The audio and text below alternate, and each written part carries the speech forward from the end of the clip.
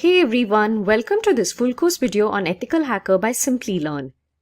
In this full course, you will learn all about how to become an ethical hacker. This video will help you get acquainted with the duties and career prospects of an ethical hacker along with various ethical hacking concepts. Here, we will learn who is a certified ethical hacker, the skills and duties of an ethical hacker, career of an ethical hacker, following which we will give you an insight into the popular CEH version 11 certification. Moving ahead, we will look into the types of hackers and then dive deep into ethical hacking concepts and learn the process of ethical hacking. We will also go through a hands-on demo on the various types of cyber attacks like phishing, SQL injection, and so on.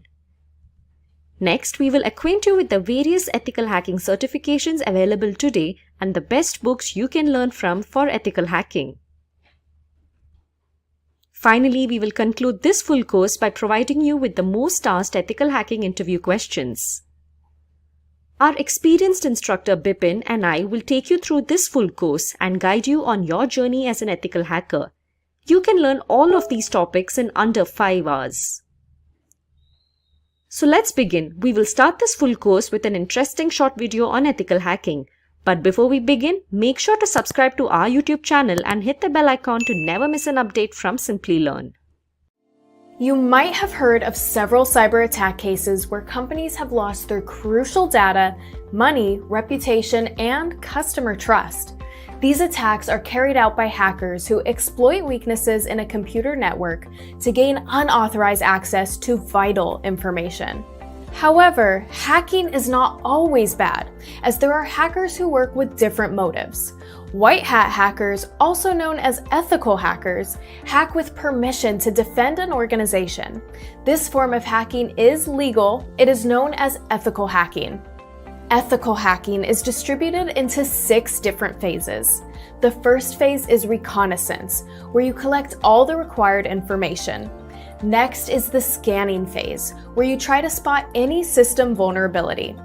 Following this is the gaining access phase, where the spotted vulnerabilities are exploited. In the next stage, known as maintaining access, you try to maintain your access for future attacks by installing backdoors. The 5th phase is clearing tracks, where you clear all the evidence of the hack, and finally, in the reporting phase, you document the summary of the entire attack. There is and there will always be high demand for ethical hackers who can safeguard organizations from cyber attacks.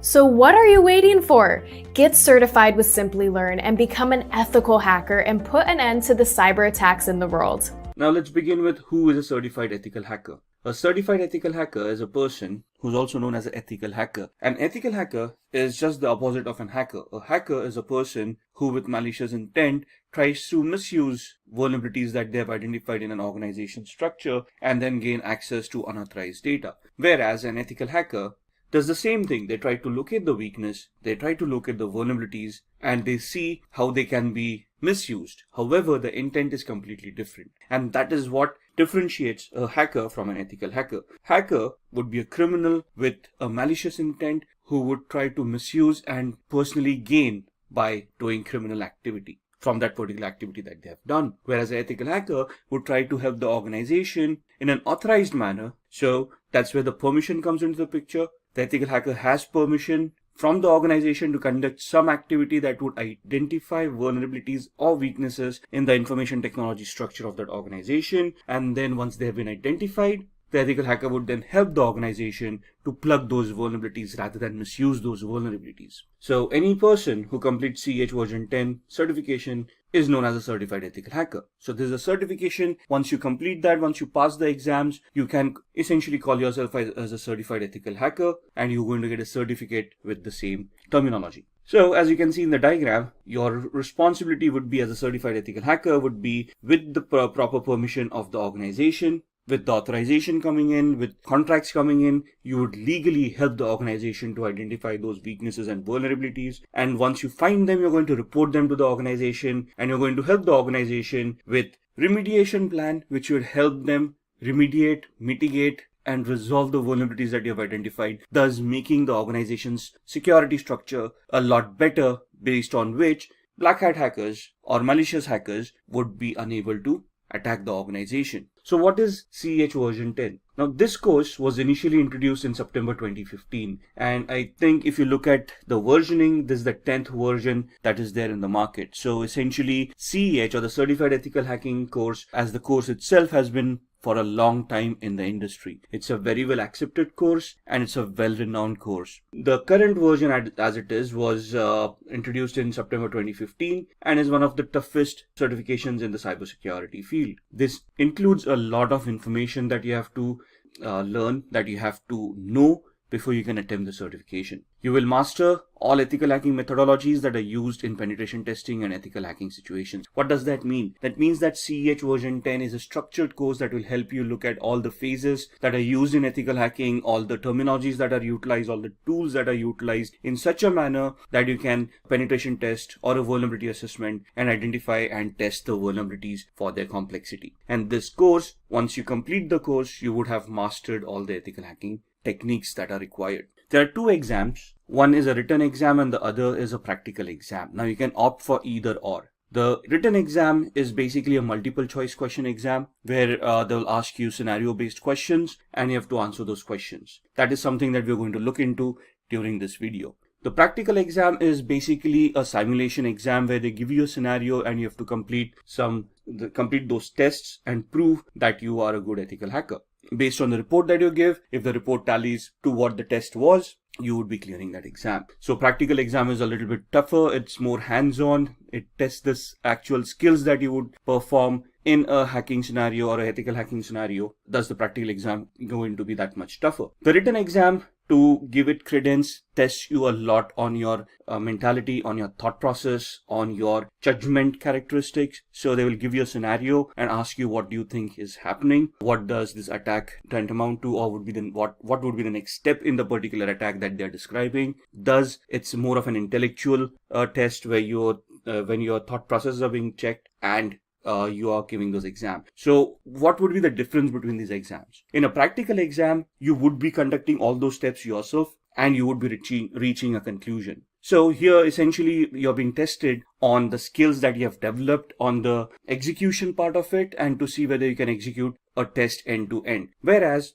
in a written exam, you would be put in the middle of a test where you have to assume something, where you have to understand what the steps would have been performed in the previous steps and what would be the expected result, and you're supposed to analyze that and then come to the correct answer. So if there is a question which exam is better, written or practical, the answer to that is from an intellectual perspective, a written exam would be a lot tougher than a practical exam, and from an execution perspective, a practical exam would be tougher than a written exam. So it depends on us which exam we want to give. Both of them are widely accepted and well respected in the information security field. So it's just the option that we choose which exam we want to give. Now this course, the version 10 course, is purely attack based course. Okay, it is an offensive course. There is no defensive mechanisms. So if you're looking for questions of how to secure yourself on the internet, how to securely configure an operating system, or how to securely configure a server, how to configure a firewall, this is not the certification. This basically talks about attacking those devices. So if you come across a firewall, how would you test a firewall? How would you identify vulnerabilities in those? And how would you bypass a firewall? Similarly, if you come across a server, how are you going to attack and hack the server?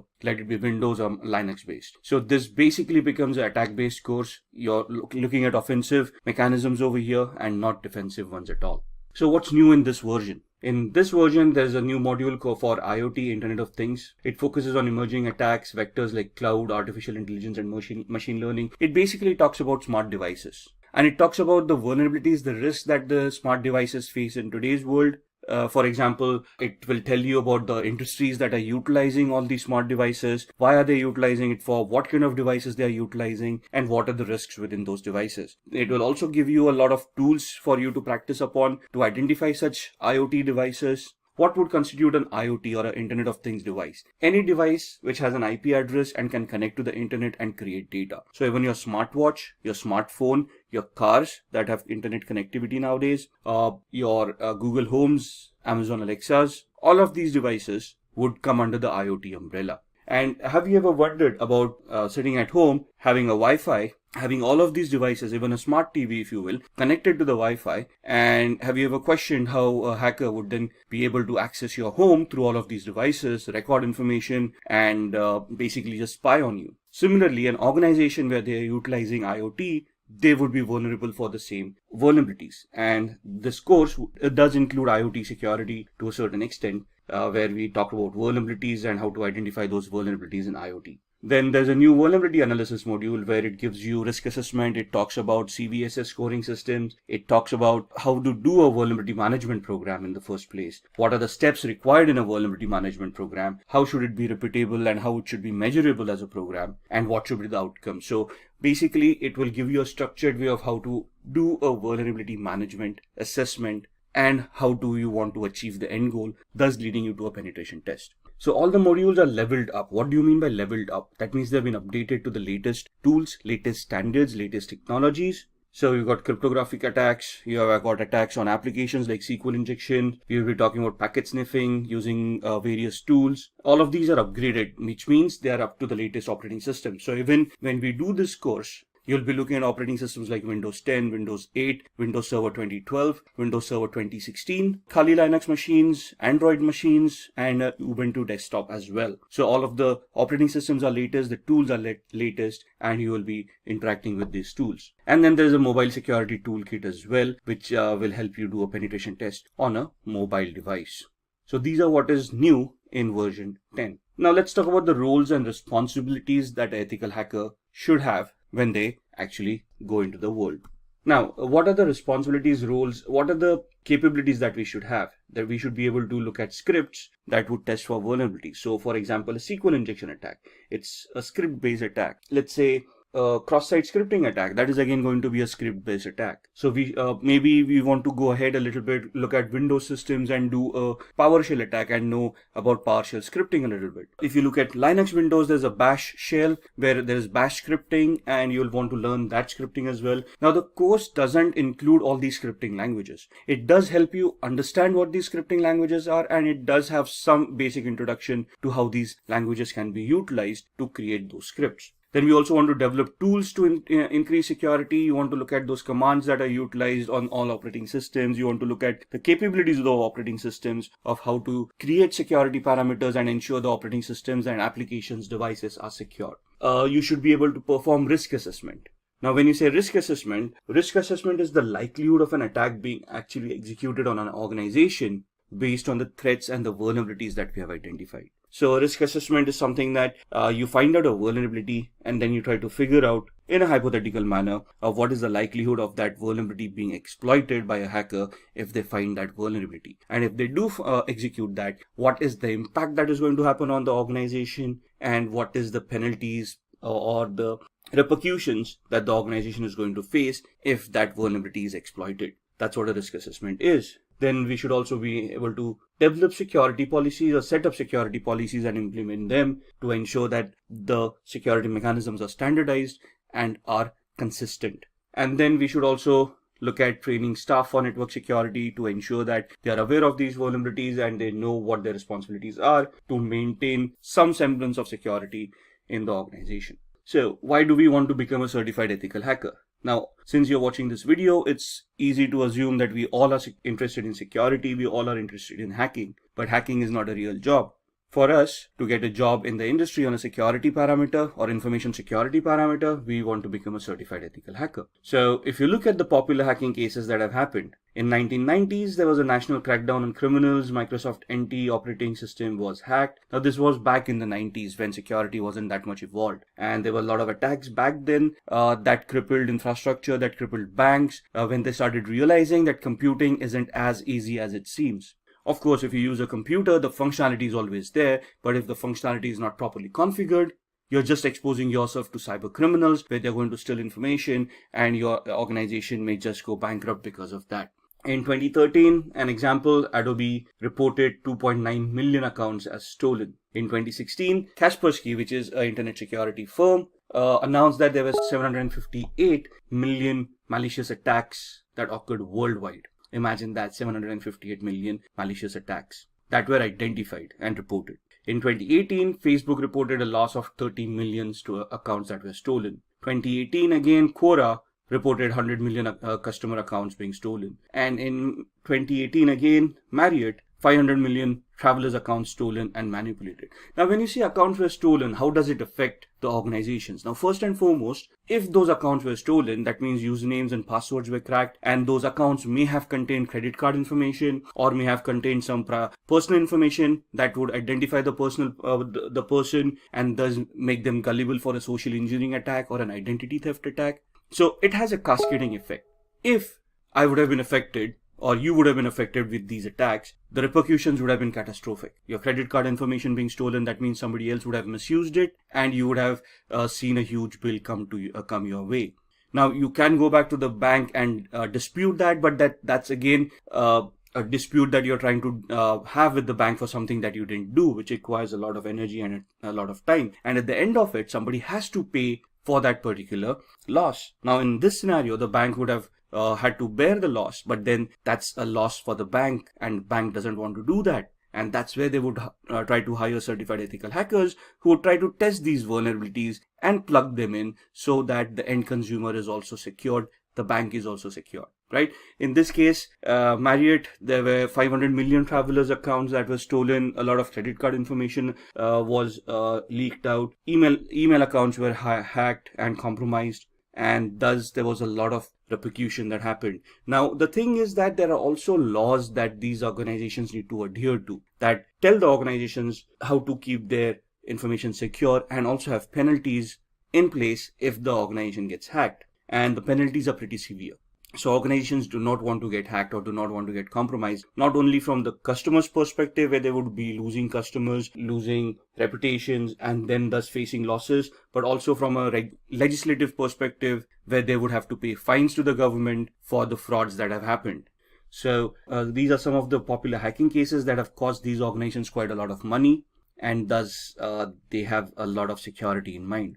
If you look at the news, in BBC News, there was something reported from a French police that there was a virus that infected more than 850,000 computers worldwide. Now, on the similar lines, if you remember ransomwares, and if you look at WannaCry that happened in 2018 or 2017, it also cost the world $4 billion in losses during that just one small month of its infection. Then Google basically disclosed that a large-scale hacking effort was targeted at Apple devices. And this has been, it has reported that there was a sustained effort to hack iPhones over a period of at least 2 years, which means that there's a specific target towards Apple consumers, and they are at a higher risk of getting hacked than others. Then the Texas government organizations hit by ransomware attack. So hackers have infected 23 organizations connected to local government in the US state of Texas with ransomware. That means that their databases have been encrypted. The government themselves do not have access to that database. The databases could have been compromised by the hackers. And that means that whatever services were being provided to the users based on that database may no longer be available to the end users because of the ransomware. Now, moving on with these, why do we want to become a certified ethical hacker? Increased attacks lead to more job openings. Now, if you look at ransomware, the WannaCry attack that happened in 2017, there was a knee-jerk reaction given by the rest of the world for IT security. Suddenly budgets started opening up. Suddenly people wanted more ethical hackers on their payrolls to test for vulnerabilities. In UK and Europe, we have GDPR, which is again another law that imposes severe penalties on organizations that get hacked and for not having proper security and a vulnerability assessment and penetration testing program in place. So that leads to a lot of job requirements as well, where organizations look at people with this special skill set to help them mitigate the vulnerabilities, to safeguard them and their customers from hackers, and also from penalties from law enforcement and governments. So thus the demand keeps on increasing for ethical hackers, which automatically means that the salaries are going to increase as well. So more the demand, lesser the supply, higher the salaries. That's plain economics. Then challenge hacker with malicious intent. So from an ethical hacker's perspective, it is our duty to safeguard an organization, which means that will be pitched against hackers, and we have to ensure that those hackers would be challenged to the maximum limit before they even try to get access to any of the resources that we are trying to protect. It offers a boost in your career, so more efforts that you put in, more vulnerabilities that you find, the better the career prospects that you have, and the better job aspects that you're going to get. And this also lets you keep yourself updated on the latest technology. As the technology progresses, as we evolve on technology, security will also evolve, and the ethical hacker would need to keep themselves updated on these technologies. So this is what is a plus point to become a certified ethical hacker. With the increase in the number of cybercrimes across the globe, there is also an increase in the number of cybersecurity jobs, and the role of an ethical hacker tops the list. Hi guys, this is Shruti from Simplilearn, and today I will run you through this video on ethical hacking career. So let's get started and explore the world of ethical hacking. Let's begin with a few facts. Did you know that by the year 2021, there will be 3.5 million cybersecurity job openings? That is a huge number, isn't it? And also, according to the US Bureau of Labor Statistics, there will be 28% increase in the number of jobs from 2016 to 2026 for information security analysts, which includes ethical hackers. This proves that there is a great demand for ethical hackers at the moment. As I mentioned earlier, the number of cybercrimes across the world will increase as the digital era will only continue to grow. Organizations will be on the lookout to hire professionals who can fight these cybercrimes and protect the company's data. And to fight these cybercrimes, we will require individuals who can think like a hacker. And who is that? Well, to do this job, we have ethical hackers. As you might be knowing, an ethical hacker is trained to discover system vulnerabilities. An ethical hacker is also known as a white hat hacker. He or she is given authorization from the company to perform security assessments. And at the end, an ethical hacker would have to report the findings back to the company so that the vulnerabilities can be fixed. An ethical hacker performs these security assessments with the help of various hacking techniques and tools. Let's now move on to our next topic, that is the steps to become an ethical hacker. You might wonder how to start your ethical hacking career, right? Well, I will take you through that step by step. Firstly, the candidate must have a computer science or an information technology bachelor's degree. It is also possible to become an ethical hacker without these degrees, but provided you have the required skill sets and experience. The next requirement to be an ethical hacker is that the candidate must have a minimum of 2 years of experience in the information security field.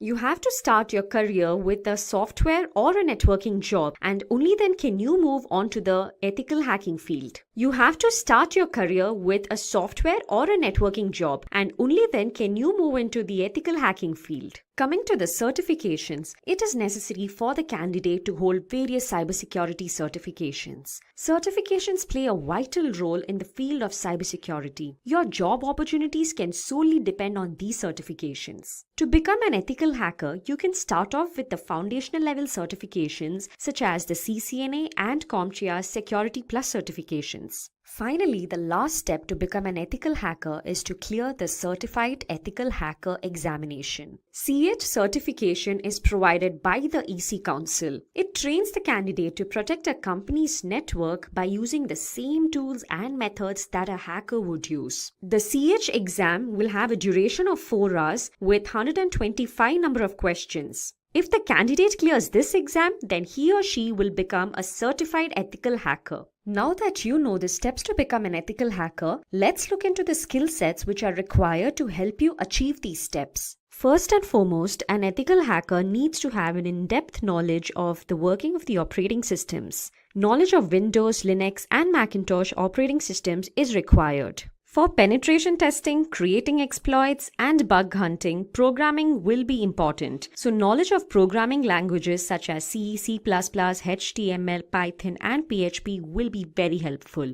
Basic knowledge of networking, TCP/IP protocols, and OSI model is necessary as networking is the foundation of cybersecurity. For securing databases, knowledge of SQL, NoSQL, PostgreSQL is necessary. Cryptography is used to secure information. It is the process of converting data from a readable format to a non-readable format and vice versa. Cryptanalysis is decryption without a secret key. In most cases, certified ethical hacker would need to perform cryptanalysis. Hence, ethical hacker has to be comfortable with cryptography and cryptanalysis. Ethical hackers should be proficient in network security control measures such as intrusion detection and intrusion prevention techniques. Now let's move on to the responsibilities which are taken care of by an ethical hacker. Let's have a look at these responsibilities. An ethical hacker is responsible for scanning systems, open and closed ports using tools like Nessus and Nmap.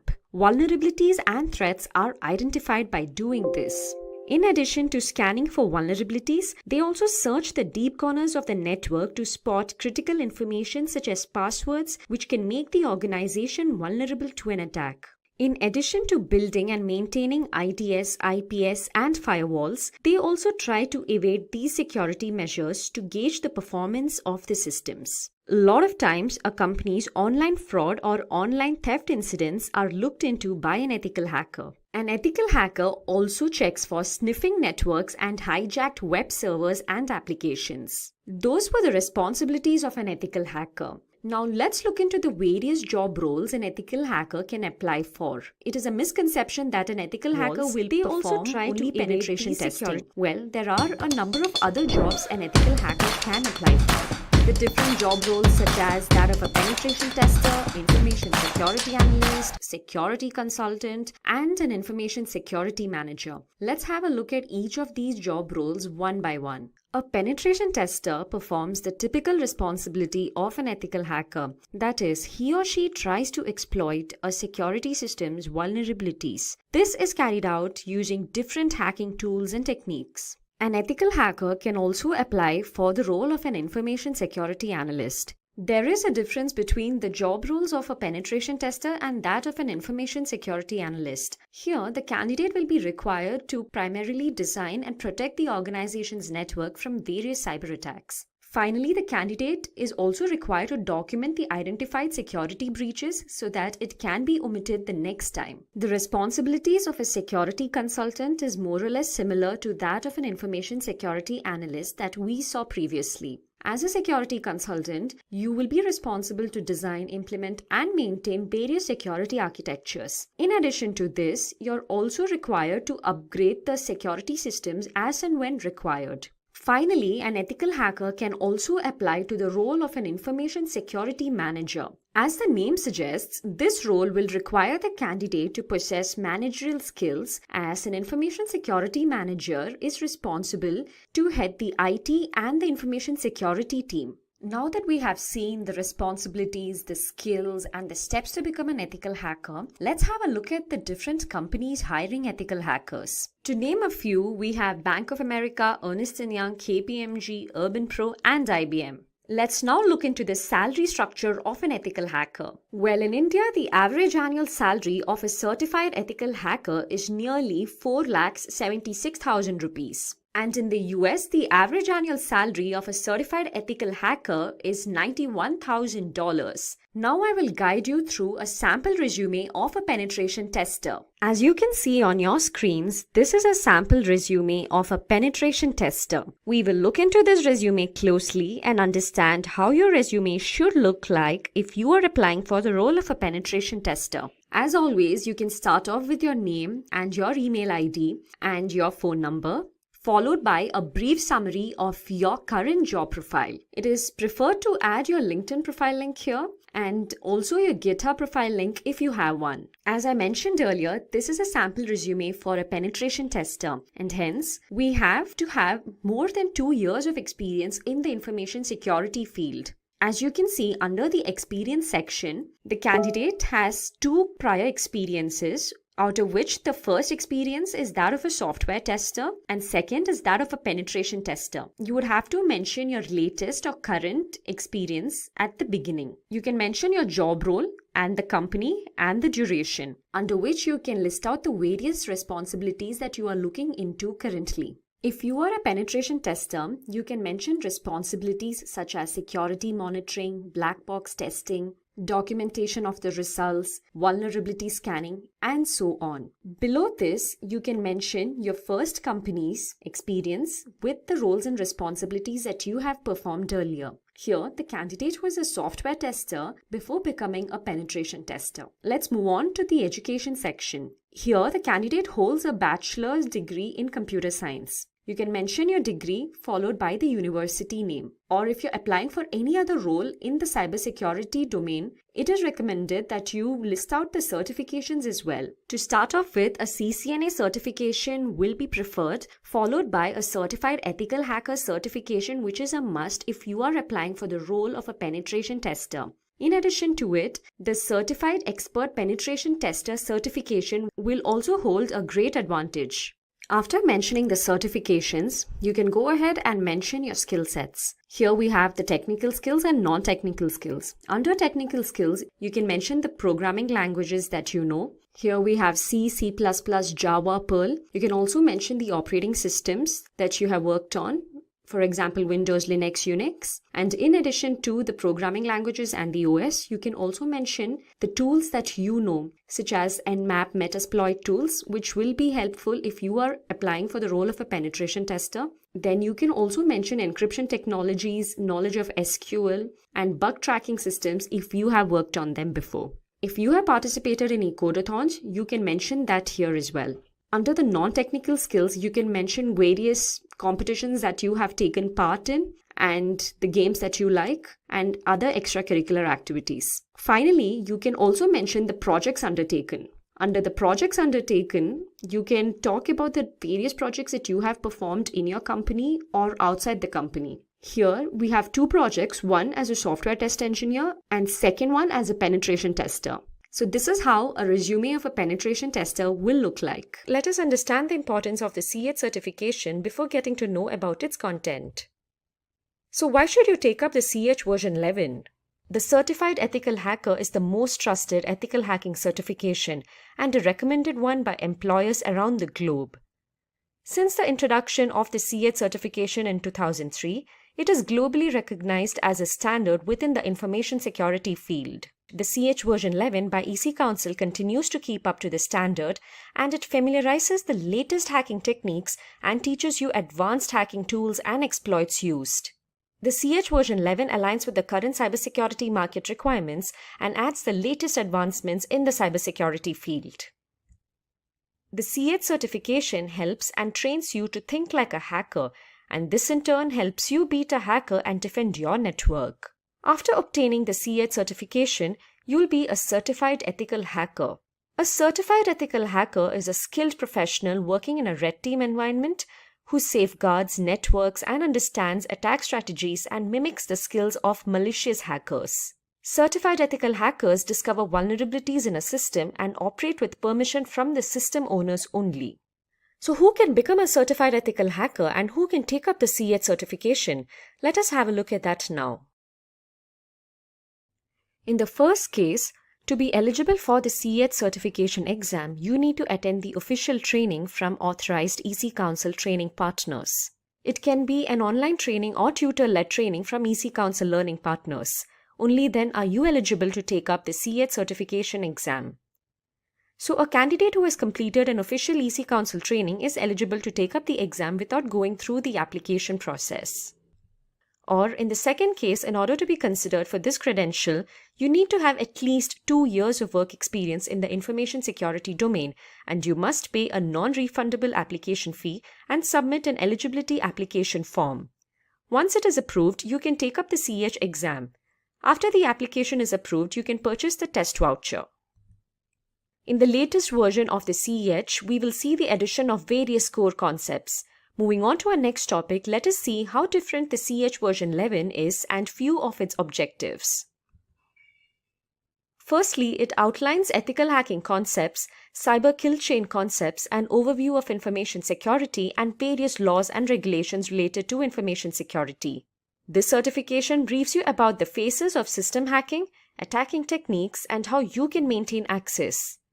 It also briefs you about footprinting concepts and ways of utilizing footprinting tools along with necessary countermeasures. The next objective is to familiarize with vulnerability assessment along with a hands-on experience of various scanning tools. Next, we have cybersecurity threats like malware threats, analysis of various worms, viruses, and trojans. Various malware concepts, packet sniffing concepts, and techniques have been introduced into this domain. It also highlights the concepts related to social engineering, denial of service attacks, SQL injection, and evasion techniques. It also speaks about wireless hacking concepts and mobile device management. The concept of operational technology is a new addition this time. Next is getting acquainted with security solutions like firewalls, honeypots, IPS, their evasion, and protection. Our fifth point is knowing various topics in cryptography like encryption algorithms, public key infrastructure, and cryptanalysis. Moving on, the next objective is to incorporate Parrot Security OS as it offers better performance on lower-powered laptops and machines when compared to Kali Linux. Next is to learn to recognize and deal with IoT-based vulnerabilities and attacks with the CH version 11 course that covers the latest IoT hacking tools. You would be required to ensure the safety of IoT devices. Our next point is with respect to the evolving cloud industry. You would need to learn how to identify and defend cloud-based threats and attacks. The latest version of CH includes new operating systems and Windows 10 configured with domain controller and vulnerable web applications for improving hacking skills. Finally, what is different is that more than 50% of the CH version 11 course is dedicated to practical skills in live ranges via EC Council Labs. EC Council leads in this aspect of the industry. Now that we saw the CH exam objectives, let us look into the CH exam topics weightage. As you see on your screens, this is a pie chart with 9 domains in CH along with their weightages. You can prepare for your exam accordingly. Let us move on and take a closer look at each of these domains, their respective subdomains, and their descriptions. Our first domain is Information Security and Ethical Hacking Overview. This domain consists of questions from information security, cyber kill chain concepts, ethical hacking concepts, various hacking concepts, and information security laws and standards. You can expect a total number of 8 questions from this domain. The weightage of this section is 6%. The second domain is Reconnaissance Techniques. Under the subdomains, we have footprinting and reconnaissance at first. This covers various topics like footprinting concepts, footprinting methodology, email footprinting, footprinting through web services, DNS footprinting, footprinting through social engineering, etc. The next subdomain in this section is scanning networks. Scanning networks covers various concepts like scanning tools, host discovery, port and service discovery, OS discovery, draw network diagrams, scanning beyond IDS, firewall, etc. And our third subdomain under reconnaissance techniques is enumeration. Various topics like SNMP enumeration, NTP and NFS enumeration, SMTP and DNS enumeration, and enumeration countermeasures are covered under this subdomain. A total of 26 questions will be asked from this domain.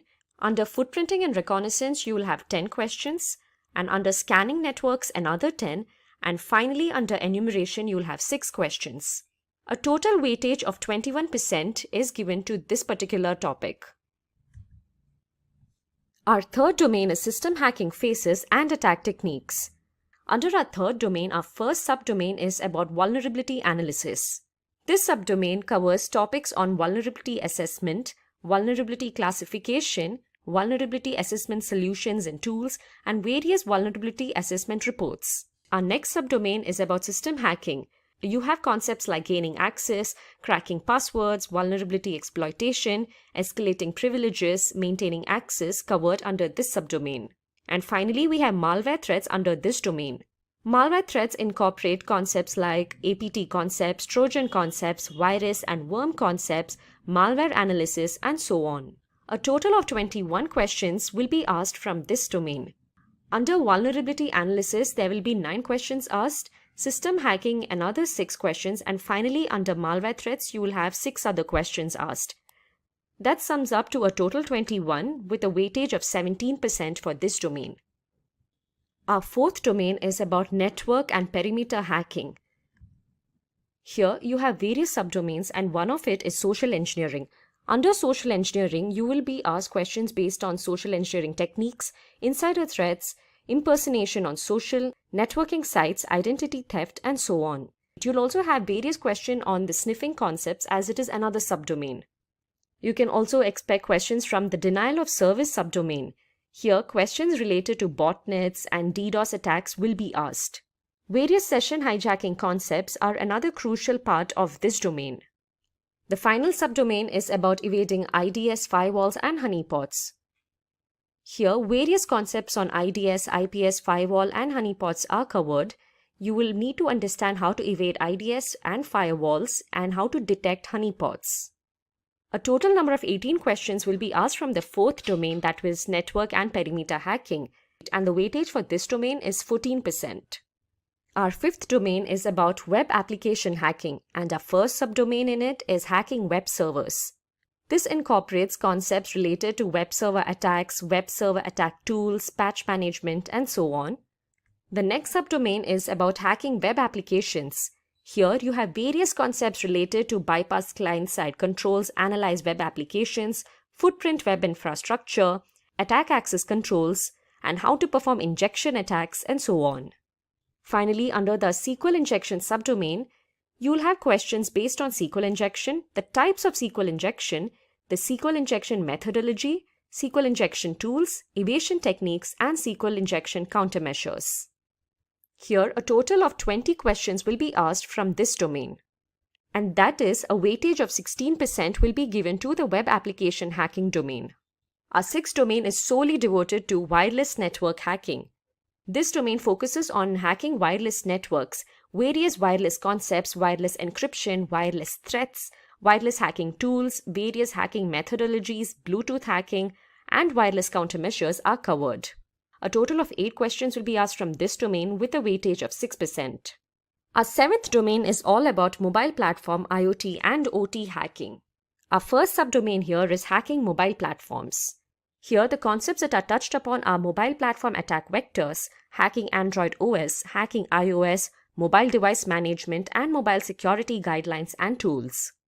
Our next subdomain here is about IoT and OT hacking, which covers concepts on IoT hacking tools, its methodologies, countermeasures, and it also speaks about OT concepts, OT attacks, OT hacking tools, and OT countermeasures. You have a total of 10 questions asked from this domain with a weightage of 8%. The next domain is very interesting and it is all related to cloud. The cloud computing domain covers concepts based on cloud computing, serverless computing, cloud computing threats, cloud hacking, and cloud security. The weightage given to this domain is 6% with a total number of questions of 7. And finally, we have cryptography as our ninth domain. As the name suggests, this domain covers topics based on cryptography concepts, encryption algorithms, cryptography tools, public key infrastructure, email encryption, disk encryption, cryptanalysis, and countermeasures. And 7 questions will be asked from this domain with a weightage of 6%.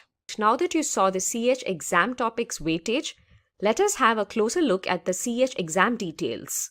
Let us first have a look at the CH exam based on MCQs. The exam title is Certified Ethical Hacker with the exam code of 312-50. This exam will have 125 questions with a time limit of 4 hours. The test format is multiple choice questions.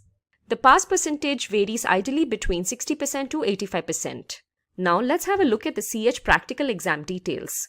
In order to gain the CH master recognition, it is mandatory that you take up the CH practical exam as well. The exam title is Certified Ethical Hacker Practical, and this practical exam will have 20 questions with a duration of 6 hours.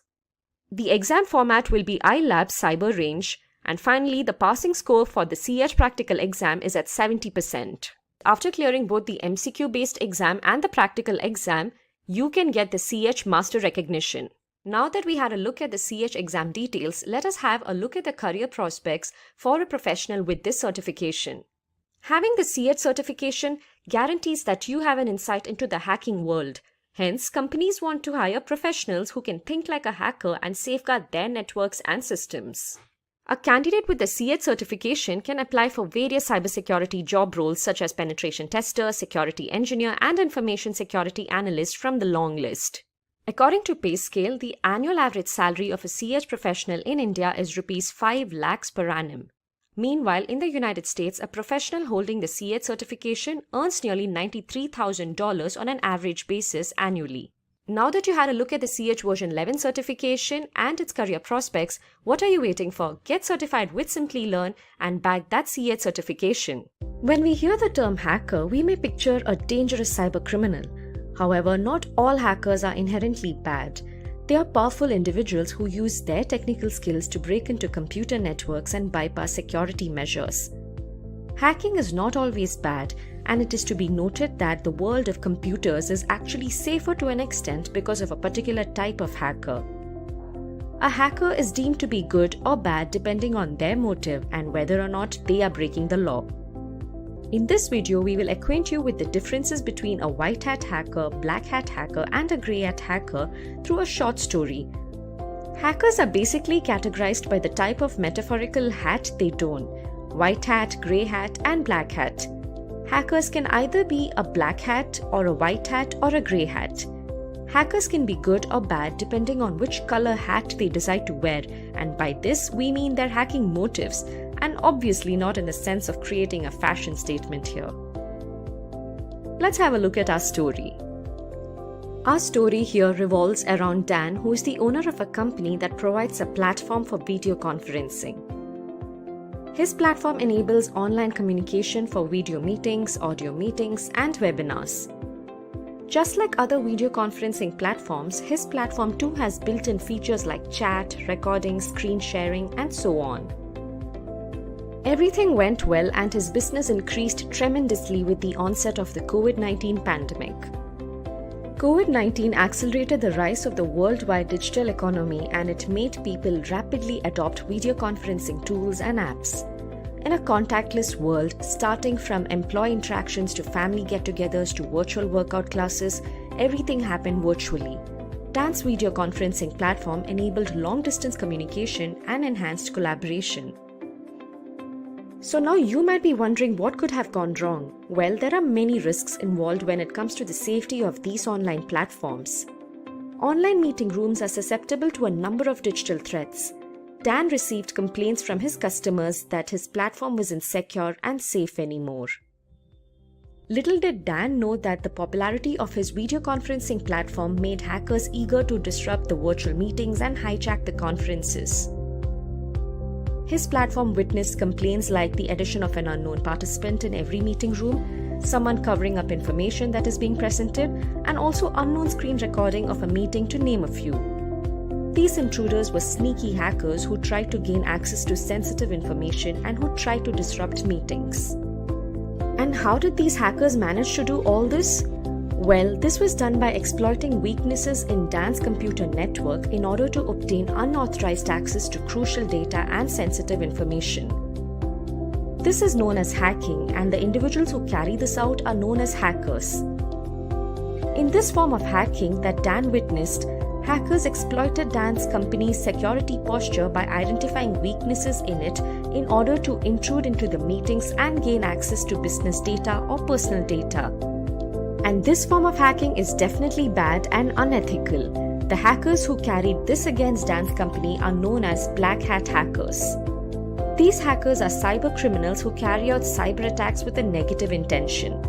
These attacks can be in the form of Trojan virus, malware attacks, phishing attacks, DDoS attacks, man-in-the-middle attacks, SQL injection attacks, and so on. So who exactly is a black hat hacker? Like in the case of Dan's organization's cyber attack, black hat hackers are highly skilled cyber criminals who break into computer systems and networks with malicious intent. They illegally hack into a system, and this is obviously without the system owner's approval. Such hackers do not abide by the laws, they violate laws and disrupt networks. The motive behind these attacks vary from monetary gains to personal profit. Usually they are for monetary gains. Black hat hackers may violate the confidentiality, integrity, or availability of a company's systems and data. They may also use malware to destroy files or steal passwords, credit card numbers, and other confidential information. Black hat hackers are also sometimes called crackers. So this is who a black hat hacker is. Moving back to Dan's story, Black hat hackers disrupted his business and he lost his customers as nobody wished to communicate on an unsecure platform. It is but true, right? Would you be okay to use a platform that is unsafe? None of us want to have unknown people in our meetings, right? This is how Dan's customers felt too, and this news spread and his company's reputation took a bad hit. That is when Ted approached Dan. So who is Ted? Let's have a look at that now. Ted, who was unknown to Dan, explained to him that he found Dan's network to be weak. Ted told Dan that he has identified vulnerabilities in Dan's systems and networks and he will fix them provided Dan pays him well. Dan had nothing to lose and without any further delay, he paid Ted a good amount of money to fix the vulnerabilities in Dan's networks. On receiving the money, Ted began his work and he fixed all the issues and vulnerabilities in Dan's network. He made sure that nobody can exploit Dan's network vulnerabilities again, and this way he safeguarded Dan's network for the time being. So who is Ted? Well, he's called a grey hat hacker. As they say, not all things are black and white, so is the concept of grey hat hackers. As fascinating as the name sounds, let us dive deep into understanding the role of a grey hat hacker. A grey hat is a security expert who may at times violate the laws or the ethical standards. However, they do not carry a malicious intent unlike a black hat hacker. Hence, they are known to work both defensively and offensively. They land between the good and the bad. Grey hat hackers look for vulnerabilities in a system without permission, but with good intentions.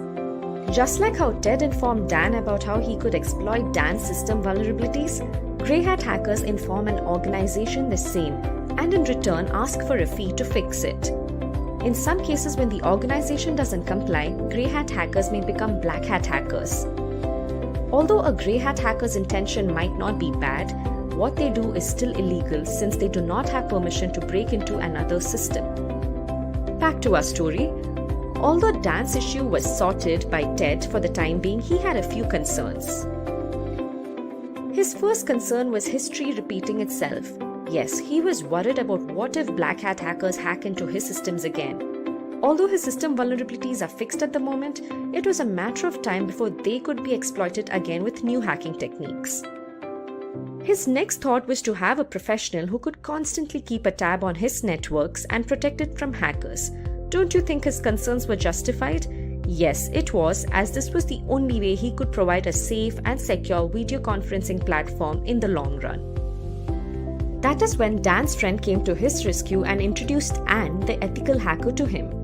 Anne, being an ethical hacker, assured Dan that she would scan and identify his network for system vulnerabilities before an outsider exploits it, and she would fix those vulnerabilities on a regular basis. Such ethical hackers like Anne are called white hat hackers. Now that we saw who black hat hackers and grey hat hackers were, it is time we learn about our third type of hacker, who is a white hat hacker. A white hat hacker gains access to networks with an intention to fix the identified weaknesses. They also perform penetration testing and vulnerability assessments and break into systems with permission. They search for loopholes or vulnerabilities in any given piece of technology, just like how a black hat hacker would do. However, white hat hackers harden their organization system before the bad guy can get in. Their goal is to spot system and network vulnerabilities in order to improve system security. White hat hackers are also known as ethical hackers since they obey the law of the land and follow a code of ethics. Many companies and government organizations employ white hat hackers to help them secure their systems. These hackers are typically hired by organizations to look for vulnerabilities in a system like other hackers. The only difference being they are given permission to break in. Once Dan spots the vulnerabilities, she documents her findings and gives Dan advice on how to fix them, or she'll even take it up to fix them so that an outsider cannot spot it in the future. Anne does this on a regular basis as system updates happen regularly, and it is imperative to be on track with it and fix new vulnerabilities. This made sure Dan's network is now safe and secure. Gradually, he regained his customers' trust and his platform got back to being one of the best and safest platforms for video conferencing. This resulted in a huge business growth and Dan was very happy. Just like how Anne put an end to Dan's business problems, There are many white hat hackers out there who are in great demand by organizations to safeguard their networks from cyber attacks. And if you are interested in a career in ethical hacking, then Simplilearn can help you fulfill your dreams. Simplilearn CH version 11 certification provides you the hands-on training required to master the techniques hackers use to penetrate network systems and fortify your system against it. This ethical hacking course is aligned with the latest CH version 11 by EC Council and will adequately prepare you to increase your blue team skills. So what are you waiting for? Get certified with Simplilearn and become a certified ethical hacker and put an end to the cybercrimes in the world. Remember, the more active white hat hackers are, the fewer opportunities black hat hackers have for system exploitation. We humans are highly tech savvy in today's times. With the extensive use of the internet and modern technologies, there is a massive challenge in protecting all our digital data, such as net banking information, account credentials, and medical reports, to name a few. Have you heard about the deadly WannaCry ransomware attack? The attack happened in May 2017 in Asia, and then it spread across the world. Within a day, more than 230,000 computers were infected across 150 countries. The WannaCry cryptoworm encrypted the data and locked the users out of their systems. For decryption of the data, the users were asked for a ransom of $300 to $600 in Bitcoin. The users who used the unsupported version of Microsoft Windows and those who hadn't installed the security update of April 2017 were targeted in this attack. The WannaCry attack took a toll on every sector. Top-tier organizations like Hitachi, Nissan, and FedEx had to put their businesses on hold as their systems were affected too. Now, this is what you call a cyber attack. To prevent such attacks, cybersecurity is implemented. We can define cybersecurity as the practice of protecting networks, programs, computer systems, and their components from unauthorized digital attacks. These illegal attacks are often referred to as hacking. Hacking refers to exploiting weaknesses in a computer network to obtain unauthorized access to information. A hacker is a person who tries to hack into computer systems. This is a misconception that hacking is always wrong. There are hackers who work with different motives. Let's have a look at 3 different types of hackers. Black hat hackers are individuals who illegally hack into a system for monetary gain. On the contrary, we have white hat hackers who exploit the vulnerabilities in a system by hacking into it with permission in order to defend the organization. This form of hacking is absolutely legal and ethical. Hence, they are also often referred to as ethical hackers. In addition to these hackers, we also have the gray hat hackers. As the name suggests, the color gray is a blend of both white and black. These hackers discover vulnerabilities in a system and report it to the system's owner, which is a good act. But they do this without seeking the owner's approval. Sometimes gray hat hackers also ask for money in return for the spotted vulnerabilities. Now that you have seen the different types of hackers, let's understand more about the hacking that is legal and valid, ethical hacking, through an interesting story. Dan runs a trading company. He does online training with the money his customers invest. Everything was going well, and Dan's business was booming, until a hacker decided to hack the company's servers. The hacker stole the credentials of various trading accounts. He asked for a lump sum ransom in exchange for the stolen credentials. Dan took the hacker's words lightly and didn't pay the hacker. As a result, the hacker withdrew money from various customers' accounts, and Dan was liable to pay back the customers. Dan lost a lot of money, and also the trust of his customers. After this incident, Dan gave a lot of thought as to what could have gone wrong with the security infrastructure in his company. He wished there was someone from his company who could have run a test attack to see how vulnerable his systems were before the hacker penetrated into the network. This was when he realized he needed an employee who thinks like a hacker and identifies the vulnerabilities in his network before an outsider does. To do this job, he hired an ethical hacker, John. John was a skilled professional who worked precisely like a hacker. In no time, he spotted several vulnerabilities in Dan's organization and closed all the loopholes. Hiring an ethical hacker helped Dan protect his customers from further attacks in the future. This, in turn, increased the company's productivity and guarded the company's reputation. So now you know hacking is not always bad. John, in this scenario, exposed the vulnerabilities in the existing network, and such hacking is known as ethical hacking. Ethical hacking is distributed into 6 different phases. Let us look at these phases step by step with respect to how John, our ethical hacker, will act. Before launching an attack, the first step John takes is to gather all the necessary information about the organization's system that he intends to attack. This step is called reconnaissance.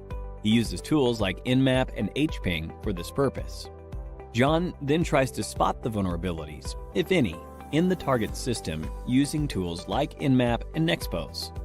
This is the scanning phase. Now that he has located the vulnerabilities, he then tries to exploit them. This step is known as gaining access. After John makes his way through the organization's networks, he tries to maintain his access for future attacks by installing backdoors in the target system. The Metasploit tool helps him with this. This phase is called maintaining access. John is a brilliant hacker. Hence, he tries his best not to leave any evidence of his attack. This is the 5th phase, clearing tracks. We now have the last phase, that is reporting. In this phase, John documents a summary of his entire attack, the vulnerabilities he spotted, the tools he used, and the success rate of the attack. Looking into the report, Dan is now able to take a call and see how to protect his organization from any external cyber attacks. Don't you all think John is an asset to any organization? If you want to become an ethical hacker like John, then there are a few skills that you need to acquire. First and foremost, you need to have a good knowledge of operating environments such as Windows, Linux, Unix, and Macintosh. You must have reasonably good knowledge of programming languages such as HTML, PHP, Python, SQL, and JavaScript. Networking is the base of ethical hacking. Hence, you should be good at it. Ethical hackers should be well aware of security laws so that they don't misuse their skills. Finally, you must have a global certification on ethical hacking to successfully bag a position of an ethical hacker like John. Few examples of ethical hacking certification are Certified Ethical Hacker Certification, CEH, CompTIA Pentest Plus, and Licensed Penetration Tester Certification, to name a few. Simplilearn provides a cybersecurity expert master's program that will equip you with all the skills required by a cybersecurity expert. You could have a look at it by clicking the link in the description. The endless growth of technologies in this area is directly proportional to the number of cybercrimes. Cybercrimes are estimated to cost $6 trillion in 2021. Hence, to tackle these cybercrimes, organizations are continuously on the lookout for cybersecurity professionals. The average annual salary of a certified ethical hacker is $91,000 in the US and approximately rupees 7 lakhs in India. So, what are you waiting for? Get certified and become an ethical hacker like John and put an end to the cyber attacks in the world. In this video, we bring you the top 10 computer hacks of all time. Let's see what we have at number 10. From April 27, 2007, Estonia, the European country, faced a series of cyber attacks that lasted for weeks. This happened when the Estonian government decided to move the bronze soldier from Tallinn center to a less prominent military cemetery located on the city's outskirts. Unprecedented levels of internet traffic took down Estonian banks' online services, media outlets, broadcasters, and government bodies. Botnets sent massive waves of spam and vast amounts of automated online requests. According to researchers, the public faced DDoS attacks. There were conflicts to edit the English language version of the Bronze Soldier's Wikipedia page as well. Although there is no confirmation, Russia is believed to be behind these cyber attacks that largely crippled the Estonian society.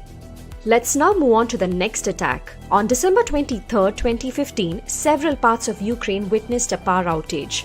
And this was not a typical blackout, it was indeed the result of a cyber attack. Information systems of 3 energy distribution companies in Ukraine were compromised. It is the first known victorious cyber attack on a power grid. It is said that here hackers sent out phishing emails to the power companies. 30 substations were switched off and about 230,000 people were left in the dark for about 1 to 6 hours. US investigators believed that Russia-based hackers were responsible for this. Experts have warned that other countries could also be vulnerable to such attacks. Let's see what we have at number 8. In the year 1999, a cyber attack caused a 21-day shutdown of NASA computers. Unbelievable, isn't it? The hacker was none other than the then 15-year-old Jonathan James. He first penetrated US Department of Defense Division's computers and installed a backdoor on its servers. This allowed him to intercept more than 1,000 government emails, including the ones containing usernames and passwords. This helped James steal a piece of NASA software and crack the NASA computers that support the International Space Station, which cost the Space Exploration Agency's $41,000 as systems were shut down for 3 weeks. He was the first person to carry out a computer hack against the American Space Agency. Let's now move on to the next attack. In late November 2014, there was a leak of confidential data from the film studio of Sony Pictures. Information about Sony Pictures employees, their emails, copies of the then unreleased Sony films, future propositions, and other crucial data were leaked. This cyber attack was carried out by a hacker group named Guardians of Peace. So what did the hackers want? Well, they demanded that Sony withdraw its then upcoming movie, The Interview. This movie was a comedy storyline to assassinate the North Korean leader Kim Jong-un. Sony then decided to cancel the film's theatrical release due to the threats at cinemas screening the movie. It is indeed hard to trace the roots of a cyber attack. In this case, after evaluation, the US intelligence officials arrived at the theory that the attack was in a way related to the government of North Korea. However, North Korea had denied the same. Moving on to our number 6. In December 2006, TJX, the US retailer company, identified that 45.6 million debit and credit card details were stolen. This happened from one of its systems over 18 months by an unknown number of intruders. It was one of the first, largest ever cyber attacks involving the loss of personal data. As a result, banks in the affected regions had to reissue and block thousands of payment cards. A group of hackers did this, Albert Gonzalez being the mastermind. The group was from Miami, the place where the TJX heist was believed to have originated. Reports said that the TJX data breach occurred because of weak web encryption at 2 of its Marshall stores in Miami. Next, moving on to our top 5, let us see what we have at number 5. The year 2010 witnessed the discovery of the deadly computer worm Stuxnet. This malware's motive was unlike any other usual cyber attacks. It aimed at destructing the equipment the computers controlled. Stuxnet came with the deadly purpose of damaging Iran's nuclear infrastructure. It infected more than 200,000 computers, including 14 industrial sites and a uranium enrichment plant in Iran. Stuxnet initially spread via Microsoft Windows and targeted Siemens industrial control systems. Although it was discovered only in 2010, it is believed to have been silently sabotaging Iran's nuclear facilities. It was one of the first discovered malware that was capable of hampering hardware systems. It largely damaged the centrifuges of the Iranian reactors. This is believed to be a cyber weapon created by the US and the Israeli intelligence, although there is no documented evidence or acceptance by either of the countries for the same. Moving on to number 4. In the year 2014, Home Depot was the victim of one of the deadliest cyber attacks. 56 million payment cards were compromised along with 53 million customer email addresses stolen. This security breach happened from April to September 2014. Criminals were believed to have used a third-party vendor's username and password to enter the perimeter of Home Depot's network. The attackers were then able to deploy custom-built malware on its self-checkout systems in the US and Canada. Moving on to our top 3. As you might be aware, the PlayStation gaming system is one of Sony's most popular products. Unfortunately, in April 2011, Sony executives witnessed abnormal activity on the PlayStation network. This resulted in the compromise of approximately 77 million PlayStation users' accounts and prevented users of PlayStation 3 and PlayStation Portable consoles from accessing this service. This forced Sony to turn off the PlayStation network on April 20th. On May 4th, Sony confirmed that personally identifiable information from each of the 77 million accounts had been exposed. The outage lasted for 23 days. Sony released almost daily announcements concerning the system outage. In the end, Sony is believed to have invested approximately $170 million to improve the network's security, to investigate the attack, and to cover the expenses of caring for the consumers that had been affected. Let's now move on to the next attack at number 2. In May 2017, one of the most dangerous cyber attacks took place. It was known as the WannaCry ransomware attack caused by the WannaCry crypto worm. The victims were the users that used the unsupported version of Microsoft Windows and those who hadn't installed the new security update. This did not take place through phishing like other attacks, but through an exposed vulnerable SMB port. The attack originated in Asia and then eventually spread across the globe. In a day, more than 200,000 computers were infected across 150 countries. The WannaCry crypto worm locked the users out of the targeted systems and encrypted their data. The users were asked for a ransom of $300 to $600, which had to be paid via Bitcoin in exchange for their data. This attack took a toll on both private and government organizations. It resulted in damages from hundreds of millions to billions of dollars. In a matter of few days, the emergency patches released by Microsoft halted the attack. Also, the discovery of a kill switch prevented the infected computers from spreading the crypto worm. Security experts in a few countries believed that North Korea was behind this attack. And finally, let's see what we have at number 1. More than 2 decades ago, in March 1999, the Melissa virus, a mass-mailing macrovirus, was released. It targeted Microsoft Word and Outlook-based systems and created considerable network traffic. Melissa virus infected computers via emails. The email would look like an important message? Well, yes, it was fake. If the recipient opens the attachments in the mail and downloads the document and then opens it with Microsoft Word, a virus was released on their computers. This would then mass mail itself to the first 50 people in the victim's contact list and then disable multiple safeguard features on Microsoft Word and Microsoft Outlook. This began spreading like a wildfire across the internet. David L. Smith released the virus. The virus caused nearly $80 million worth of damages. It did not steal data or money, however, it caused a havoc. Almost 1 million email accounts were disrupted worldwide, agencies were overloaded, and some had to be shut down entirely, and internet traffic in some locations was slowed down. Hacking is a very interesting term that most of you might have come across. It is a method by which you exploit a network to gain access to crucial information. When the art of hacking is used rightfully, you can prevent various cyber attacks just like how ethical hackers safeguard our networks. On that note, hey guys, welcome to yet another exciting video by Simplilearn. In this video, we bring you the best programming languages for hacking. Here, we will give you the top 5 programming languages that will help you enhance your hacking skills. But before we begin, if you're new here and haven't subscribed already, make sure to hit the subscribe button and the bell icon for interesting tech videos every day. So let's get started. First, let's understand the importance of knowing programming for hacking. You might wonder if programming is a necessity to become a hacker. As you might be aware, hacking involves breaking the protocols and exploiting a network. Thus, being a hacker requires you to understand the languages of the software that you are focusing on. Hence, it is required that a hacker knows coding. Having zero coding knowledge will definitely limit your opportunities in the future. Knowing different programming languages is undoubtedly an asset for hackers. Everyone wants to become a hacker today, however, it is not as easy as it is shown in numerous movies. It takes plenty of practice and programming knowledge to become an ethical hacking expert. If you want to become a hacker, it is imperative that you have a knack for programming languages.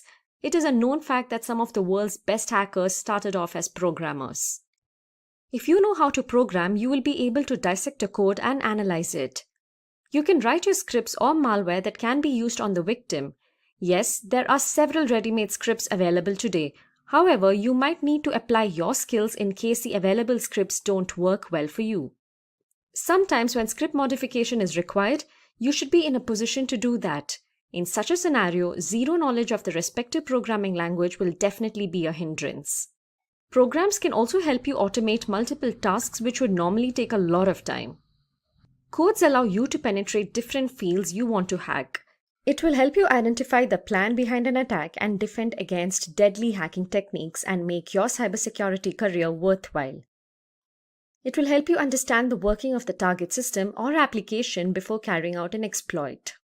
Now that we have an idea as to why programming is important for hackers, let us understand which programming languages should a hacker learn. There are several programming languages for hacking, and it might be overwhelming to choose from the endless list. Here we are to help you with that. Do keep in mind that your choice of programming language will also depend on the type of system you are targeting and your strategy. Let us now move on to the list of the top programming languages that are extensively used by hackers around the world. As you see on your screens, here we have the top 5 programming languages for hackers. Let us go through them one by one. Number 1 on our list is one of the most popular programming languages today, that is Python. Python is a general-purpose programming language, and in the field of hacking, it is mainly used for exploit writing. It is referred to as the de facto hacking programming language. It plays a crucial role in writing hacking scripts, exploits, and malicious programs.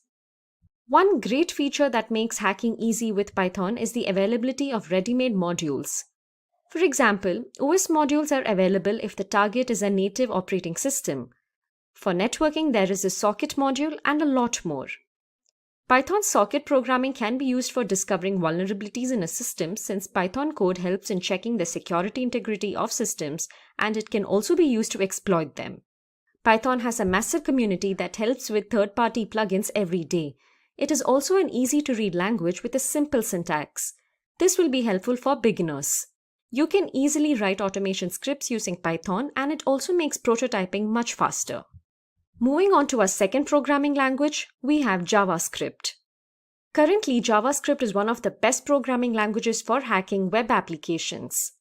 A good understanding of JavaScript allows a hacker to discover vulnerabilities and carry web exploitations, since most of the web apps use JavaScript or one of its libraries.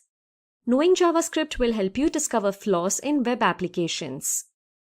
JavaScript can be used to read saved cookies, and security experts also use JavaScript to develop cross-site scripting programs for hacking. JavaScript is known for carrying out attacks like cross-site scripting. JavaScript can also be used to spread and reproduce malware and viruses easily. Initially, JavaScript was a client-side scripting language. However, with the release of Node.js, it now supports back-end development. This implies a larger field for exploitation.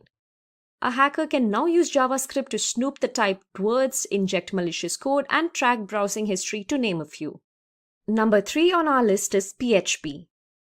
Hypertext Preprocessor, or PHP, is a dynamic server-side programming language that is used to build websites. Hackers should understand PHP, as it will help them understand web hacking techniques better. Especially if you're into web hacking, then getting your hands on PHP would be an asset. PHP is used in server-side scripting. Using PHP, you could write a custom application that modifies settings on a web server and makes the target server susceptible to attacks. With the help of PHP, you can also eliminate any vulnerabilities in your code. PHP is one of the most powerful server-side languages used in most of the web domains. This shows how learning PHP can help you with web hacking and also help you fight against malicious attackers. Popular content management systems run on a foundation of PHP. Hence, having a strong knowledge of PHP can help you protect or compromise such websites.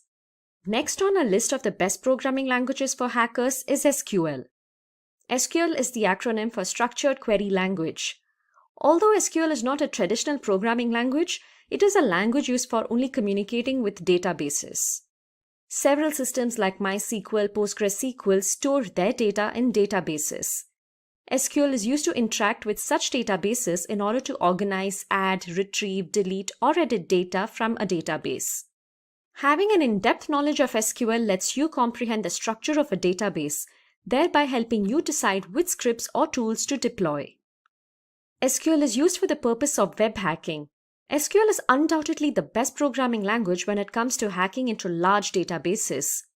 It will be impossible to counteract database attacks without a good understanding of SQL.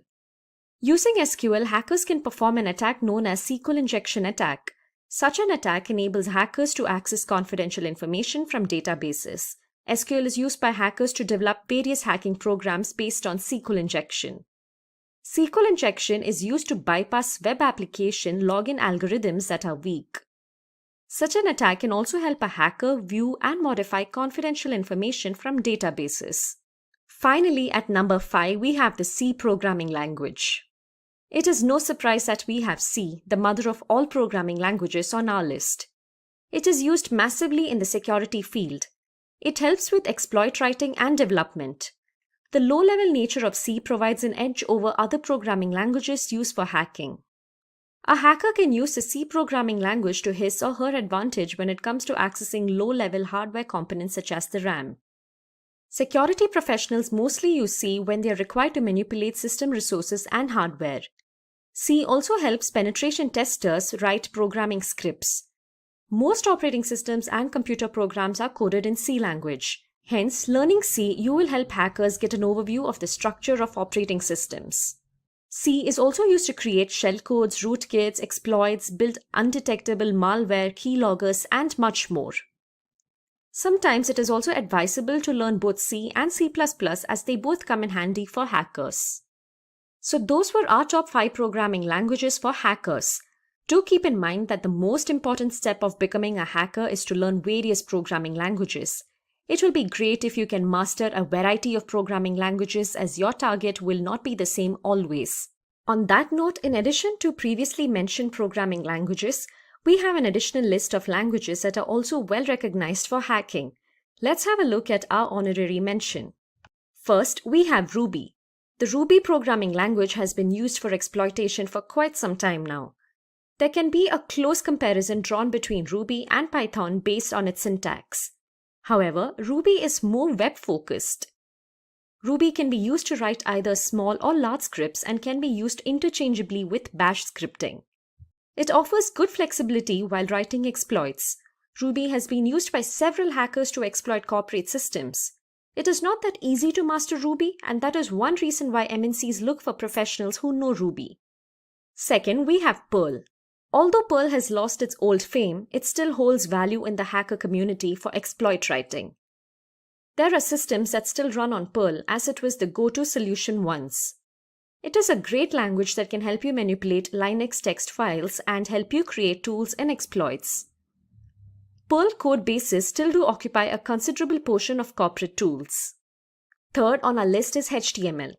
Many of you might have wondered why we didn't mention HTML yet. Yes, no programming list is complete without mentioning HTML. The hypertext markup language, HTML, is a standard markup language used for creating web pages. It glues the whole internet together, and it is the language of the web. This shows the importance HTML has.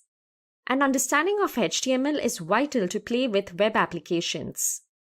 HTML also finds its use in developing hybrid mobile and desktop apps. HTML is a must if you want to master this field. Having said that, HTML is not that tough a language to learn. Hence, it is advised to master HTML if you want to compromise web applications. And finally, at 4, we have assembly level language. It is undoubtedly one of the most powerful yet hardest programming languages to learn. It is a complicated low-level programming language. For hacking primitive systems, assembly is one of the best programming languages. The best part of assembly is that you can instruct machine hardware or software using it. Assembly language helps a hacker manipulate systems straight up at the architecture level. It is also the most suited coding language to build malware like viruses and Trojans. It is considered to be the best language for jobs that are time critical. Reverse engineers use assembly language. For example, if you're interested in software cracking and if you want to reverse engineer a piece of software that has already been compiled, assembly is the go-to choice. As complicated as a language sounds, the results it produces are highly fruitful. So those were the additional programming languages that can help you become a skilled and successful hacker. We should keep in mind that a strong understanding of programming languages helps cybersecurity professionals stay on top of cyber criminals.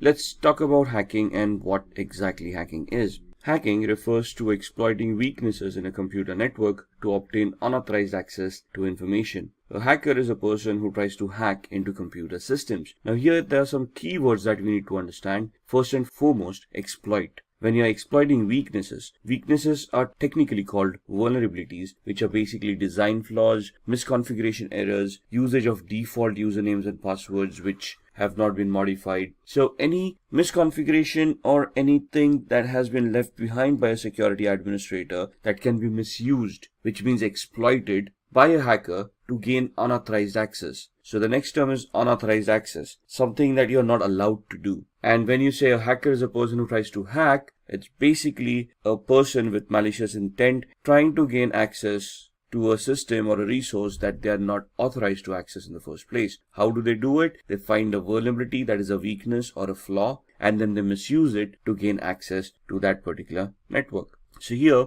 in the diagram, you can see that the sender on the left hand side is trying to send some data to the receiver on the right hand side. The hacker would try to gain unauthorized access to the transmission that is being sent and would try to capture the data packets and read the secrets within. Let's look at a business case scenario into hacking. Now there is an organization, everybody is going around their own business when they realize that their systems may have been compromised. Now they're trying to look at the customer data to ensure that that has not been compromised and trying to assure the customers. However, they do realize that some customer data has been lost and even the company reports have been modified as well. Now, this is the scenario where there have been some security controls in place and those controls have been identified. They realized that there is an attack that has happened, and based on that attack, they have realized that their data has now been compromised and their records have been modified by the hacker, which means that the data is no longer trustworthy and thus cannot be used by the business for any legal transactions. So then the hacker gives a call to the organization or gets connected to the organization demanding a ransom for the data to be replaced, to be taken back into the original state where it was trusted, and thus the organization can utilize it for business transactions. The organization has probably no backup, so they decide that they want to pay the lump sum to the hacker to restore that data so that they can continue on with the business. Thus money exchanges and the hacker is able to restore that data and the business continues as usual. However, the activity here of a hacker trying to leverage the misconfiguration of the weaknesses in the organization's security, thus being able to hack them and make these ransomware demands. So the company then wants to figure out, even if having a security system in place, how was the hacker able to hack their systems? Thus, one of the employees comes up with a brilliant idea of identifying vulnerabilities in the network to proactively search for any flaws that have been left behind, so that they can plug those flaws and nobody can misuse them. Thus, they figure out that they want to hire an ethical hacker who would help them identify the security posture of the organization, identify the weaknesses, vulnerabilities and flaws, and help them remedy those flaws so that in future scenarios, these scenarios will not happen. So before we go into an ethical hacker, let's understand what are the types of hackers. So what are the types of hackers? Hacker is a technically skilled person who is very adept with computers. They have good programming skills, they understand how operating system works, they understand how networks work, they understand how to identify flaws and vulnerabilities within all of these aspects, and then they understand and know how to misuse these flaws to get a outcome which would be detrimental to the health of the organization. So there are 6 types of hackers that have been identified: black hat hackers, white hat hackers, grey hat, script kiddies, nation sponsored hackers, and hacktivists. So black hat hackers are basically the malicious hackers who have malicious intent and have criminalistic tendencies. They want to harm the organization by hacking into their infrastructure, by destroying their infrastructure, by destroying their data, so that they can gain from it from a monetary perspective. These guys are also known as crackers. The main aspect of these people are that they have malicious intent, they try to do unauthorized activities, and they try it for personal gain. Another important aspect to remember is that a black hat hacker will always try to hide their identity.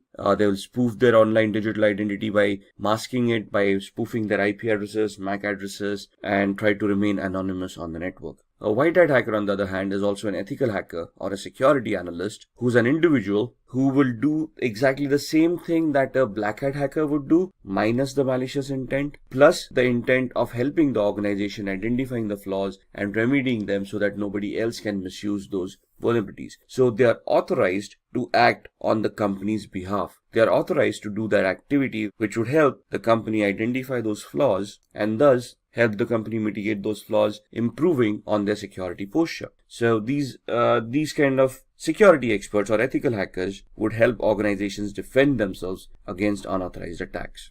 Grey hat hackers is a blend of both white hat and black hat hackers. So here they can work defensively and offensively both. They can accept contracts from organizations to increase their security posture. At the same time, they can also get themselves involved in malicious activities towards other organizations to personally gain or benefit from them by doing unauthorized activity. Script kiddies are people who are technically not much aware about what hacking is. They rely on existing tools that have been created by other hackers. They have no technical knowledge of what they're doing. It's just a hit or miss for them. So they just get their hands on a tool. They try to execute those tools. If the hack works, it works. Otherwise, it doesn't. So these people are basically who are noobs or newbies who are trying to learn hacking, or just people who with malicious intent who just want to have some fun or trying to impress people around. Then we have the nation or the state-sponsored hackers. As the name suggests, these hackers are sponsored by their government. Now, this may not be a legitimate job, but most of the governments do have hackers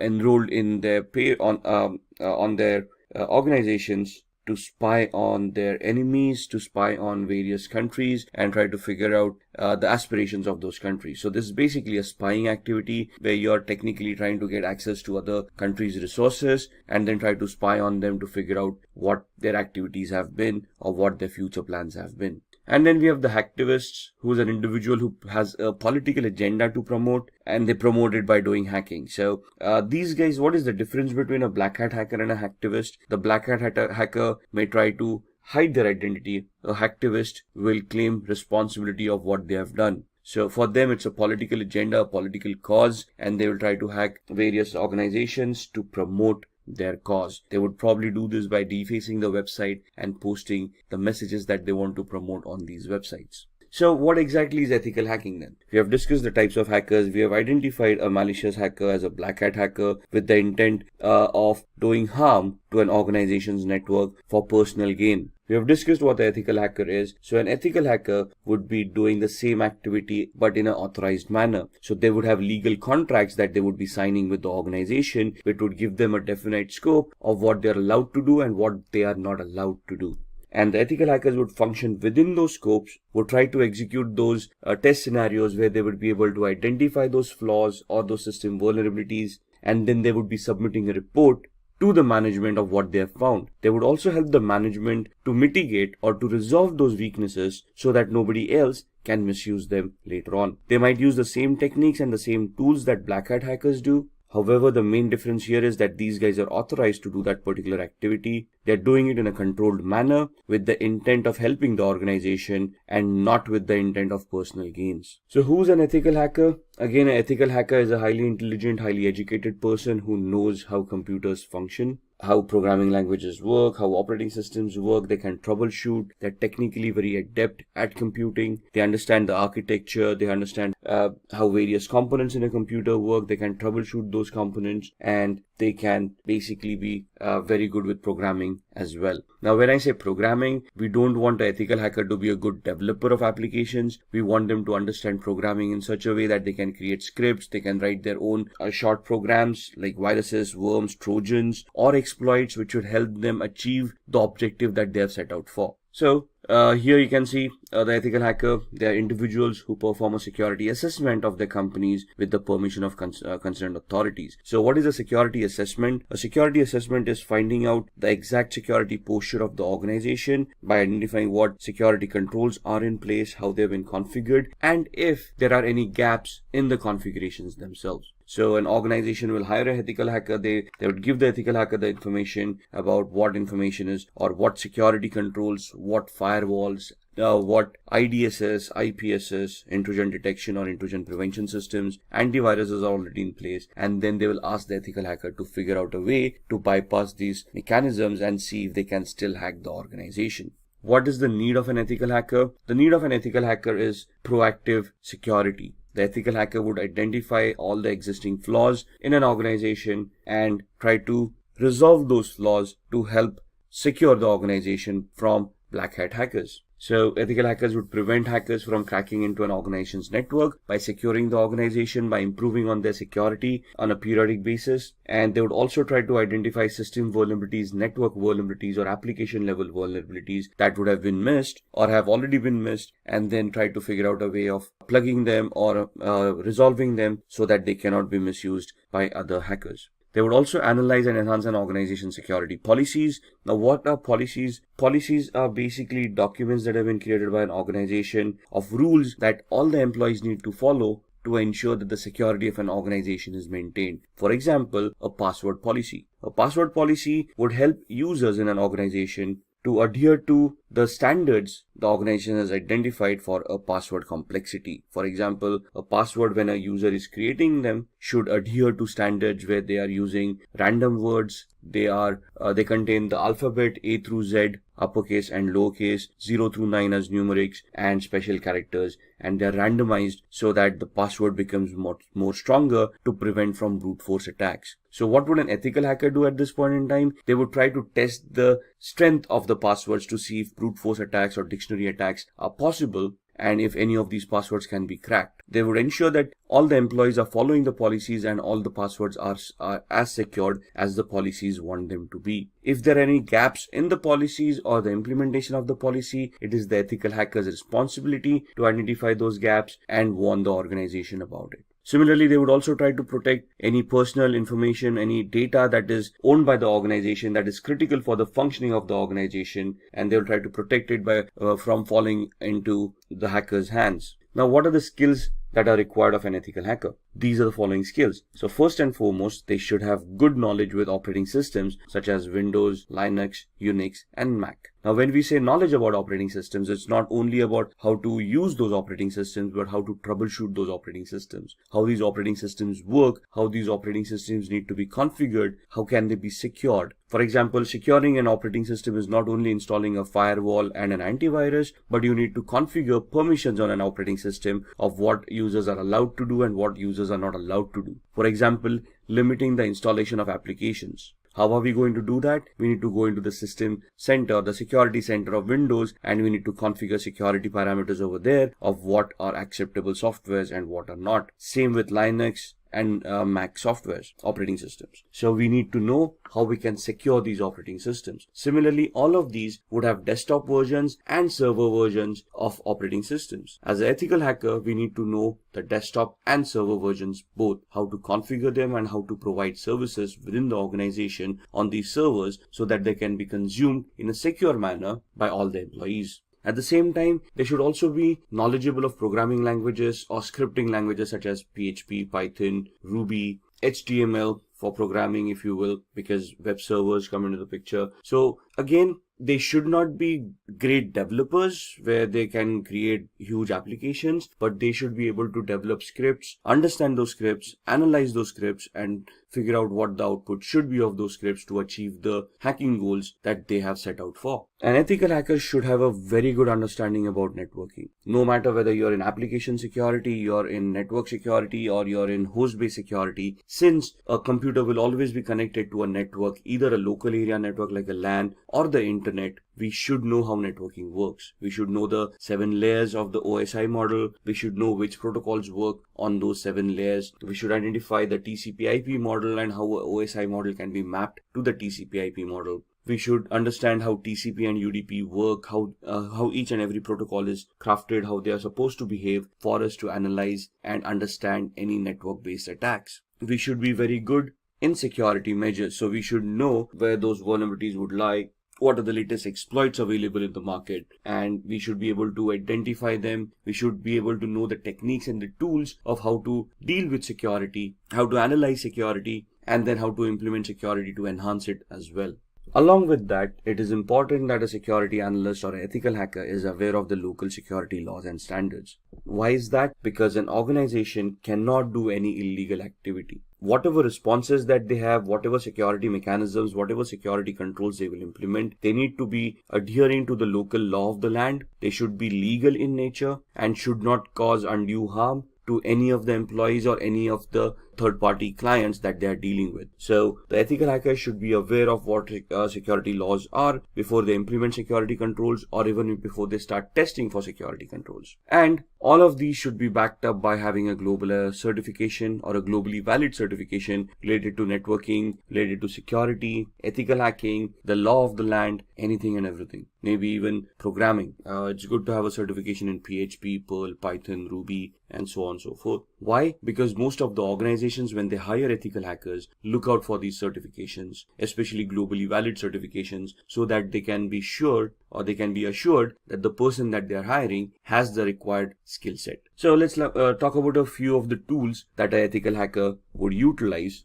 in their testing scenarios. To be honest, there are hundreds of tools out there. What you see on the screen are just a few examples of them. Nessus is a vulnerability scanner. What is a vulnerability scanner? It is an automated tool that is designed to identify vulnerabilities within hosts, within operating systems, within networks. So they come with their ready-made databases of all the vulnerabilities that have already been identified, and they scan the network against that database to find out any possible flaws or any possible vulnerabilities that currently exist on the host or the operating system or on the network. Similarly, there would be application scanners like acquaint or Arachne that would help you scan applications and identify flaws within those applications as well. Now, all of these are automated tools. The essence of ethical hacker is when these tools churn out the reports, the ethical hacker can understand these reports, analyze them, identify the flaws, and then craft their own exploits or use existing exploits in a particular manner so that they can get access, or they can bypass the access security controls mechanisms that are already in place. How can they do that? With the tool called Metasploit. You see that big M there on the right hand side? That M logo is for a tool called Metasploit, which is a penetration testing tool. What is a penetration testing tool?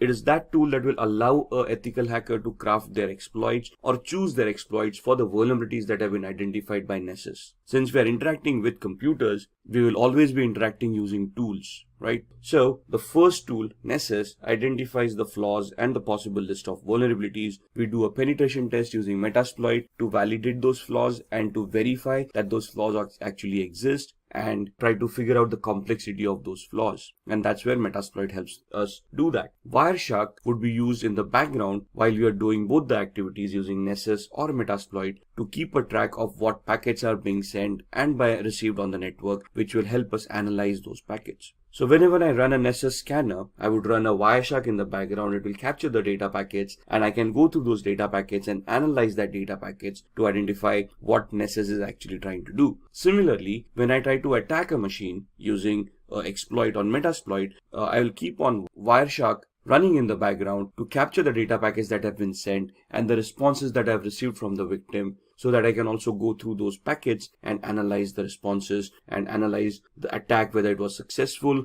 to what extent was it successful, and basically will also give me a validation, a proof of the activity that has happened. Nmap is another automated tool that allows me to scan for open ports and protocols. So why would I use Nmap? Because ports and protocols become an entry point for a hacker to gain access to devices. For example, when we connect to a web server, we connect through a web browser, but we automatically connect to port 80 using HTTP and port 443 is using HTTPS. So if I'm connecting to a web server using HTTPS, it is safe to assume that port 443 on the web server is open to accept those connections. Similarly, there would be other services that may be left open on the web server because nobody thought about configuring it, or they misconfigured the web server and they left unwanted services running. So Nmap will allow me to scan those ports and services and allow me to understand what services are being offered on that server, so then I can start analyzing that server, identify those flaws within those services, and then try to attack them. If the application that I'm analyzing is connected to a database and I want to do a SQL injection attack, or if Nessus tells me that there is a SQL injection attack that may be possible on that particular application, I can use an automated tool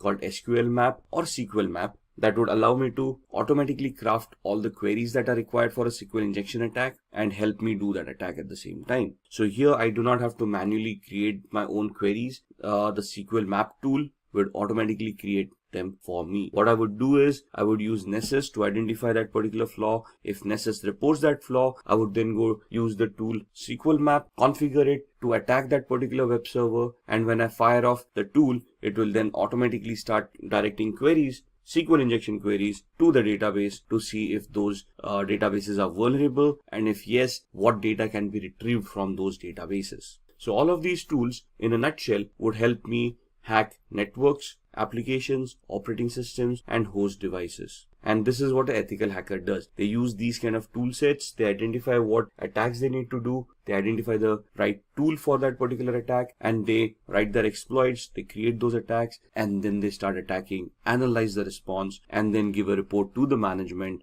providing them feedback about how the attack was created or crafted, what was the response to that attack, and whether the attack was successful or not. If successful, they would also give recommendations of what to do to prevent these attacks from happening in the future. So when we are doing these attacks, or when we want to launch these attacks, what is the process that we would follow? So there are 6 steps that we would do as an ethical hacker. If you're just a hacker, you probably wouldn't do the 6th step, which is a reporting step. So the first step that would be done is the reconnaissance phase, which is the information gathering phase, which is very important from an ethical hacker's perspective or a hacker's perspective. Because if I want to attack someone or something as a digital device, I need to know what I'm attacking. I need to know the IP address of the device, the MAC address of those devices. I need to know the operating system, the build or the version of that operating systems, applications on top, the versions of those applications, so I know what I'm attacking. For example, if I want to attack a server, I assume it's a Windows-based server and I use a particular tool to attack it, but it actually turns out to be a Linux-based server, my attacks are going to be unsuccessful. So I need to focus my attack based on what is there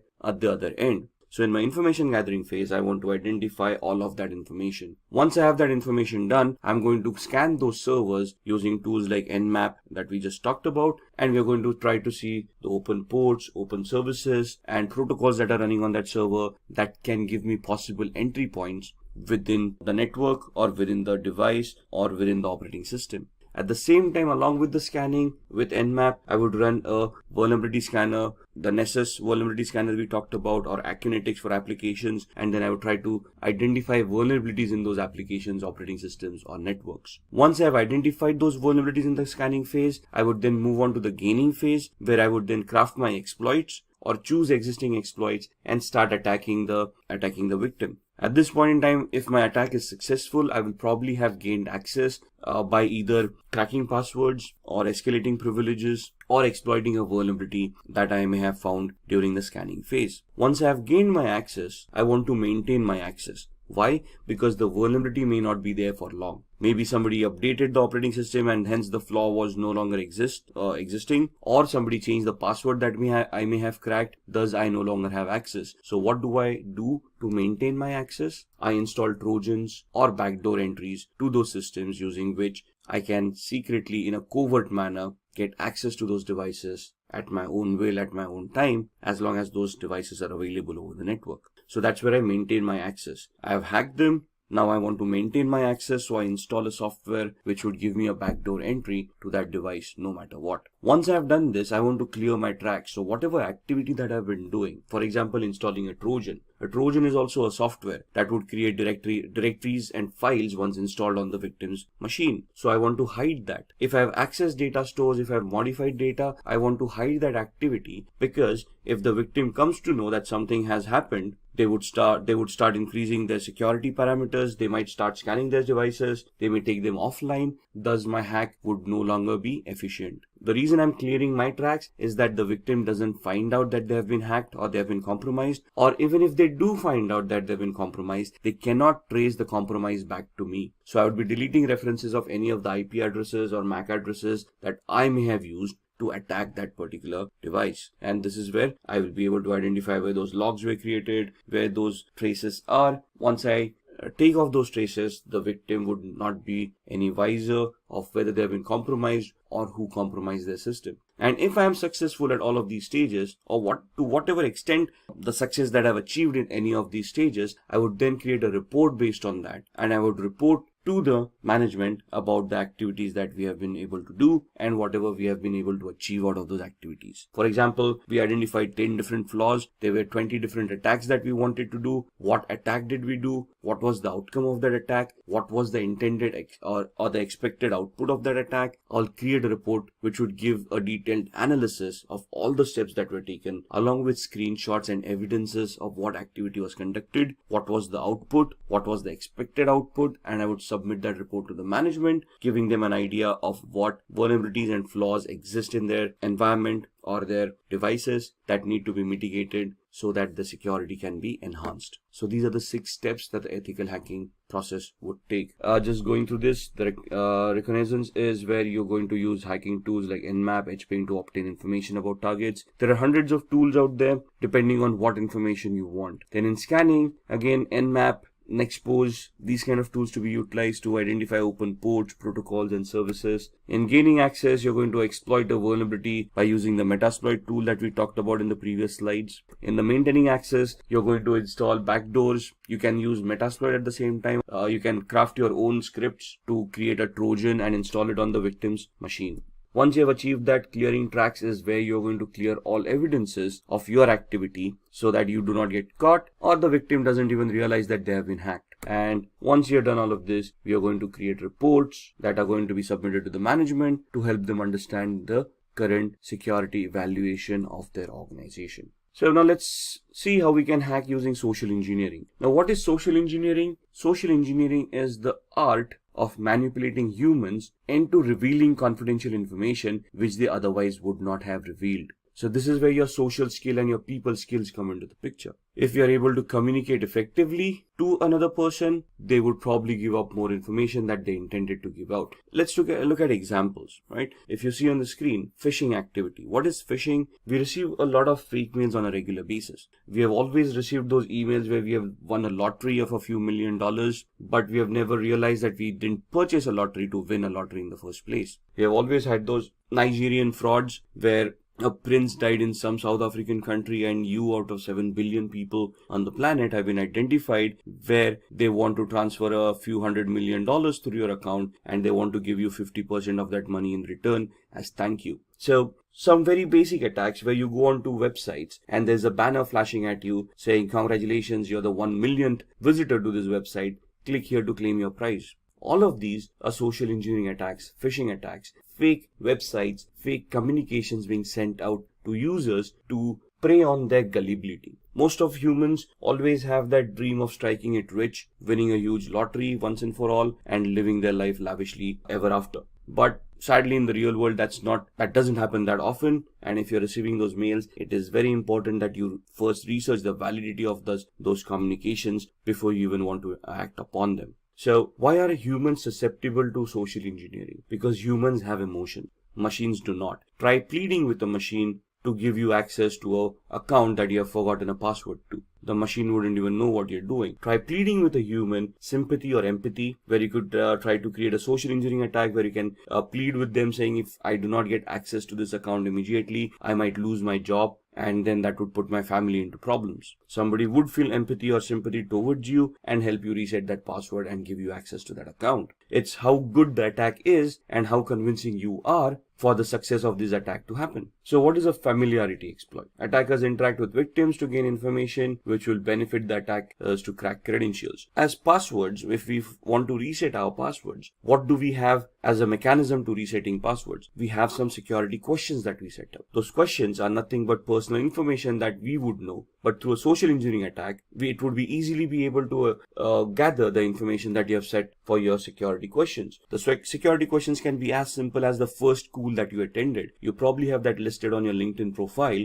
where a person can just go in there and see your academic qualifications and identify the school that you were in, right? Similarly, it might also be a question, what was your mother's maiden name? That's a very good attack. And that's, if a person can interact with you, let's say they're trying to take a survey and they approach you for a feedback on a particular product that you have been utilizing and they ask you these questions, you wouldn't think twice before giving those answers. As long as the request sounds legitimate to us, we are able to justify that request, we do answer those queries. So it's upon us to verify the authenticity of the request coming in before we answer it. Phishing, as discussed, would be fraudulent emails which appear to be coming from a trusted source. So email spoofing comes into mind, fake websites, and so on and so forth.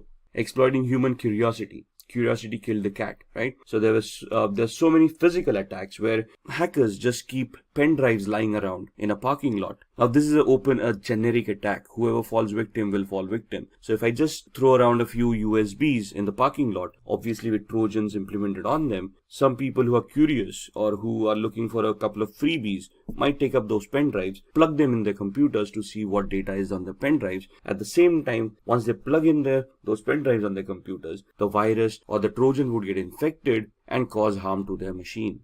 Then exploiting human greed. We just talked about the Nigerian frauds and the lotteries, those kind of attacks, the fake money making gimmicks. Now basically this is where you prey upon the person's greed kicking in, and they are clicking on those links in order to get that money that has been promised to them in that email. So one of the safest mechanism to keep data private and to keep yourself secure is using encryption. Now encryption can happen through cryptography. What is cryptography? Cryptography is the art of scrambling data using a particular algorithm so that the data becomes unreadable to the normal user. The only person with the key to unscramble that data would be able to unscramble it and make sense out of that data. So we're just making it unreadable or non-readable by using a particular key or a particular algorithm, and then we're going to send the key to the end user. The end user using this same key would then decrypt that data. If anybody compromises that data while it is being sent over the network, since it is encrypted, they would not be able to read it.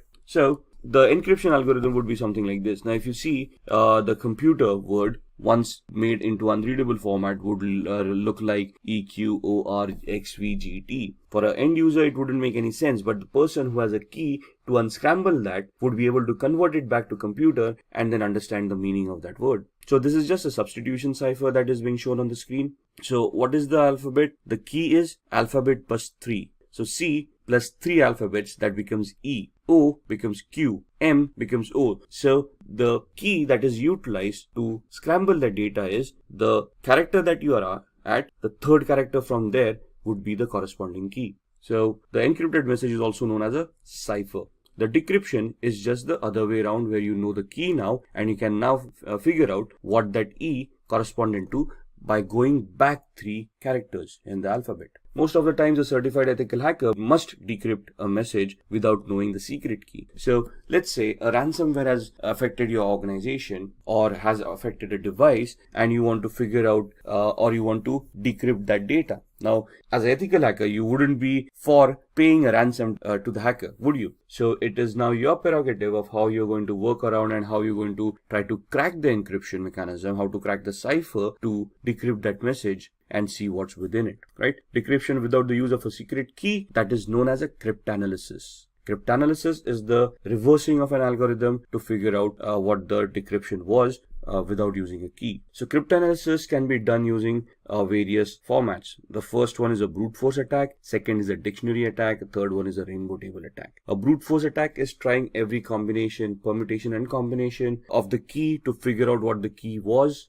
It is 100% successful but may take a lot of time. A dictionary attack is where you have created a list of possible encryption mechanisms, a list of possible cracks, and then you try to figure out whether those cracks work or not. Rainbow tables are where you have an encrypted text in hand and you're trying to figure out the similarities between the text that you have and the encrypted data that you wanted to decrypt in the first place. So in the brute force attack, you're trying every possible combination, permutation of what the key would be. In dictionary attack, you have a word list that would tantamount to the key, and if you're trying to match all the words listed in the text file or the word list to see if any of those words are going to work to decrypt that data. Here in the rainbow table, the ciphertext is compared with another ciphertext. You find out similarities and then you try to work or reverse engineer your way accordingly. So let's have a quick demo on cryptography before we end this session. So to begin with the demo of cryptography, we are on a website called spammimic.com, which will help us scramble the message that we created into a completely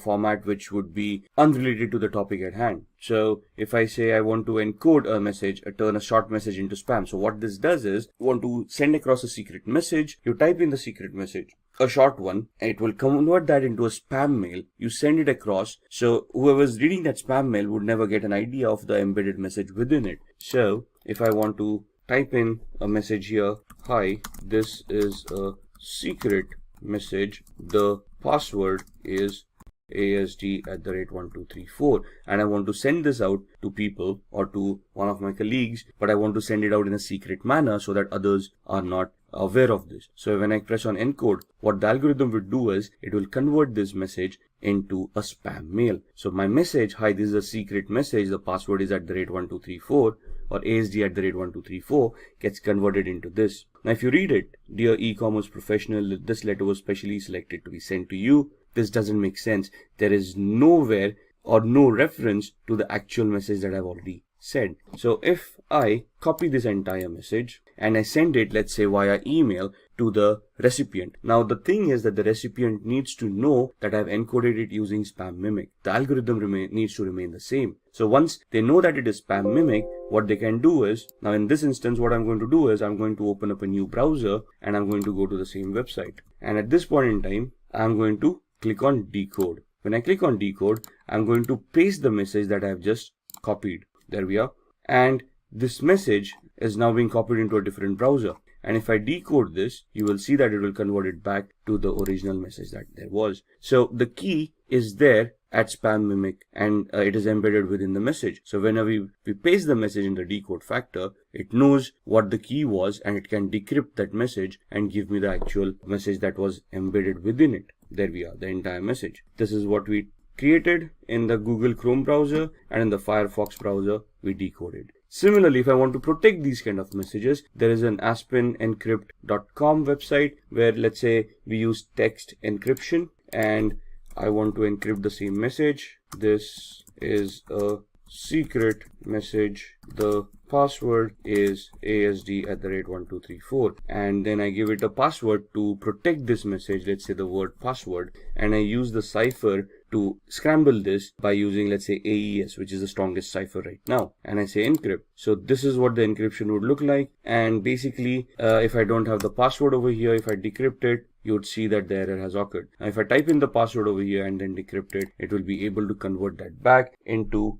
the unscrambled text, and it will give me what the original message was. This is a secret message. The password is ASD@1234. So if I want to keep my data secure from hackers, I want to scramble it in such a way that they would not be able to crack it, or it would be very difficult for them to crack it. And this is one of the first mechanisms that would be recommended by any ethical hacker to keep the data secure. Now let's talk about downloading and installing Kali Linux. Along with that, we'll also be looking at the basic commands that are required for Kali Linux. Alright, so I've opened my browser and we want to go to the Kali website. So we want to go to kali.org. You can directly type in kali.org and go to the website. I can just do a Google search and say Kali download, and it will give you the same website, but it will directly take you to the downloads pages. So either here or you can go to the home page. Cookies are being installed on your machine, so see which cookies you want to allow. I'm only going to use the necessary cookies to support this site, and you can see that this gives you the latest Kali Linux news and tutorials, gives you the latest release, what is in that release, and gives you a lot of documentation which will help you understand what tools have been developed and what functionality has been given in the latest version.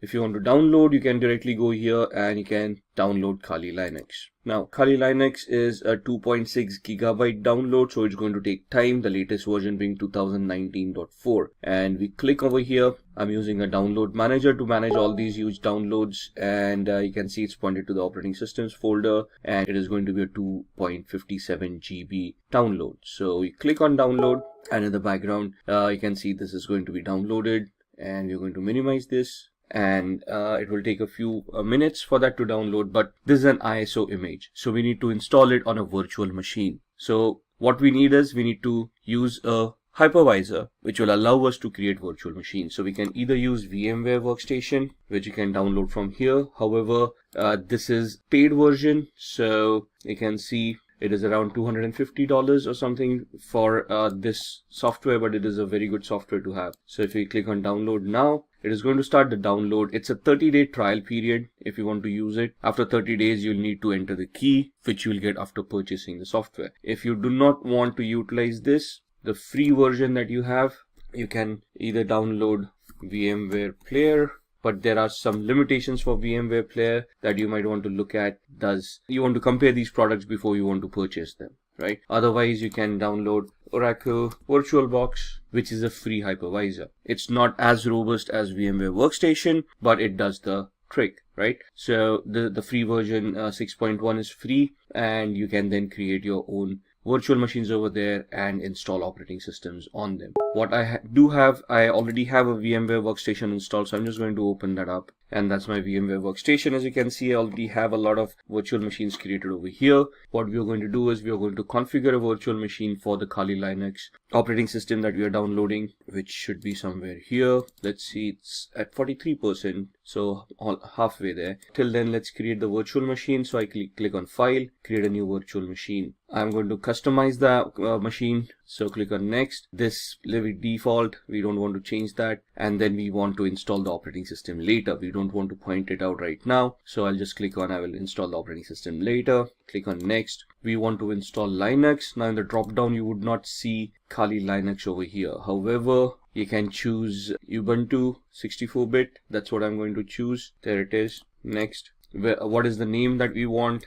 I want to give it Kali Linux without the typo, and I want to store it in one of the folders that I've created. By default it stores on the C drive, which is not a good place to store. You don't want to run out of space on your C drive. So I'm going to click on this PC, and this is my data, and in here I'll have a folder called VirtualBox or virtual machines. There it is, within which you can see the other softwares that I already created. I'm going to create a new folder and call it Kali 2019 L. L for is latest for me, because you can see I already have a Kali Linux. So I'm just going to identify this folder with the L at the end. Going to select it and click on OK. You can see the path being changed over here. Click on Next. It's going to ask you how many processors. Now depending on the processor that you have, you can see I've got an 8-core i7. So if I give it 16 cores or 16 processors, that's not going to work. I cannot go beyond what the physicality already is. So for this machine, one processor with 1 core is more than enough. If you're going to use a lot of tools at the same time, you might just want to give it 2 cores. So we're giving it 2 cores. It will ask us for RAM to be provided for this virtual machine. By default 2048 megabytes, that's 2 GB of RAM is more than enough. If you require more, we can change this later on. So click on Next. We want to use NAT for now. Leave this default. Next. Whatever is recommended, keep it the way it is. We do not want to change it. Next. Create a new virtual hard disk for this machine, and it is going to ask us the size. 20 GB is more than fine. Store it as a single file. We don't want to use multiple file options. Click on Next, and then click on Browse, where we want to store the VMDK file or the virtual hard disk file. And we go back again to the same folder that we had created, virtual machines, and we look at the Kali Linux, Kali 2019 L, and we want to store the VMDK file over there. Once we save it, we want to click on Next, and then we want to click on Finish. So this is the virtual machine that has been created right here, right? Now this is the basic configuration. Now where are we at with the operating system? And you can see the operating system has been downloaded, and it is stored in this particular folder. So we go to E drive. So we are looking for the operating system that we have downloaded. We downloaded it in the operating systems folder, and if we go in here, you can see the current one, the Kali Linux 2019.4 ISO right here. So what we do, we go back to the Kali Linux machine that we have created, edit virtual machine settings, and we point this virtual machine using the CD DVD, and then we point the ISO, the one that we downloaded over here. So we go back to E drive, we go back to OS, and we click on Kali Linux 2019, click on Open. So now when this boots up, it will boot up with this ISO, and then it will allow us to install the operating system. So click on OK. Then we click on Power on this virtual machine. It will start powering on. It will boot to the ISO, and it will start giving us the booting options. So I'm just going to enter the full screen mode over here for this to be better visible. And we don't want the live mode. What we want is we want to use the graphical install. And then we highlight that, we press enter, and you can see the setup starting up. We'll wait for the GUI to pop up. There it is. Which language do we want? For now we want English. Click on continue. Where are we located? Click on continue. And the configure your keyboard, we want US keyboard, American English, continue. It is going to detect the hardware. So as you can see on the screen, it's attempting auto configuration for most of these settings. The network with DHCP, it has identified the network cards, hardware like the processor that has been provided. Now it is asking for a host name. We're going to leave it at default. We're going to click on continue. Domain name, I'm not joining this into a domain as yet. This is going to be a standalone machine, so I can leave this blank. Click on continue. Now it is going to configure the network. It is asking for a password at this point in time, the root password. Type in any password that you want. Ensure that you remember the password. Now by default, the username for the account is the word root. We are just creating the password for the root account. And then we want to click on continue. Setting up the clock, looking at the hard disks. Now here it asks us, do we want to use the entire disk, the 20 GB virtual hard disk that we had provided, or do we want to give it a manual configuration or a guided one where we want encryption and a logical volume management coming into the picture. We're just going to use the first option, guided, use entire disk. Don't worry, it's only going to use the virtual disk that we had created.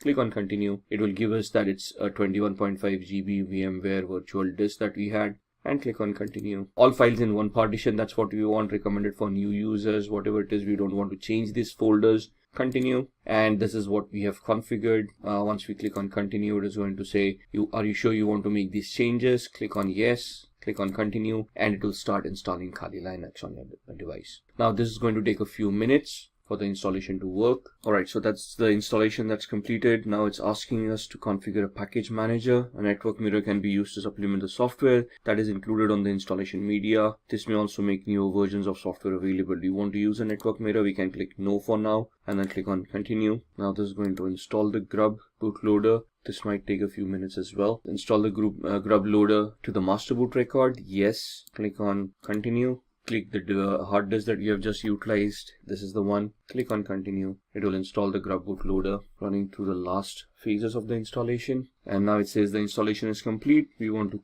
click on continue, finishing the installation, and then it will do a reboot. Alright, and you can see this is starting up. So we are going to you just wait out the boot, and now it started the booting sequence. Just going to maximize the screen. And you can see it's asking me for the password. This is the one that we created. Now that's not the password, that's the username, that's the root, and the password that we had created at that point in time. And then click on login. And this is your screen. Now what we need to do here is we need to install VMware tools, which will help us manage the screen and help the virtual machine to be a little bit better integrated on the system. So that's not mounted yet, so we're just waiting for it to mount. There it is. And what we want to do here is open VMware Tools Upgrader. Alright, so what we want is we want to extract, or we want to use this Open X Archiver, and once we do that, we'll see the VMware install.pl. Double click on that. Alright, we've got the VMware tools here. What I've done is we have extract to, and I've extracted that on the desktop, right? So what we just did was click on the desktop over here, open, and this is what it will do. And click on extract. Now the error is happening because I've already extracted this. Open this up. We want to run this VMware install.pl. So what do? We open up the terminal window, which is the command line interface over here.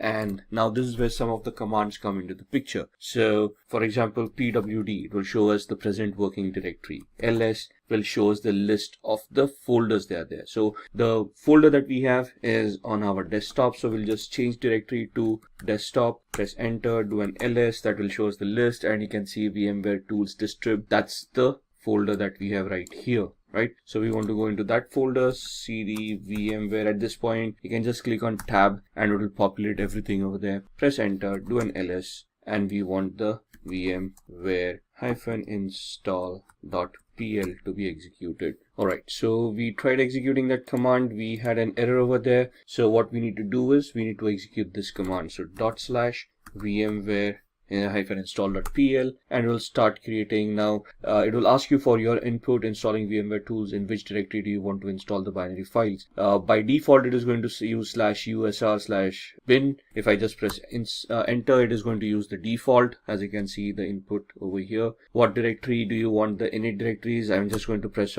keep on pressing enter for the defaults to come in. This part does not exist. It is going to create it, default yes, defaults everywhere.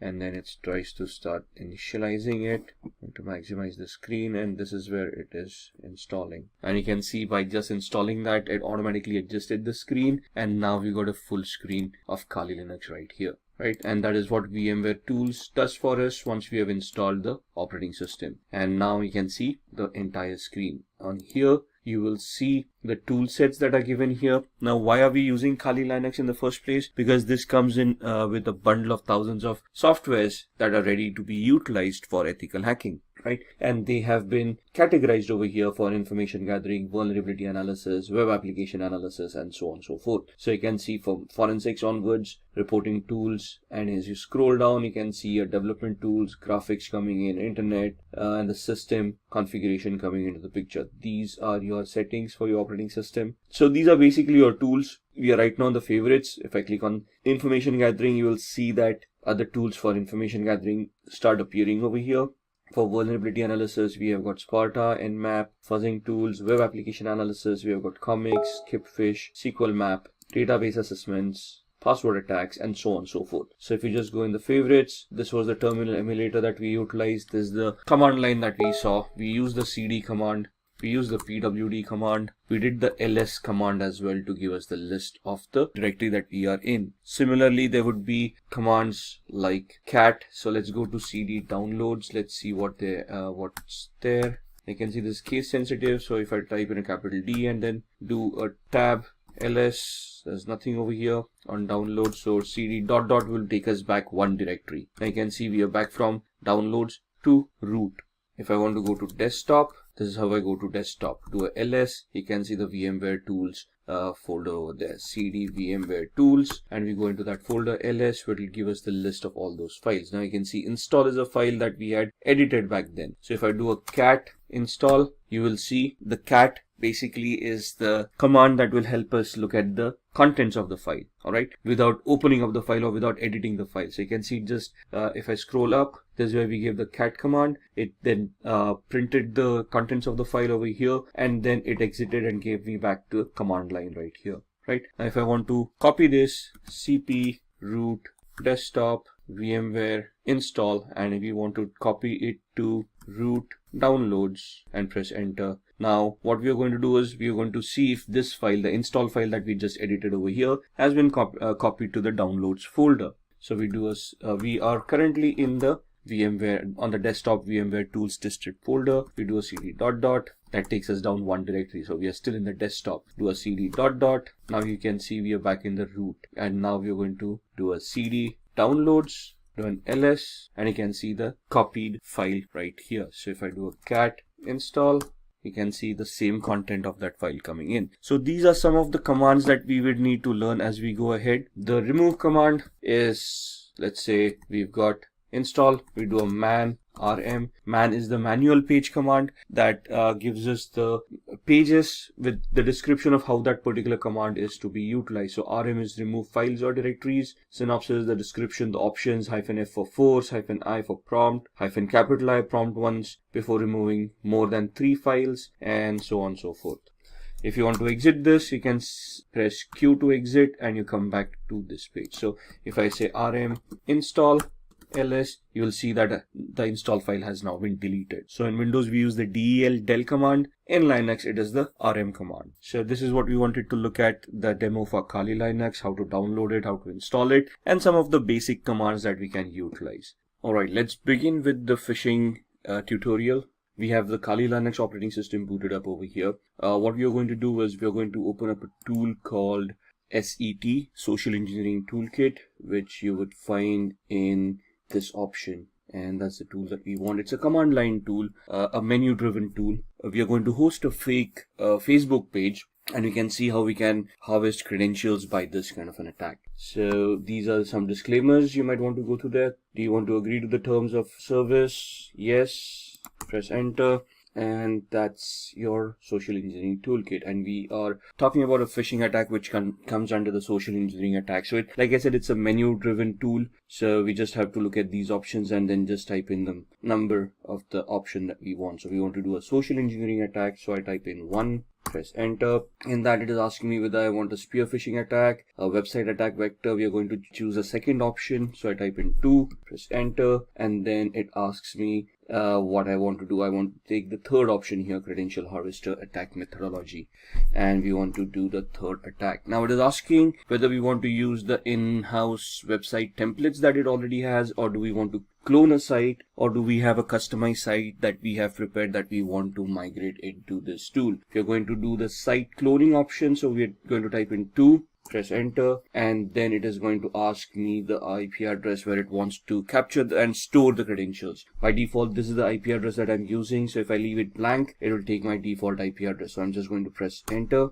and now it is asking me the URL to clone. So I type in https www.facebook.com. What it is going to do, it is going to connect online, and it is now it has cloned the website, Facebook login.php. The best way to use this attack is if the username and password form are in the same field or the same page. Regardless, this captures all posts on a website. So you may need to copy www into HTML depending on where your directory structure is. Press return if you understand what we are saying here. So press enter. The social engineering toolkit credential harvest attack is running on port 80. Information will be displayed to you as it arrives. So the site was 71.134, right? The default IP address, and this is where the website is being hosted. Let's check that out. So let me open up a browser on my host machine, and let me point it to the Kali Linux machine that we have just created, 192.168.71.134, and you should see a login to Facebook coming up right here. Looks genuine. It is genuine because we just went online and downloaded this. Let's just have a recap. Let's have a definition of what we are trying to do. I am trying to host fake Facebook page on my server which has an embedded script in it which is going to do credential harvesting. So the attack here is, let's say if I'm now hosted this, I can craft a fake email, send it across to a victim saying your Facebook account has seen some unforeseen activity, create a hyperlink using HTML coding. Within that, click here to access your account and verify that the account is secured. And when they click on that link, they will be redirected to my fake page, which is here. You can see the IP address is my virtual machine's IP address, but I'm seeing a Facebook login page, and I'm going to type in someone@somewhere.com, and the password I'm just going to type in the regular ones that I use. And if you see it, when we typed in the username and password, the page just refreshed and gave us the login page again. But now if you look at the URL, I'm actually on Facebook's login page, which is exactly the same that I was hosting. So a layman wouldn't probably figure out they've been hacked by now. They just would figure out, okay, they probably typed in the incorrect password and the page refresh or something like that, and they're just going to log in and they're actually going to access the Facebook page. Thus, they might not even realize that something went wrong. But if I go back to my virtual machine, you can see that it has captured some data and it is reporting over here of what has happened. So if I just scroll up, let's see what happened here and if we have been able to capture anything. So we got a hit printing the output. This is the HTTP 1.1.200. Okay, response coming in, password field found, and we're just looking. There it is. Email someone@somewhere.com, and password that I typed in ASD@1234. So it has captured the username and the password right here. Once we are done, I mean, this is the way attackers work. Now, this is a very basic attack. Again, in the actual trainings, you would then look at how you would host this on a real website, make it a global attack. Right now, it's a virtual machine with a class C IP address. So here, the thought process is, where can we get a free hosting where we can host this kind of sites? Maybe I'll have to purchase a domain which looks like similar to Facebook or the victim that I'm trying to attack. So this is just a POC. So we just wanted to find out if we can, how phishing is done. And this is exactly how it is done, right? So pressing Ctrl C would exit this tool and takes you back to the actual menu. Press 99 to exit, and there it is. Close the window, and that's the phishing practical. After phishing, let's talk about SQL injection. SQL injection stands for structured query language injection, which is a database attack, though it resides within the application. So it's the application vulnerability that we are trying to look at to try to bypass authentication. As the name suggests, a SQL injection vulnerability allows an attacker to inject malicious input into a SQL statement. What is a SQL statement? A query that is used by an application and is fired off to the database. Database executes that query, gets that information that is required, and sends it back to the user if the user is authenticated. So we're going to look at the SQL injection attack demo here. And what we are going to do is we are going to go back to our VMware workstation.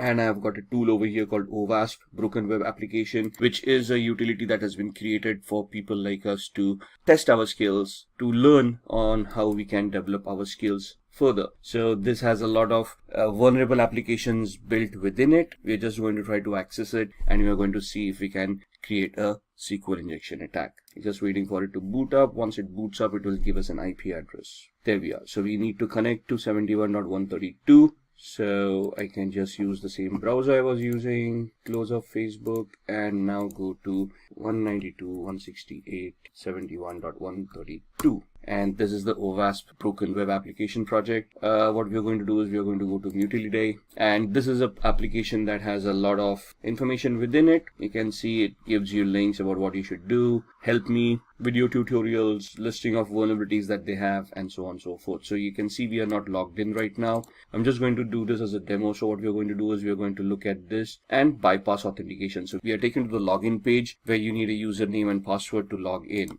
I'm going to type in test as the username and test as the password. Click on login, and you can see that account does not exist, so the authentication mechanism works. Now what we want to do is we want to create a query. Now what does a query look like? When I type in a username and a password, if I just type in a single quote here, it is going to create an error, and this is what a SQL query looks like. Select username from accounts, where username is a single quote, and then the exception error happened, so it's not showing the rest of the query to us. Now what I'm going to do is I'm just going to craft a query here, single quote, and give it a condition or 1 equals 1 space hyphen space. What happens, hyphen space, is comments out anything after that. So the password field is being commented out at this point in time, and I'm just giving it a condition where the condition is true. 1 does equal 1. And if this condition is true, it is going to allow me to log in. So you can see right now we are not logged in. This bypasses the authentication mechanism, and you can see user authenticated, and we are now logged in as admin. So in the training, what we need to understand as a whole is how SQL works, what are the queries that are structured with, how you can, what are the testing operators. Now,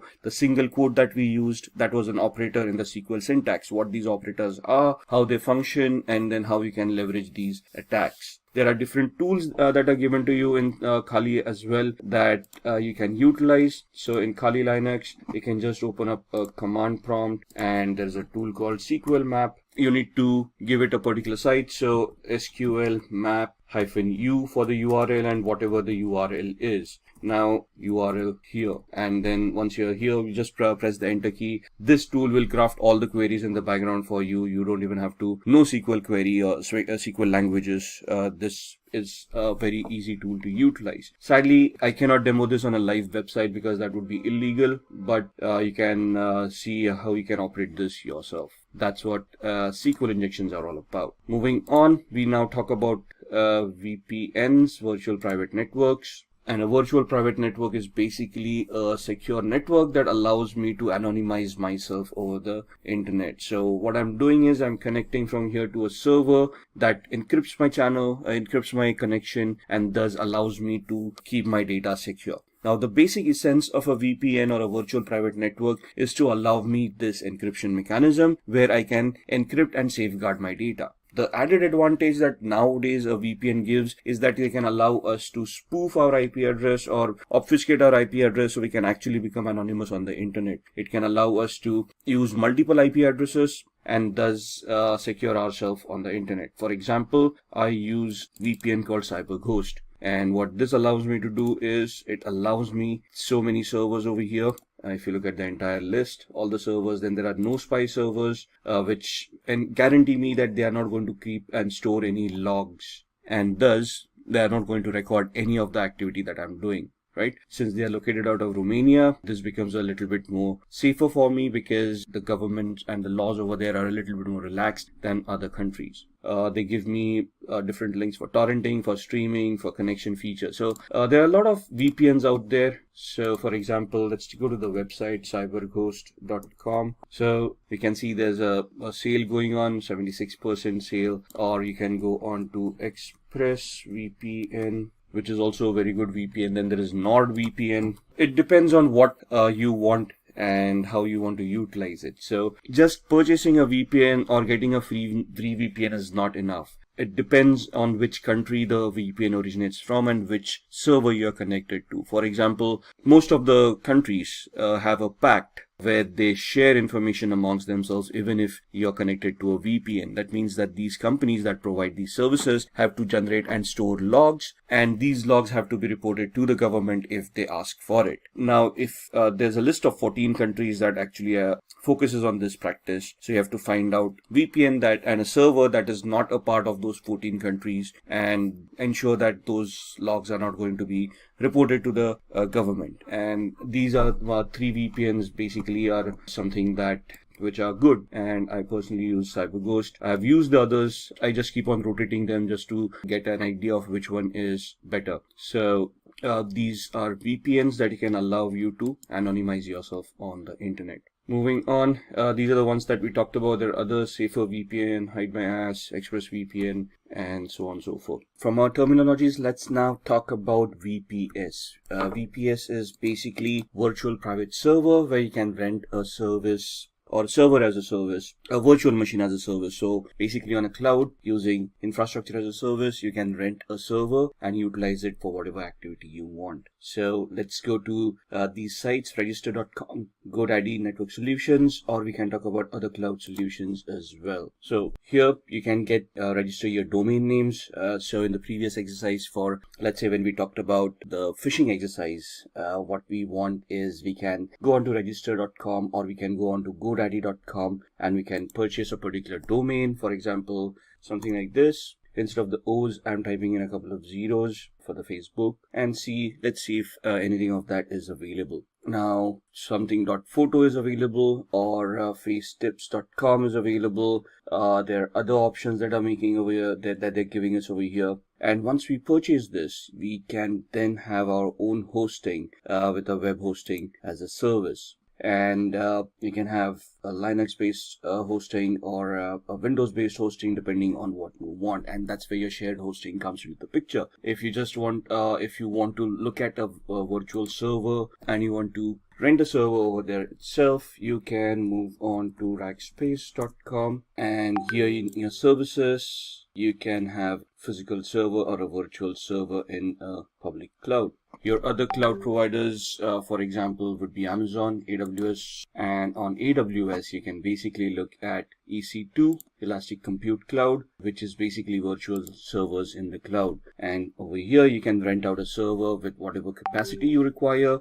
You'll obviously have to pay the rent for what those servers are going to cost. But once you have those servers, you can then launch any services on top of it. Looking at other services that we have, we talked about Tor. Tor is a onion routing software that allows users to browse the web anonymously. So we can just go online and we can try to spoof our identity, and I'm going to show you how. So I've got a VMware workstation right here, so we're just going to pull that up and we're going to power on a Windows 7 machine where we're going to look at the onion routing. So our Windows machine has booted up. We're just going to log in, and this is my Windows 7 machine. Now I've got a Chrome browser right here, and we're going to go to a website called seemyip.com, which is going to give the IP address that I'm currently using. So right now I'm not connected to any VPN or anything, and you can see that's my IP address that I'm utilizing. Now if I want to anonymize myself, what I'm going to do is I am going to use Tor, and that's the Tor browser that's set up right there. If I click on it, it's going to open up the software and it's going to create a new network, and it's going to connect to the Tor network and allow me to anonymize myself.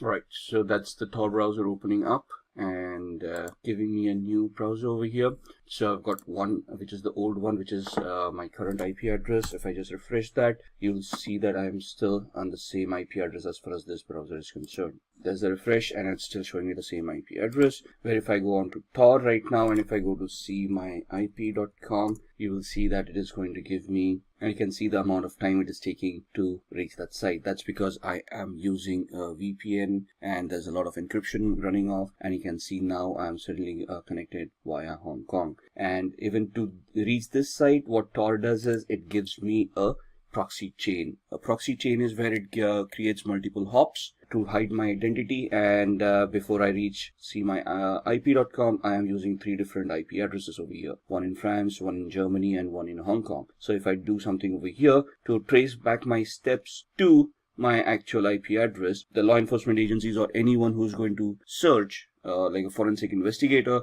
would have to go through these IP addresses before they come back to me. Now, it's not impossible, but the effort and time that's going to be taken to come across 3 different countries is going to be phenomenal. So it may just defeat the purpose of having so much resources spent to identify who did what. So that's what Tor does for us. Alright, moving on from Tor, we are going to look at keyloggers. Keyloggers are basically softwares that run in the background and record all the keystrokes of the user. So if I've got a keylogger installed right now, whatever I type will be stored in a text file for the hacker so that they can look at it later on. And just to give you an example of that, we go back to my VMware workstation and we open up another Windows 7 machine. I'm going to power this on, and I'm going to close this one till then. So this virtual machine has booted up. We are going to use user 1, log in as user 1, just close all these softwares which are not required. And once this machine is booted up, what we're going to do is I'm just going to open up a random websites and see what we're doing. Basically, there's a keylogger that's there in the startup that's going to record our keystrokes, and we just want to see what it actually does. Now Firefox is getting updated, so let's hold on. Now this is the latest version of Firefox, right?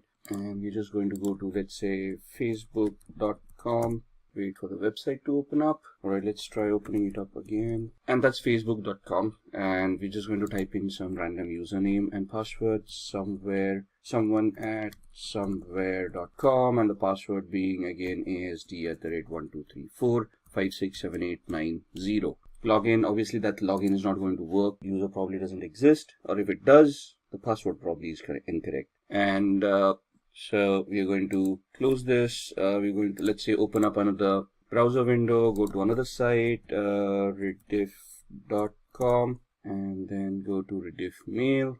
Try the same thing over here, someone at somewhere.com, password asd@12345678, whatever it is.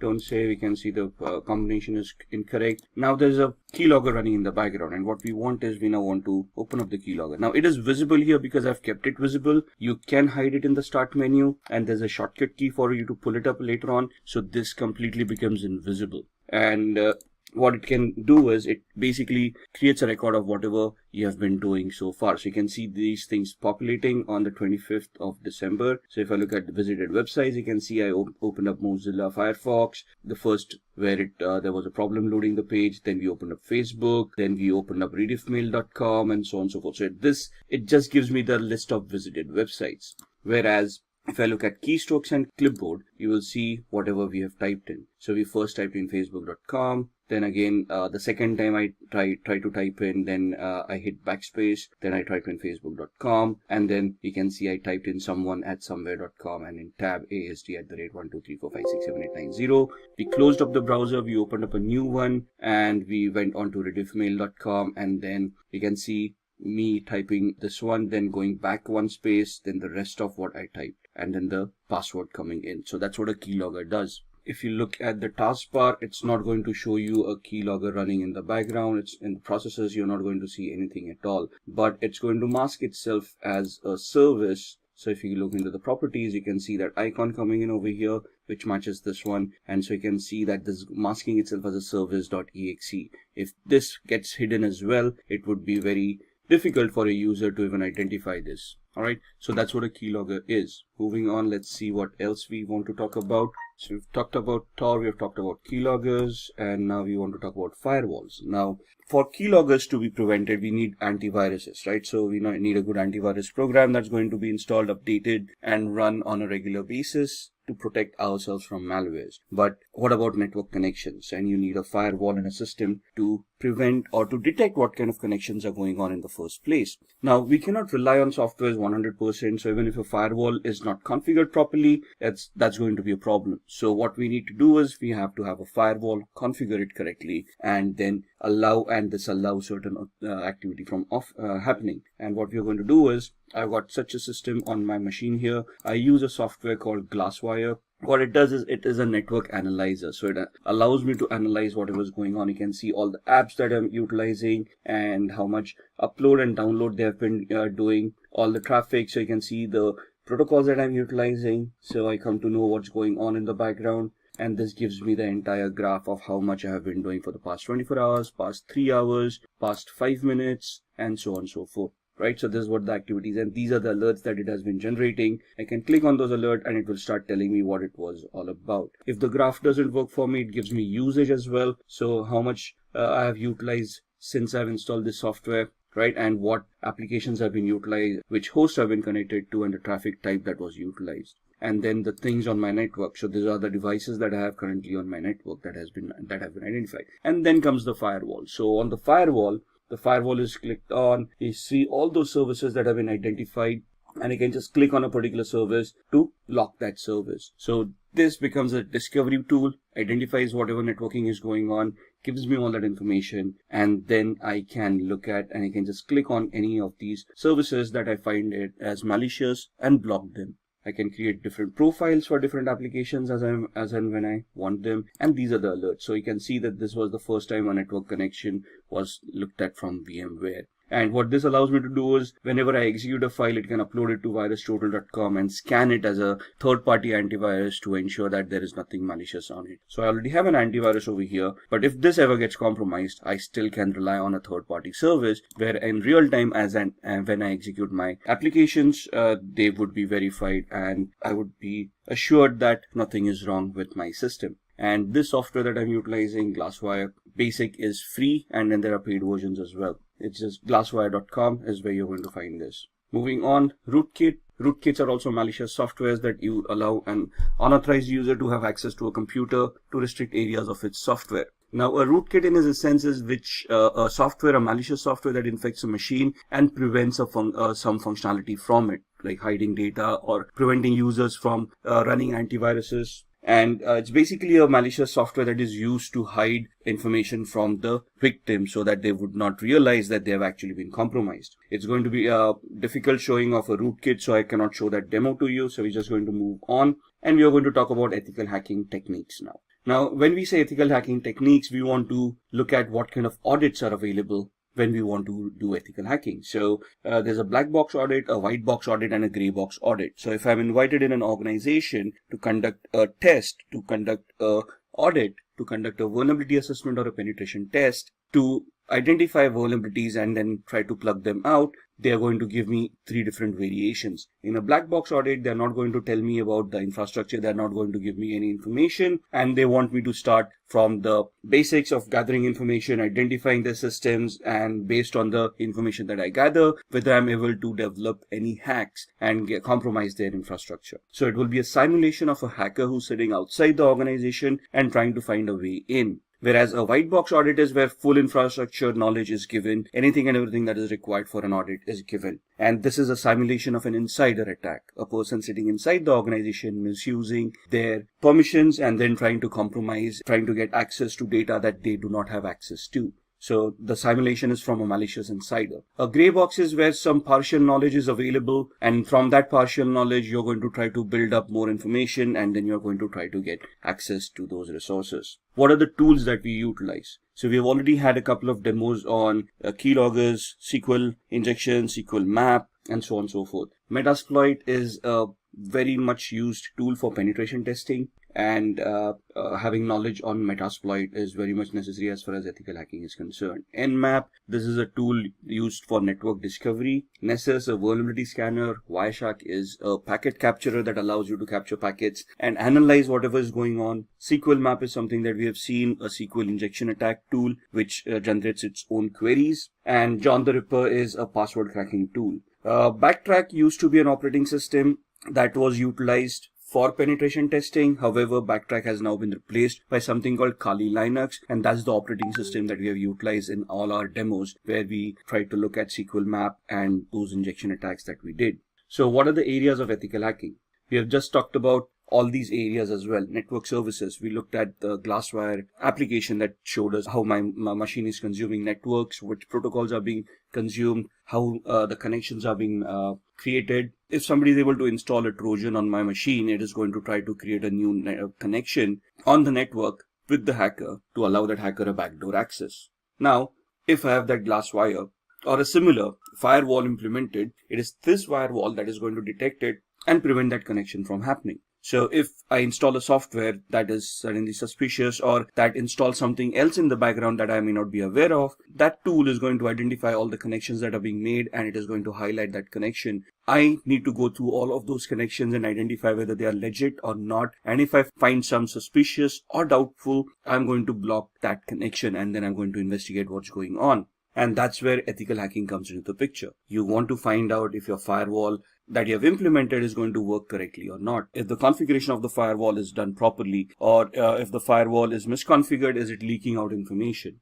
right? At the same time, you're looking at web applications. We looked at the OWASP broken web application where we did some SQL injection attacks, right? So that was a weakness or a vulnerability in that application, which would allow us to bypass authentication and get access to resources that we were not authorized for. And then client-side attacks would be where you install keylogger at the end of the client system, and then you try to capture whatever data the user is typing in, like usernames and passwords on the Facebook and the rediffmail.com website that we saw, and then try to misuse that information to get access to those resources. Then Wi-Fi networks, right? Wi-Fi is something that we use on a regular basis. We got our smart devices nowadays, smartphones, tablets, phablets that we connect to Wi-Fi and start using all our services, our banking applications on our smartphones. And thus we want to ensure that wireless connectivity is simple and is secured. So you want to use encryption mechanisms, you want to use tools on your smartphones, antiviruses, firewalls on your smartphones to ensure that whatever you are utilizing is going to remain secure.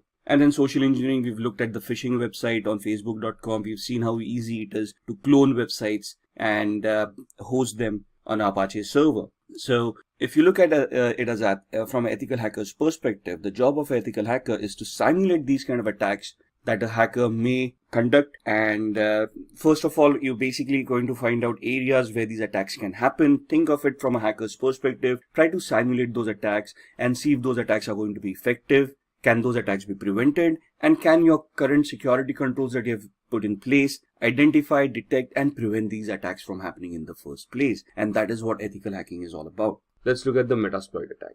Metasploit is a framework of penetration testing that makes hacking very simple. You just need to know how to utilize the tool. You need to identify the vulnerability associated with a particular exploit and then run the exploit on Metasploit. We'll be demoing this during the practical. So there are active exploits and passive exploits. In active exploits, it exploits a specific computer, runs until execution and then exits, uses brute force and exits when an error occurs. In a passive exploit, these exploits wait for incoming requests and exploit them as soon as they connect. They can also be used in conjunction with emails and web browsers. So in passive exploits, we create a payload, like a reverse connection payload, we send it to the victim. Once the victim installs that software, the machine will then initiate a connection to us. Our machine will be in a listen mode, and then we will, once the software is executed at their end, we would then try to connect and exploit that particular vulnerability. This is the practical that we'll be doing on Metasploit.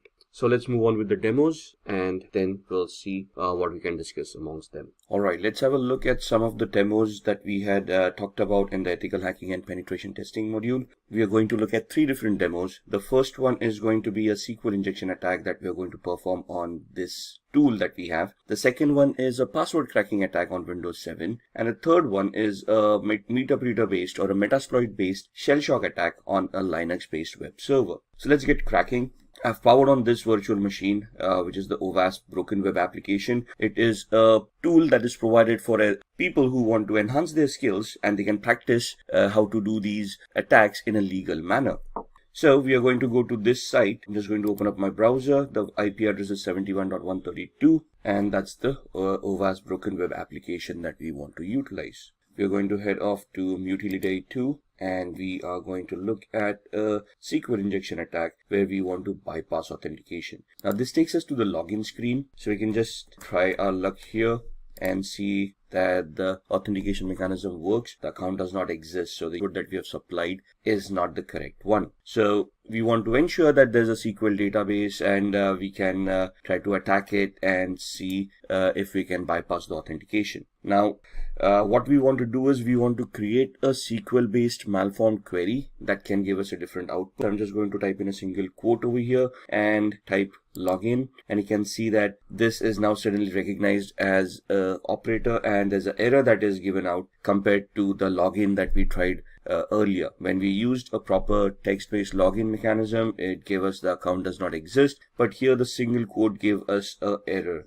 and it shows us how SQL works. This is the query that we had created. Now in the trainings that you have for ethical hacking, there would be explanations of what these queries are all about, how the syntax works. Here we're just going to see if we can create a malformed query to log in as a user in this case. So what I'm going to do is create the query with a comparison. So we're going to give it a or 1 equals 1 space hyphen space. And if you now click login, you should be able to bypass authentication and you can see user has been authenticated and we now have admin access to this application. Now here the SQL queries need to be crafted in such a perspective that they're going to work. So there would be a lot of exercise in identifying what the database is. There's a Microsoft database, an Oracle database and so on and so forth, and then you have to choose those proper commands. But identifying that would come in the training. Right now we're just looking at them. Format are they stored and what this tool does to retrieve those. That's something that we all need to know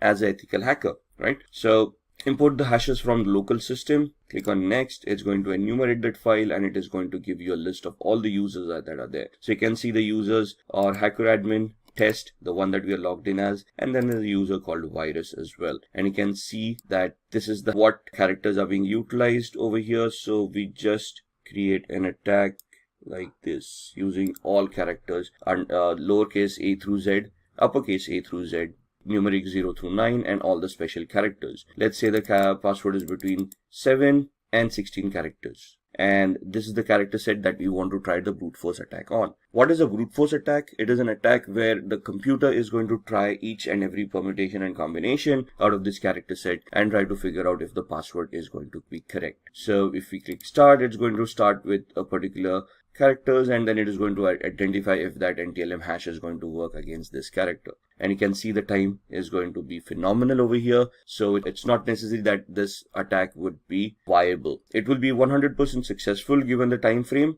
However, the time frame is huge enough for this attack to become a little bit redundant. There are other attacks that we can do which can easily identify this data for us as well. But that is something that we will look on in future videos. So that's how we can get access to users and passwords. There are different mechanisms where, let's say we don't have login access, then what are we going to do? How we can create a fake user, login, or how we can remotely access a machine and then try to get the same access. And that is what we are going to try to do in the next demo on a Linux machine. So what we are doing in a Linux machine could also be doable on the Windows machine with a different exploit. So what I'm going to do is, this is the Linux web server that I have that I'm going to power on. I'm going to use a Kali Linux machine to hack that device, and I'm going to just power off my Windows 7 machine. Give it a minute till it boots up. Now this is also a demo machine that we have which has its own pre-configured vulnerabilities. So here we've got something from the pen testers lab and has a shell shock vulnerability implemented inside. Shell shock vulnerability affects Linux, Mac, and Unix based operating systems for a particular version of the bash shell. Bash is the born again shell,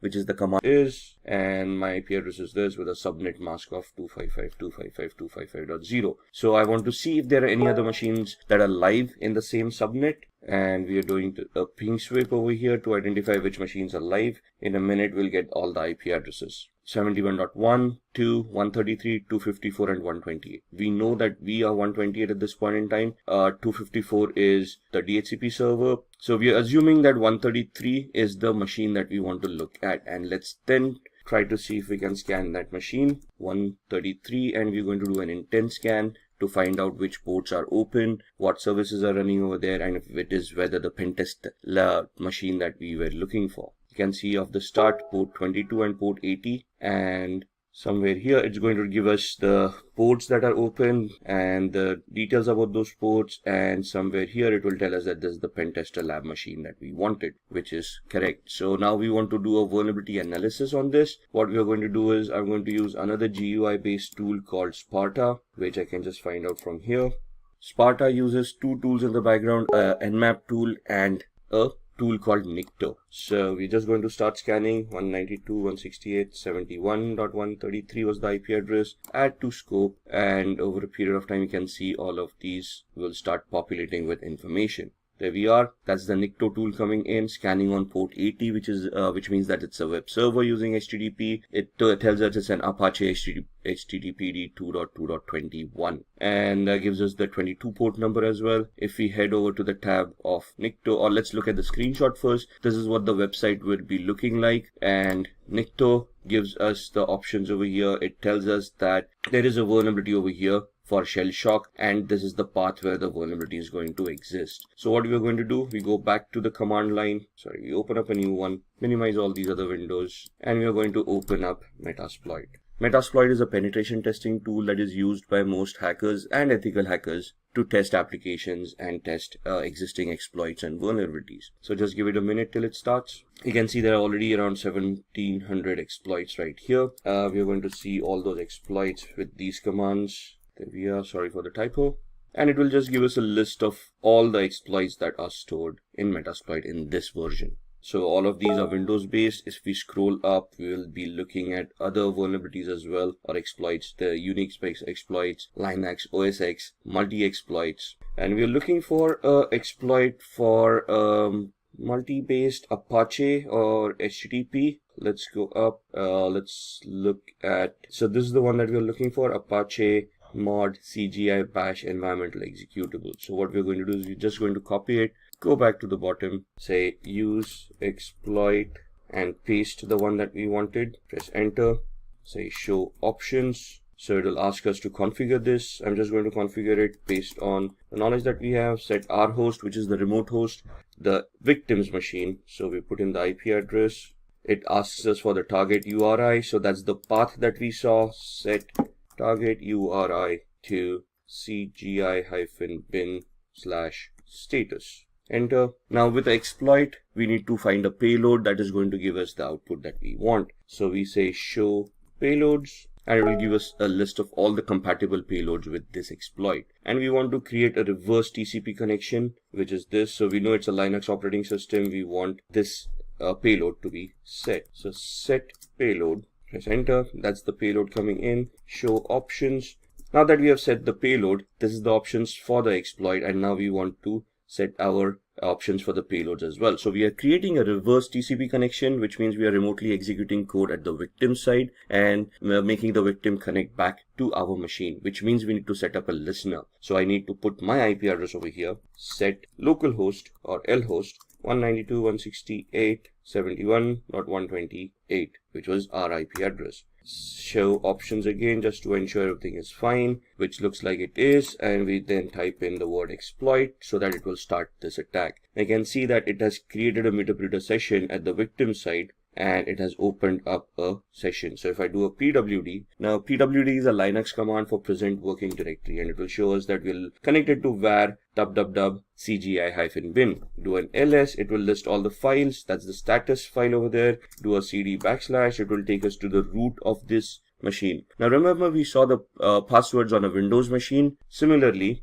we can head over to the cd etc folder ls, and you can see these files psswd and shadow. Now psswd is the file where Linux stores its usernames, and shadow is the file where passwords are shown. So do a cat command psswd, and you can see these users coming up. So you can see the last user pentest lab, and you can see there are no passwords. So let's do a cat shadow, and that's your hash value for the password that we have for the user pentest lab. So these are the different attacks that we need to understand and we need to create based on the vulnerabilities that exist on different machines. So if you just look at Windows and Linux and how we can exploit them depending on existing vulnerabilities. As an ethical hacker, this is what we need to learn in our trainings, and then we need to clear our exams based on this knowledge of how these things work, so that we get certified and then we can position ourselves for the penetration testing jobs. So let's begin with what is SQL injection. As the name suggests, SQL injection vulnerability allows an attacker to inject malicious input into a SQL statement. So SQL stands for Structured Query Language, which is a language used by an application to interact with a database. Now normally this attack is targeted towards a database to extract the data that is stored within. However, the vulnerability does not lie in the database itself. The vulnerability will always lie in the application. It is the developer's prerogative of how to develop the application, how to configure it to prevent SQL injection queries from happening. A database is created to answer questions, and if a question is asked, it is supposed to answer it. Database needs to be configured for some amount of security, but the vulnerability, the flaw here for SQL injection will always lie in the application itself. It is how the application interacts with the database that needs to be modified, that needs to be maintained by the developer rather than just configuring the database itself.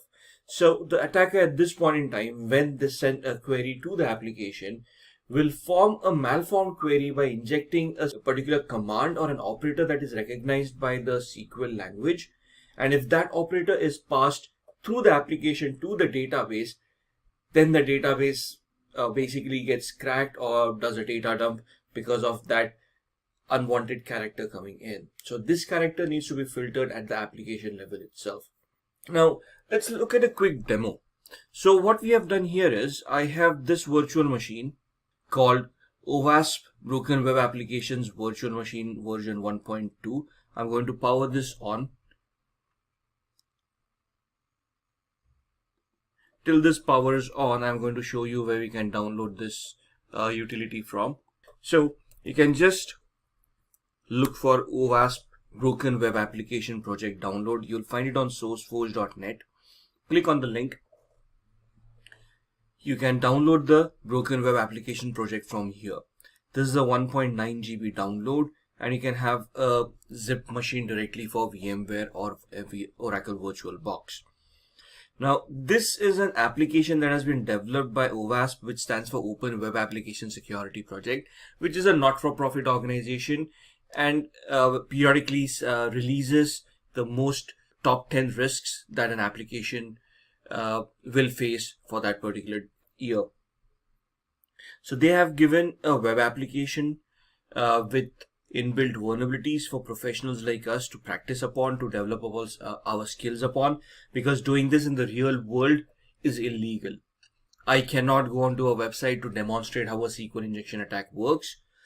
Neither should you try your hands on it till you become very well rehearsed with it. So to upgrade your skills, to upskill yourself, please download this machine, host it in a VMware workstation or an Oracle VirtualBox, and you can then try your skills on it, right? So just going back to the browser here, if I open up a new tab, you'll see that this machine has booted up and has an IP address called 71.132.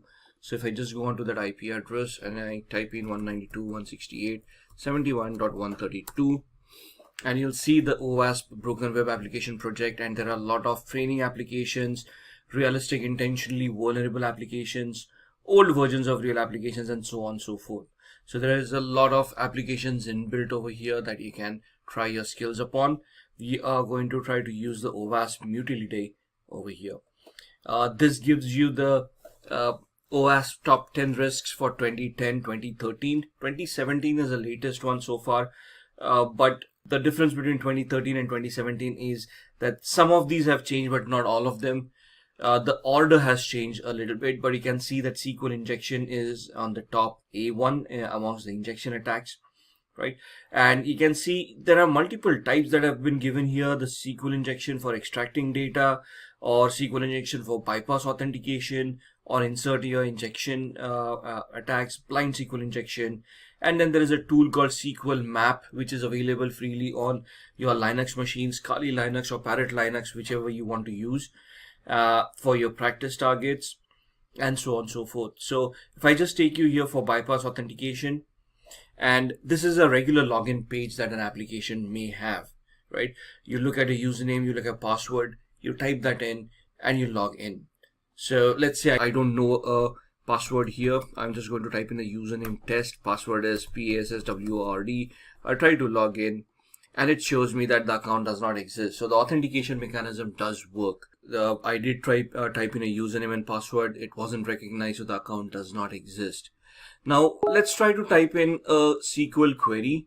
Here I'm going to just give it a single quote, which is an operator that is recognized by the SQL language, which when the database tries to execute will cause the database to dump some data or to bypass authentication in this case. And I'm going to give it a condition, single quote, or 1 equals 1 space hyphen space, and I'm going to click on login. Now right now I'm not logged in at all, and we tried our username and password and we weren't able to log in. So now if I log in, you will see that it gave me a status update saying the user has been authenticated, and I'm logged in as admin, got root. So that is what this case is. It is where we combine multiple statements at the same time. So if you look at the URL, earlier in the URL, you would see a large structure in that URL. We can try to add two or more statements within the URL itself to combine them and then confuse the database into executing, giving a data dump at the same time, right? So what would an error-based SQL injection look like? If I go back to the same database, which is here, right?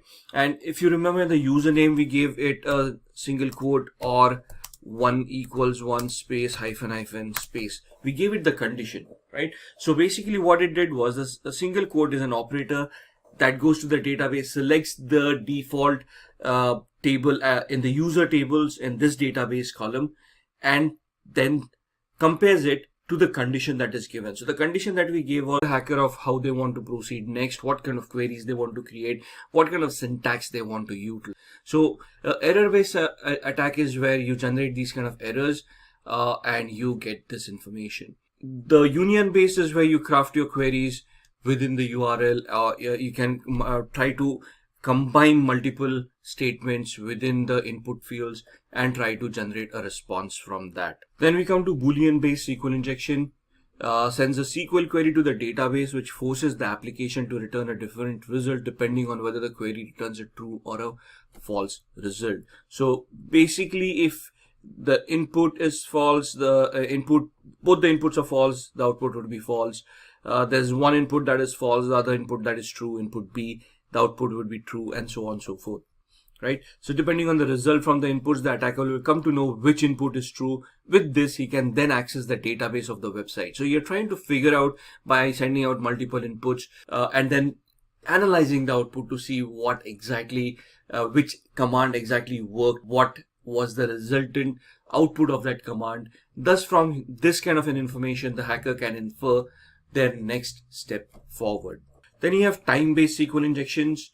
Now, there are times when a database administrator or an application administrator has done some security configuration and thus have disabled verbose error messages. Now, what is a verbose error message? The error message that we saw right here is a verbose error message. That means that the message gives out details. The message gives out details about what the database is, the version and whatnot. So if they have sanitized these errors and you no longer can generate these errors and thus you cannot figure out what database is, then what do you do, right? For example, if I just take you to Simplilearn,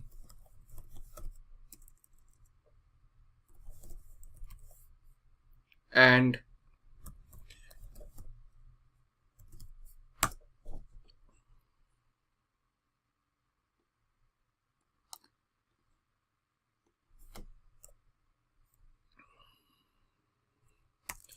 take you to a URL that is supposedly not accessible, you can see that it gives a generic error. Oops, like it looks like you have crash landed on Mars. It doesn't give you a verbose error that gives us a detailed error of what went wrong, where it gives us the database, the version of the database, and the query went wrong, and etc, etc, etc. Whereas on this site, where there's a lot of security that goes in here, so you can see that it doesn't generate a error. Just get a generic page in front of you. So in that case, what does a hacker do? So the hacker then injects a time-based query in the URL, which allows us to verify whether the command is being executed or not. So we put in a time wait, let's say 10 seconds of time wait. So if the moment we inject the query, if the query times for 10 seconds and then gets executed, that means that the SQL injection is possible. However, if we inject the query and it just gets executed without the delay, that means that the time injection attack would not be possible on that particular site.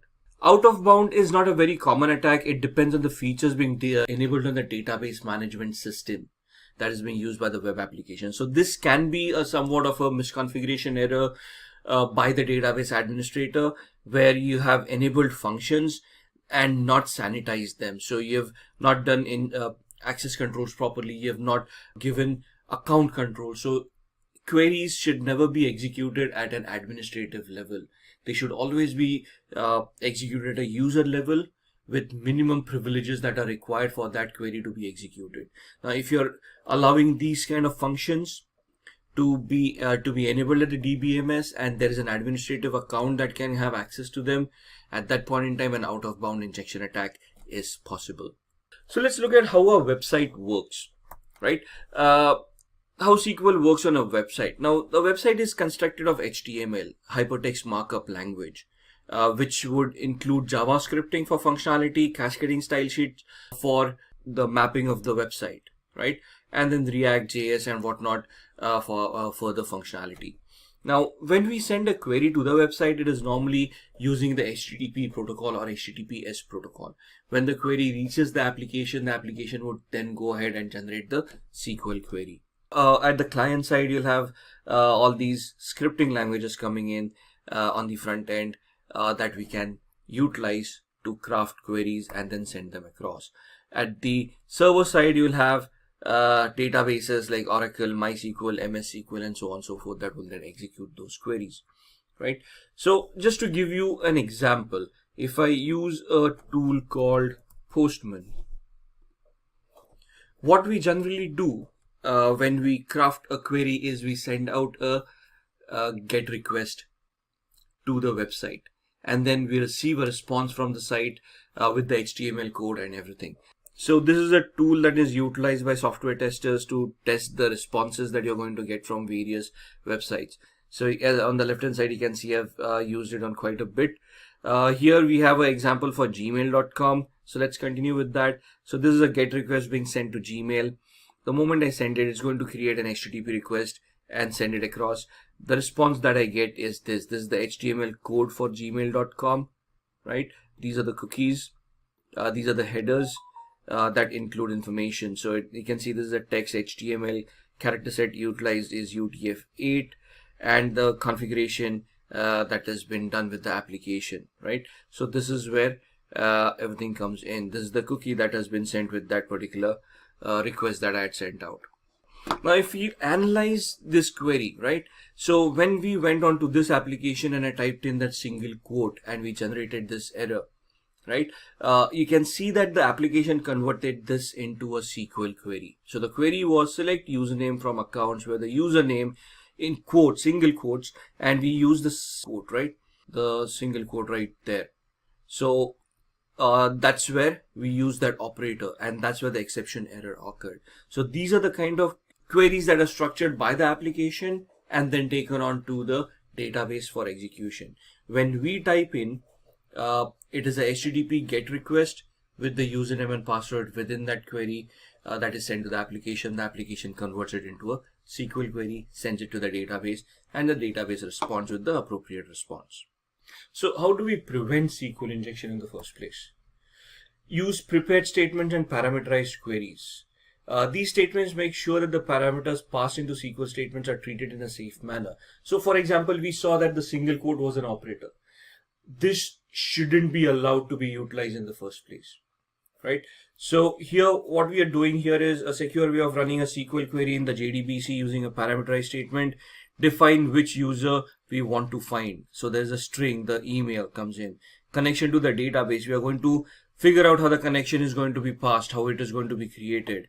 Construct the SQL statement we want to run specifying the parameter, right? So we define how is it going to be created, what is going to be created, what can be passed to the database and what should not be passed to the database. So that is one way of utilizing prepared statements and parameterized queries. Then we have object relational mapping. Most development teams prefer to use object relational mapping frameworks to make the translation of SQL results set into code objects more seamless. So this is an example of object relational mapping where we map certain objects and allow that to be executed. And then escaping inputs. It is a simple way to protect against most SQL injection attacks. Many languages have standard functions to achieve this, right? So you need to be very careful while using escape characters in your code base when a SQL statement is constructed. Not all injection attacks rely on abuse of code characters. So you need to know what characters are being utilized in the configuration that you have created, in the structure that you have created, in the code that you have created. Which characters are being recognized as operators. You need to sanitize those operators, and you need to basically ensure that these operators cannot be accepted as user input. If they are, they're weeded out by the application and they never reach the database. Other methods of preventing SQL injection are password hashing, so that passwords cannot be bypassed, the passwords cannot be recovered, passwords cannot be cracked. Third-party authentication, you use OAuth or some other service for a single sign-on mechanism. Thus, you rely on a third party to maintain the security of authentication and what kind of parameters are passed. For example, using LinkedIn logins or Facebook logins, right? For the layman, you normally go on to Facebook and you allow, if you're using a game, right? If you start playing a game, you're allowed to log into the game using your Facebook credentials or your Google credentials. Now that is not just for ease of use, but the game user, the developer, has outsourced the authentication mechanisms to third parties such as Facebook or Google, because they understand that that authentication mechanism is as safe as can be. Facebook and Google are wealthy organizations, hire a lot of security experts, and the development for their authentication mechanisms is top notch. The small organization cannot spend that kind of money on security itself, right? So you use a third party authentication mechanism to ensure that these kind of attacks may not happen. Then web application firewalls. Having a web application firewall and configuring it properly for SQL injection attacks is one of the sure shot method of mitigating or minimizing the threat in the first place. So at this point in time, you have realized that the application has some vulnerabilities for SQL injection, and instead of recoding or restructuring the application, you want to take the easier way out or the cheaper way out. So what you do is you install it, may be completely insecure tomorrow or the day after, right? So you need to keep on upgrading the software. If there are no upgrades available and the vulnerability still exists, you might want to migrate to a better software and thus ensure that you don't get hacked, right? Always update and use patches. Organizations keep on sending out updates and patches. As and when they are released, you need to install them to enhance your security postures. And then continuously monitor SQL statements and databases. Use protocol monitors, use different softwares, use the firewalls to keep on monitoring what kind of queries you're getting, and based on those queries, you want to ensure the inputs and the queries that are creating are not detrimental to the health of the software that you have. So let's start looking at the certifications. Ethical hacker, you must hold a certification which specializes in ethical hacking or in cybersecurity. Companies look for candidates who are globally certified. When we say globally certified, they're looking for a certificate that has been given by an organization that is recognized globally and is well accepted in the industry. So these are the top 5 certifications a candidate can obtain. The first one, become a certified ethical hacker. Then there is Global Information Assurance Certification Penetration Tester. Then Offensive Security Certified Professional. CompTIA Pen Test Plus. And finally, the Licensed Penetration Tester. Now, these certifications are offered by different organizations. All of these organizations are recognized globally and their certifications are well accepted in the technical space. So let's start off with the Certified Ethical Hacker and we'll look at the organizations that provide these certifications and how we can attain them. CEH or Certified Ethical Hacker in its current form is in its version 10. It's been revised and a period of time. EC Council is the certifying authority for CEH. They have their own authorized training centers through which you can attend trainings, give those exams, get yourself certified, and thus become globally certified and can be eligible to apply for security related jobs. It is a very well-known certification and is widely accepted at the same time. It would test the candidate's knowledge of security threats and preventive measures. Now there are 2 types of exams that you can give with CEH. One is a multiple choice question exam which is theoretical in nature. They ask you questions and you answer the correct one, you select the correct answers. If you clear, you get certified. The second certification nowadays is where there's a practical exam associated with it. That's you'll have to purchase the voucher for that exam and give that exam. The practical exam is held in a virtual lab where you're given scenarios, and based on those scenarios, you have to resolve the questions given to you and give proof of the resolution, which would then get you certified as an ethical hacker. The theoretical exam in this scenario is the fees. This is for the multiple choice question exam where you can pay the fees and you can attend through a online portal and you can give the exam directly. The exam is 4 hours long in which you have to answer 125 questions. Now 4 hours for 125 questions seems a long time. Technical exam, there are scenarios questions and it would take some time for you to analyze and understand the question and then identify the equivalent correct answer. So it's a very competitive exam and you'll have to study really hard to clear this exam as well. The cutoff for passing varies from 60 to 85%. So there is no exact grade and all the questions have different weightages. So depending on the questions that have been given to you and the way that you have answered them, you would pass at either 60% or you would pass when you've scored 85%. Once you are CEH certified, which is a very technical certification, you will be qualified to apply for job roles as a penetration tester or a security engineer. These are job roles where you would be responsible of ethically trying to attack applications, servers, switches, and try to find out vulnerabilities within them. The training of this certification will make you adept in most of these tools that are required. There are a lot of practicals in this trainings, and if you successfully completed those practicals, clearing the exam is a easy task. With the practicals comes your knowledge and would help you understand how you would be performing penetration tests in the real world. An average annual salary in the USA for a CEH certified person is around $91,000 and in India is around 4,76,000 odd rupees. The salaries would vary as far as organizations are concerned. More established organizations can afford to pay a little bit more, but these are average salaries that we have seen across the market. The next certification is the GPEN, also known as the Global Information Assurance Certification Penetration Tester. This certification looks into the different pen testing practices and methods, also focuses on the various problems and pen testing. So again, this is where you're getting certified as a penetration tester. So it's again a technical certification where your knowledge on networking, applications, and security of which will be tested. You will be trained on this, of course. So the training will include all these areas where you need to focus, identify those problems, and thus be ready for the real world scenarios. The candidate will have to understand networking concepts and operating systems such as Linux and Windows, and you should be very well aware of the TCP/IP protocols. This is true for any of the technical certifications for ethical hacking. GIAC is the certification provider. It's again a very well-renowned and well-accepted certification authority across the globe.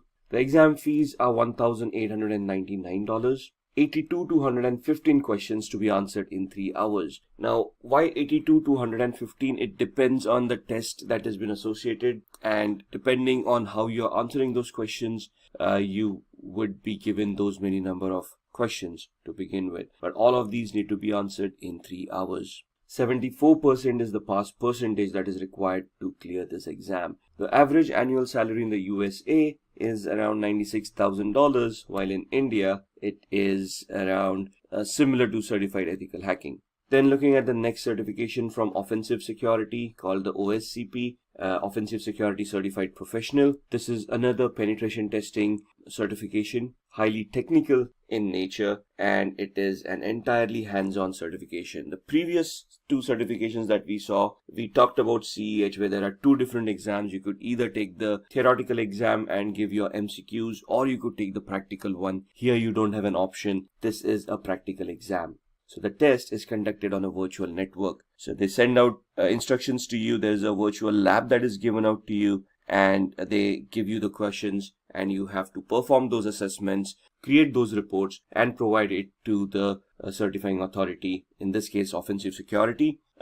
If you match their criteria of whatever you have identified in those reports, you get certified. Here, the requirements of good understanding of networking protocols, how systems function, how Kali Linux operating system functions, and the candidate must complete Offensive Security's penetration testing with the Kali Linux course and pass the hands-on exam. So this focuses purely on Kali Linux. Kali Linux is an operating system that is freely distributed over the internet and comes structured with around 300 plus tools used for ethical hacking. So this course totally relies on Kali Linux for you to use as a tool set for penetration testing. The certificate provider, as stated, is Offensive Security. The name of the course is OSCP, Offensive Security Certified Professional. Exam is around $800 to $1,550. Now understand that this exam is technical and is hands-on. So for you to prepare for this exam, they come up with virtual labs where you can start practicing and honing your skills. Depending on the number of days for which you have purchased the access to that particular labs, the amount will vary from $800, which would be the minimum access days available, to $1,550, where the maximum number of days would be given to you for practicing. Once you're ready, even during the time span of where you have that access, once you're ready for the exam, you can attempt the exam and clear. The average annual salary is similar, around $91,000 for the US market and 905,000 rupees in the Indian market. Then looking at the CompTIA Pen Test Plus. CompTIA is another certification authority or a certification provider, a training provider that will help you get yourself certified in the ethical hacking space. So they have certification called Pen Test Plus, which is focused towards penetration testing. So it is an intermediate level certification. It assesses the vulnerability assessment and the penetration testing skills of a candidate. Here, the training will provide you with all the essentials, where it will help you identify how to do vulnerability assessments, how to identify those vulnerabilities, and then which tools to utilize for what kind of a penetration test. For the requirements, a minimum of 3 to 4 years of hands-on experience in the information security field. Also, a CompTIA Security Plus or a Network Plus or equivalent knowledge is required. So in the Network Plus, they talk about securing networks, and they help you understand the OSI layers, the TCP/IP layers, and help you understand the protocols and all of those things. So having that knowledge is an added advantage. The certificate provider is CompTIA, and the cost of the exam is around $349. Maximum number of questions is 85, and I think it's a 3-hour exam. The passing percentage is scoring 750 marks out of a possible 900. So the scale is, the minimum you can ever score is 100. If you're completely unprepared, the maximum you can score is 900.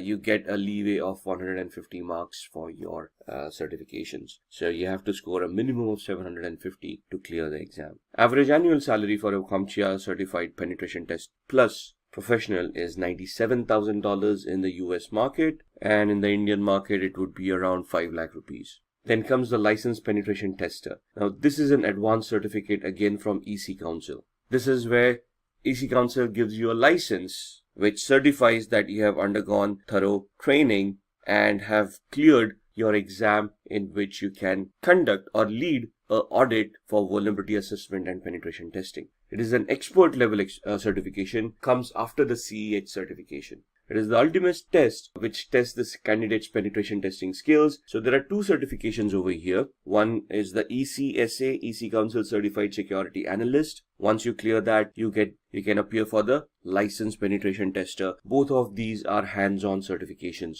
So you will be given a virtual lab. You will be given a scenario in which you'll have to perform some assessments, create reports, submit it to the EC Council. They will analyze your reports. If they meet the criteria that have been identified, you would then be certified as a licensed penetration tester. The candidate must be above 18 years of age. A recertification is required every 3 years. So the validity is 3 years. After 3 years, you will have to be recertified, or there is a continuing point education system over there where you can score points by publishing articles, by attending trainings or giving out trainings, and you can get yourself recertified. It is preferred that the candidate has CEH and the ECSA certification. So the previous certification that we saw, Certified Ethical Hacker, and then the ECSA, EC Council Certified Security Analyst, after which you can appear for the LPT, Licensed Penetration Tester. The certificate provider again is EC Council. The Licensed Penetration Tester exam has a different process. The candidate must purchase an exam dashboard for $899, which is valid for a year. So once you purchase the voucher, the validity is 1 year.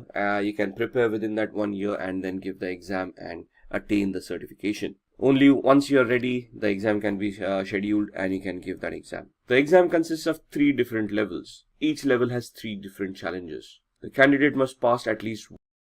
It is written by John Erickson. This book has 2 editions, one which was published in 2003 and the other in 2008. This book is famous for the hacking approach it teaches. It focuses on network security and computer security. It helps you understand how to develop exploits rather than just using them. If you want to up your ethical hacking game, then this book definitely requires a read. Hacking: The Art of Exploitation in its 2nd edition introduces you to C programming from a hacker's perspective. Out of the plethora of concepts that you will learn in this book, few crucial ones are that you will learn to program computers using C and shell scripts. You will also be able to outplay security measures like intrusion detection systems. Having said that, you will also learn to hijack TCP connections, crack encrypted wireless traffic, and speed up brute force attacks. Let's now have a look at the next ethical hacking book on our list, and that is Kali Linux, an ethical hacker's cookbook. This book revolving around Kali Linux is written by Himanshu Sharma. Kali Linux is primarily used for advanced penetration testing and also for security auditing. It contains numerous tools that are geared towards various security tasks such as security research, penetration testing, and so on. This book will help you get started with installation and configuration of Kali Linux, which will enable you to perform your tests. In addition to that, you will learn to perform web application exploitation using tools such as Burp. You will also be acquainted with performing network exploitation using Metasploit and Wireshark. Lastly, you will know how to conduct advanced penetration testing. These were few of the concepts you will be learning besides a lot more others in the book. At number 5, we have Metasploit, the Penetration Tester's Guide. This book is written by 4 authors: David Kennedy, Jim O'Gorman, Devon Kearns, and Marty Aharoni. The Metasploit framework is a powerful tool for hackers to exploit IP addresses and ports in it. This framework makes discovering and exploiting vulnerabilities easy. But for first-time users, it can be a little tricky. Hence, this book will teach you all about Metasploit. You will learn the framework's interfaces, module system, and more as you launch simulated attacks. After which, you will move on to advanced penetration testing techniques, which include network reconnaissance, client-side attacks, wireless attacks, and targeted social engineering attacks. You will also learn to integrate Nexpose, Nmap, and Nessus with Metasploit to automate discovery.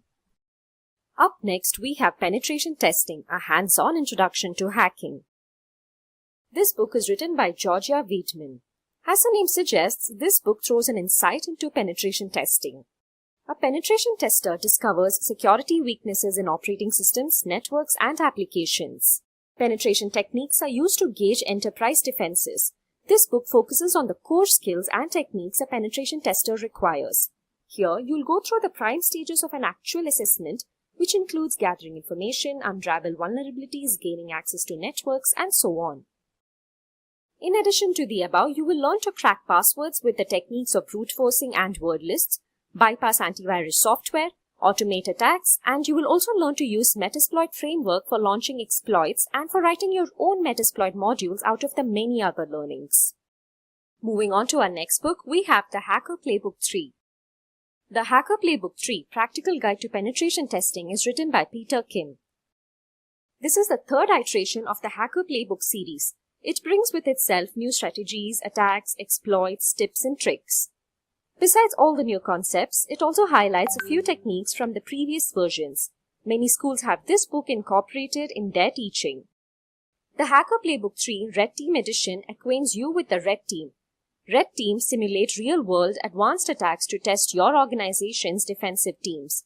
A red teamer will accurately test and validate the overall security program. Reading the Hacker Playbook 3 will help you advance your offensive hacking skills and attack paths. In addition to that, it also focuses on real-world attacks, exploitation, custom malware, persistence, and more. This heavily lab-based book will incorporate several virtual machines and custom the Hacker Playbook tools. At number 8, we have Black Hat Python. Python programming for hackers and pen testers. Justin Seeds is the author of this book. As you know, Python is a very strong programming language and it comes to great use when creating powerful and effective hacking tools. Python is the chosen language by many security professionals across the world, and many exploit frameworks are written in Python. In this book, you'll go through the darker side of Python's capabilities like infecting virtual machines, writing network sniffers, creating trojans, etc. This book covers some networking fundamentals, interesting network tooling, web applications, Windows privilege escalation tricks, and more.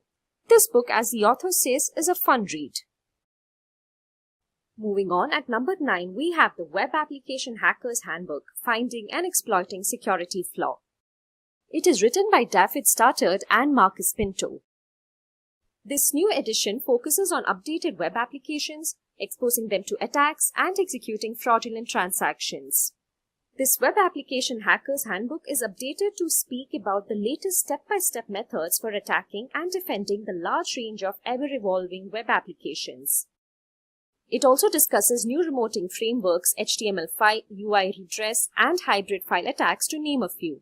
It looks into attacking authentication, attacking the application server, finding vulnerabilities in source code, etc.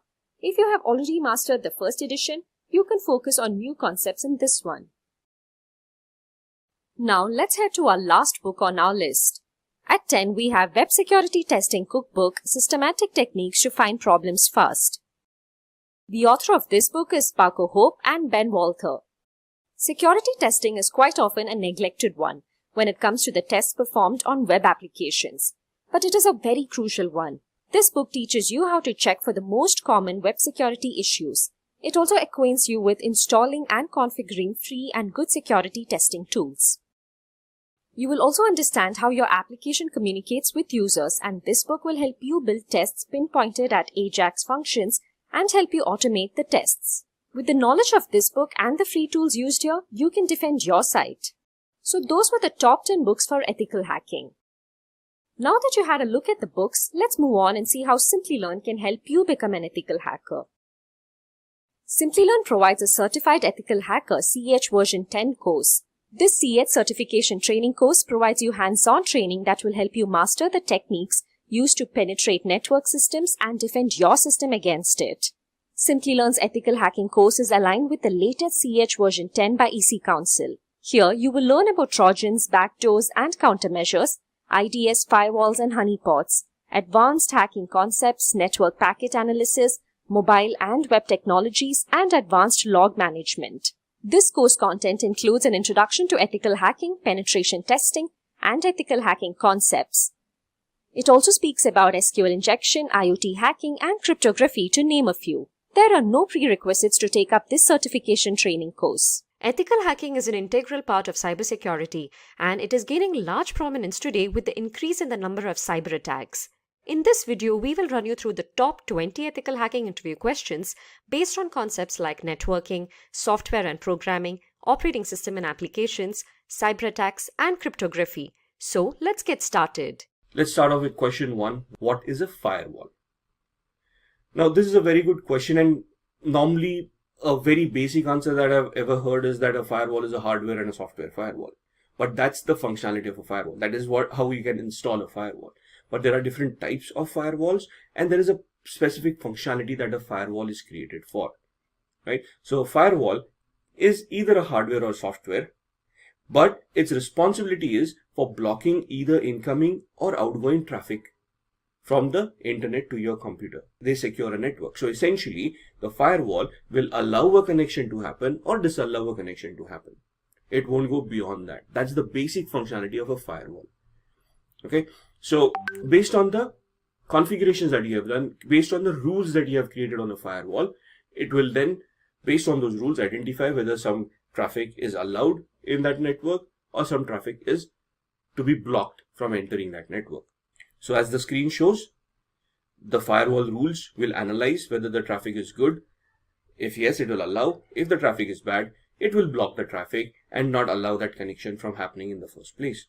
Now, there are a few common types of firewalls that also need to be included in the answer to this question. And the first one is a packet filtering firewall. These are the most common types that you will come across, which analyze packets and lets them pass through only if they match an established security rule set. Now here people do get confused when we say that we analyze packets. People think that these firewalls will analyze the contents of that packet, which is not correct. When a definition for a packet filtering firewall says that these firewalls analyze packets, it means that they are only analyzing the source and destination IP addresses, port numbers, and the protocols that are mentioned in those packets. These firewalls do not have the capability of deep packet inspection, or DPI as it is known. If that capability comes into the picture, you're basically looking at an intrusion detection system or an intrusion prevention system in today's world called as a next-gen firewall. Okay, so a packet filtering firewall essentially will only analyze data packets for its source and destination IP addresses, port numbers, and the protocol that is being utilized. It will then map that information to the rules that are there on the firewall. And based on those rules, it will either allow that connection to happen or disallow that connection from happening. The second type is a proxy firewall. These firewalls filter network traffic at the application level. So when you say application level, they work at the layer 7 of the OSI model. Packet filtering firewalls, since we have mentioned that they work on IP addressing and port numbers, will work on the network layer of the OSI model. Also on the transport layer, because they also look at protocols. Proxy firewalls will work at layer 7, which is the application layer of the OSI model, and will deal with application level protocols such as HTTP, HTTPS, FTP, SMTP, and so on and so forth. And the third one is a stateful multi-layer inspection firewall. These filter packets at the network, transport, and application layers. So they basically do the job of the first and the second type of firewalls. The packets are compared to known trusted packets. But now the first question is, if there is a stateful multi-layer inspection firewall, why do we have type 1 and type 2 firewalls like packet filtering and proxy firewalls? That is because that is how the firewalls have evolved. We started off with the packet filtering, then we added functionality to it, and so on and so forth. So if a question comes, what is a firewall? You start off with the option saying it is a hardware or software. This is the responsibility, the functionality of a firewall is to allow good traffic and disallow bad traffic based on the rules that have been configured on the firewall. And then you've got basically 3 types of firewalls: packet filtering, proxy, and stateful multi-layer. And just include a brief description of each of these firewalls. So that's question 1. Moving on to the question 2. What is a VPN? VPN is also called a virtual private network. It is a connection between a VPN server and a VPN client.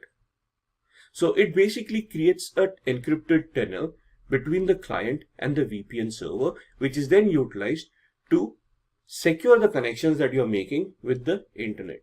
So as you can see in the diagram, the user has a VPN client installed on their machine. The VPN client then creates an encrypted tunnel to the VPN server. And through this tunnel, encrypted data is transmitted, which can then be processed by the VPN server sent to the internet. Information can be received back by the VPN server. The VPN server will encrypt that data back and send it back to the user. So if there is a man-in-the-middle attack that is happening, or a hacker trying to eavesdrop on the communication mechanism, they will not be able to do so because of the encrypted tunnel. It is very difficult to decrypt this or hack through this encrypted tunnel. It is possible, but it is very difficult to achieve that. Then question number 3. How do you keep a computer secure? Now this is going to be a very generic question, so you want to put your best foot forward and you want to identify the most common methodologies on how you can keep a computer secure. So when we talk about computers, the first thing that you want to talk about is authentication mechanisms, where you want multi-factor authentication or two-way authentication to ensure that your accounts are kept secured. Now, if you look at using passwords, depending on how passwords are being stored by the application, password attacks can be possible, either a brute force attack or a dictionary-based attack, or even password guessing attacks are possible. To mitigate those kind of attacks, we need multi-factor authentication to ensure that accounts are kept secure. Now, even if we are using multi-factor authentication, we also want to look at secure passwords, which means that the password is complex enough to withstand most of the common attacks, and a brute force attack or a dictionary attack is just not possible. So we want to randomize our passwords. We want to create a complexity where a password meets standards such as has at least one lowercase, one uppercase character, has numerics and special characters, and is randomized, is not based on a dictionary word, doesn't contain usernames, email addresses, phone numbers, or anything that is personal to that particular user. Third, keep regular updates, which means that there will be patches that will be released for the application, for the software that you're utilizing. Download the patches, install them on a regular basis to ensure that you are secured against the most recent attacks that have been identified. Install a good antivirus. Could be an internet security suite, which will have an antivirus, intrusion detection system, a firewall, and will help you protect yourself against ransomwares, malwares, and any script-based attacks. Also have a specialized firewall on your system. Could be a host-based firewall or a network-based firewall to ensure that attacks are kept at a minimum, and you have your network definitions in place to allow or disallow connections from happening to your devices. Have anti-phishing softwares installed as well to ensure that you are not getting any spam mails. Even if you do, you're able to identify that and not fall prey or victim to those spam mails. Phishing attacks are generic, where they are directed towards individuals and they prey on the gullibility of that particular individual. So our Nigerian frauds, or the lotteries that we win on a regular basis of hundreds of $millions, those messages, the emails that we receive, they are all phishing emails where they're basically prone to victimize the user and then rob them of money, or install some malware, or do some other malicious activity. If you want to enhance encryption about data that you have stored on your devices or on your or that is accessed by your software or being transmitted by your software, use encryption. Encrypt your data, whether it is at rest, whether it is in motion, or whether it is at use, thus reducing data leakage and data loss possibilities. And finally, and the foremost, secure your DNS. DNS is the domain name server, which is utilized by computers to resolve domain names to IP addresses. If a DNS poisoning attack is possible, where your DNS settings have been modified by an attacker and you're redirected to a malicious DNS server, that server is going to redirect you to another malicious application which may have a malware or a malicious software as a payload. Also, you don't want people to know your DNS servers and the queries that you're making, so you want to use secure DNS or DNS over HTTPS to encrypt your DNS queries as well. So, in a nutshell, if you follow these 8 steps, your devices, your computers, your applications are going to be as secure as possible. Moving on to question number 4. What are the different sources of malware? Now, malware stands for malicious software, right? Malware is basically a software that poses as a legitimate software but has a payload of a Trojan, virus, spyware, keylogger, or some malicious software that is going to have a negative impact on security of your particular device. So the question here is, what are the different sources of malware? We want to identify the most common sources through which malwares infect end user devices in today's world. And we can start with pop-up ads. So most of the websites, if you're visiting untrusted sites, if you're being redirected to sites that you don't know about, there will be a lot of pop-ups coming your way where it says you're the 1 millionth visitor to this site, please click here to download your gift. Or it will say congratulations on winning a particular product for visiting this page, and so on and so forth. There are some instances where you can see a banner which is flashing at you on top of the page and says that there are 8 infections that have been identified on your computer. Click here to download an antivirus to clean the infections. So all of these pop-ups are there as a social engineering attack, as a phishing attack, to make gullible people click on those links and download those malwares. Now the software that is posing as a security software itself can be a malicious software which is going to install a this is how your landing page looks like. On your machine, You see your company name branding up here on the top left.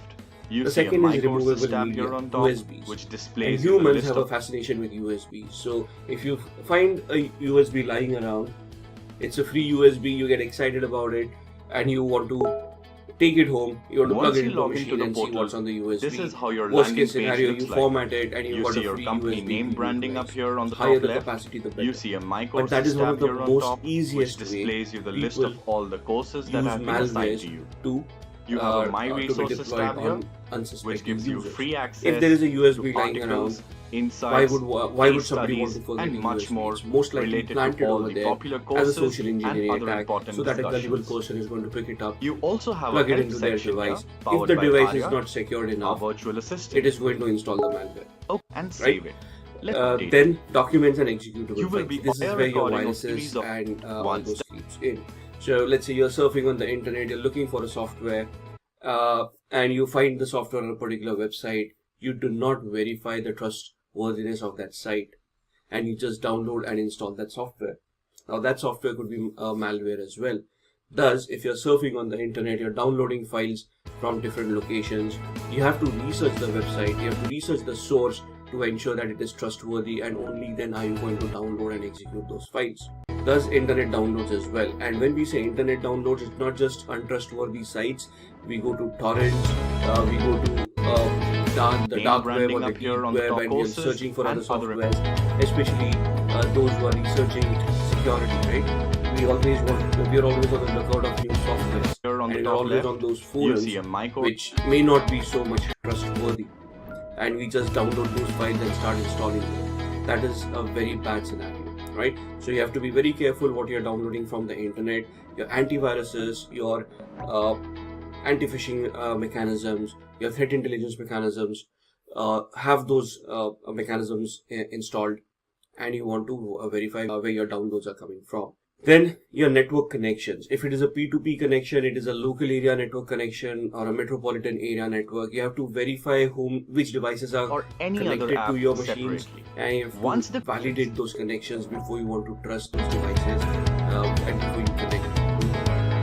If you are on a public Wi-Fi, you probably don't want to connect to a public Wi-Fi in the first place. Then comes email attachments.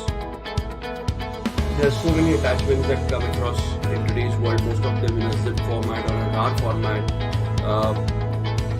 Some of them come as document files where there are macros hidden within them. Macros are scripts that are recognized by Microsoft Office files. It shows us right? solution of this. And then finally there are content these people malicious plus. On the day of advertisements today that we recording find of Jake's online, right? Let it be Facebook, let it be WhatsApp, let it be any social media platform that you go, or even your search engines. Their job is to display ads. Their job is not to verify whether the ad is legit or not.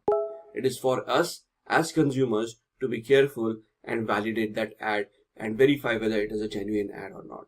So just don't start clicking on any of the ad, trusting the platform that you're on. Be sure that you are investigating that ad. So these are the most common sources of malware, and the end user will always get infected by one of these mechanisms. Then moving on to question number 5, how does email work? Now this is a very Can be a complex question, but we have to keep it as simple as possible. And we have to identify that there are two servers, both of them either using SMTP, which is the simple message transfer protocol, where in this scenario, John wants to send an email. Thus, they've got an email client installed on their machine, which is connected to the mail exchange server, which has a DNS server, which maps the routing and which maps the exchange server and inboxes. So when John composes that message and clicks on send, John should be connected to a mail exchange server where the email is sent through that particular person's inbox. So John's inbox will then be validated, and that email will then be sent through the DNS server through the internet and will be received by the recipient mail server. So at this point in time, John also requires the recipient's email address. So in this case, this is Jack. So jack@something.com would be the email address. So while John is composing, the to field will have Jack's email address. The from field will have John's email address. The subject field will have whatever they want to convey as a message. The message body will have the message itself. And then when John clicks on send, it will go to their exchange server. The exchange server will then validate the inbox and identify where that inbox is located for Jack. And then through the internet, it will be sent to the mail server of Jack.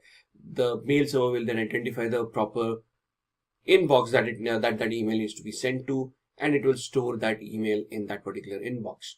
When Jack opens their computer and accesses their inbox, this email from John will be already waiting for them, and they can respond to it the same way John had sent that email.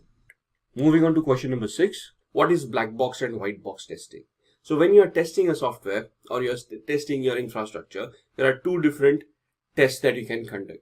The first one is a black box. The second one is a white box. In a black box test, there is no knowledge that is shared with the tester. So let's say you're an ethical hacker and you have been awarded a contract by an organization to test their current application that they have developed. Now, they are not going to give you any information. They are not going to tell you what the application is. They just probably give you an IP address and a port number where the application is hosted. And now you have to fire in your own queries and try to figure out what the application is, try to gather information, see what information can be gathered in the first place. And based on that, you're going to figure out your way, identify vulnerabilities, and see if any of those vulnerabilities can lead to an security incident. So without any knowledge, zero knowledge of the IT infrastructure or the source code, that's a black box attack or a black box test. A white box test, on the other hand, is where full knowledge of the IT infrastructure or the source code is shared. So the ethical hacker has complete knowledge, and based on the knowledge, they are then going to test out the system to see if there are any flaws that they can identify, right? So why would these two audits be important? Because the first one, a black box audit, emulates the attack of an outsider, an external hacker sitting outside the organization trying to figure their way in. Whereas a white box attack can emulate the attack of an insider. So a disgruntled employee within that organization misusing their access controls or their access rights to make unvalidated profits, right? So somebody who's corrupt, who has been bribed, who wants to sell out company secrets, so they're going to try to find out vulnerabilities, try to steal data and try to sell it on the gray market, right? So a white box would emulate an internal attack, a black box would emulate an external attack. The next question is, what are the steps involved in hacking a server or a network? So this is more of an ethical hacking question. You're looking at devices, and the interviewer asks you what kind of steps are involved. What are the activities that you would do in hacking a server or a network? Now, there are no specific steps that you would define because every hack is going to be unique. But it has a hack can be classified in 5 different steps, which are quite generic, right? So the first step will always be the reconnaissance step, also known as information gathering phase, also known as footprinting or fingerprinting, depending on what exactly you're doing. But in this phase, the attacker gathers all the evidence, all the information that is possible about the targets that they want to attack. So here you're trying to get to know the victim so you can launch specific attacks towards them. You want to identify what operating system they are utilizing, what IP addresses, MAC addresses, the versions of the operating systems and applications, the patch levels, find out vulnerabilities, find out whatever information is possible, find out the information about the person who's using those computers, so you can launch social engineering attacks and so on and so forth. So the first step is all about gathering enough information based on which you can launch further attacks. Once you have that information comes the second phase, which is known as the scanning phase. This is more of a technical phase. So you have in the first step you've got your IP addresses, domain names, maybe even network maps, and you have identified which devices are available. Now in the scanning phase you're going to identify live devices, and then you're going to scan them for open ports, processes, protocols, services. You're going to identify vulnerabilities. You're going to enumerate them to identify more information from them. Thus, at this point in time, you will have identified a certain set of vulnerabilities or a certain set of security loopholes that you can misuse. Once you have identified those, you're going to the next step, which is the gaining access step. In this, you're actually going to execute your attacks based on the vulnerabilities that you have found, and you're either going to gain access to that particular system by installing a Trojan, or destroy the system by installing a virus, or install a spyware or a keylogger, whatever you wanted to achieve. So in the gaining access phase, you would have, based on the knowledge that you have gained in the first and the second phase, you're going to launch your attacks and you're going to try to gain access to that particular device. Then the next step is where you're going to maintain that access. Now that you have hacked into that device, it is not necessary that you will always be able to get access to that device. Suppose you have cracked the password of that particular user and the user changes that password after a few days. Your attack is worthless. So what you're going to do here is you're going to maintain your access. So this is where it is assumed that you want repeated access to that device, and thus you're going to install a keylogger or a Trojan or some mechanism which will still allow you to get access to that device without the knowledge or the authorization of that particular user. And finally, the last step is where you're going to cover your tracks. So whatever activity that you have done so far will have created logs and will have created information based on which the victim will come to know that they have been compromised and may be able to trace that activity back to you. So to prevent the user or the victim from realizing that they have been hacked, and to prevent them to discover who has hacked them, you want to cover your tracks by deleting logs and any references that point to that particular activity. You're going to hide the files that you have created. So you have installed a Trojan or a keylogger.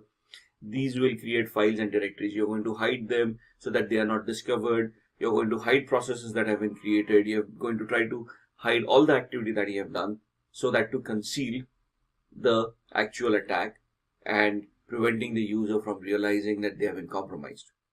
So these are the 5 steps that will be involved in hacking a server, network, application, or any computing device you'll come across. The next question refers to what are the various sniffing tools. Now this is a network-based attack where you're trying to capture data packets that are being transmitted over the network, and then you're going to analyze them to see if you can capture any sensitive information like usernames, passwords, bank details, or anything of that sort.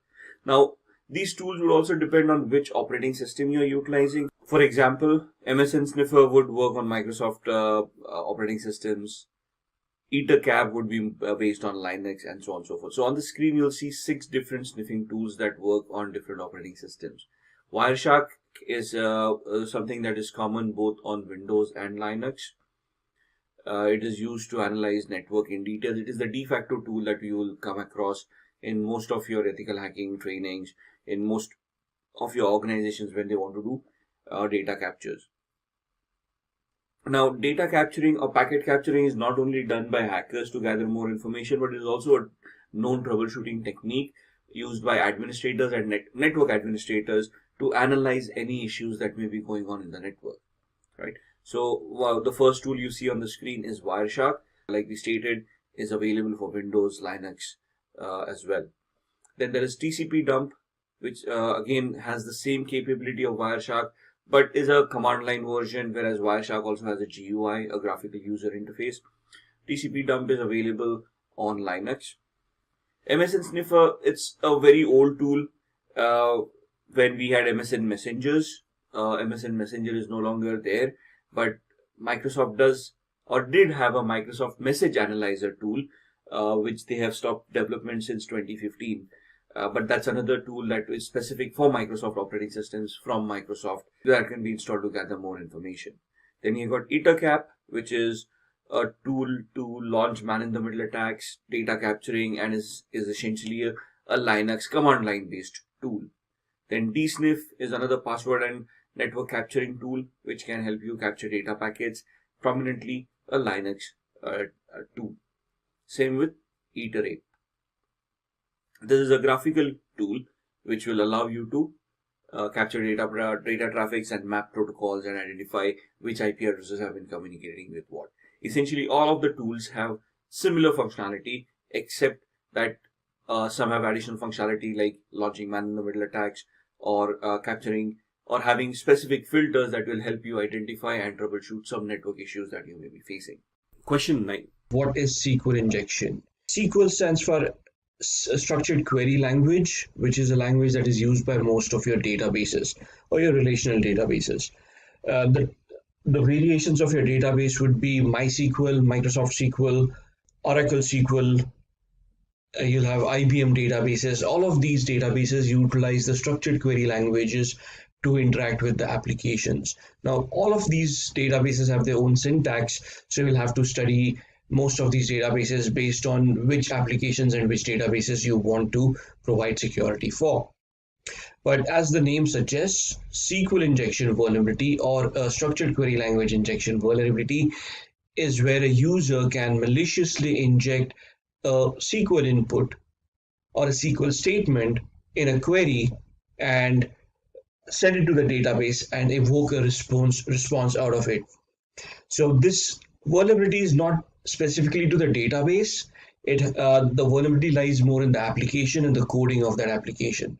So when the application receives a query which it needs to be forwarded to the SQL database, we need to configure at the application level of what queries are allowed and what queries are not allowed. So there are different various aspects of how to manage a SQL injection vulnerability. But the basic flaw lies in the application where invalidated input is accepted and sent forward to the database, where the database might confuse it into an executable statement and thus create a response that was not warranted. There are various types of SQL injections as shown on the screen. In-band SQL injection, where you can look at an error-based or a union-based injection. A blind SQL injection, where it is either Boolean-based or a time-based attack. And then an out-of-bound SQL injection.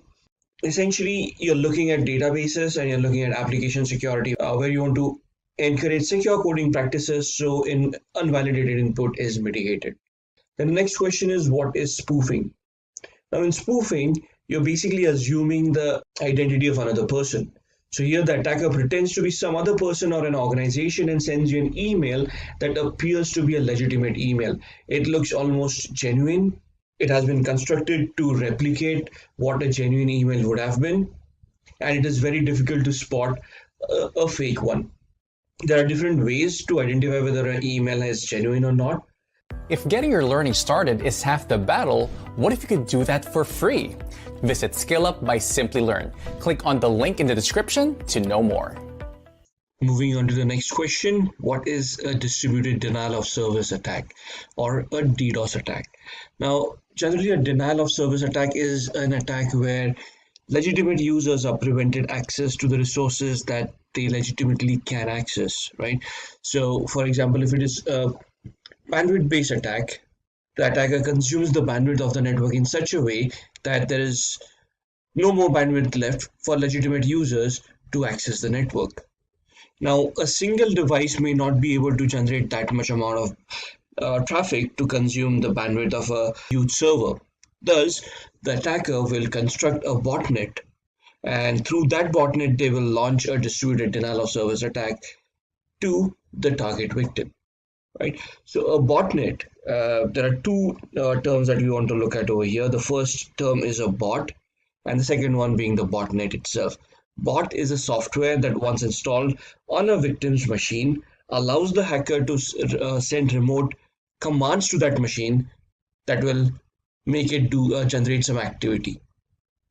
Once we have enough machines on which such bots have been implemented, the collection of these machines would be known as a botnet. So an attacker would then instruct this entire botnet to start generating data traffic to be sent to the targeted network or to the targeted server, which will then bog down the server, thus crashing it and preventing users from accessing that particular resource. The next question is how to avoid ARP poisoning or ARP. Now, first let's understand what ARP is. ARP stands for Address Resolution Protocol, which is a protocol used by computers to communicate over the network.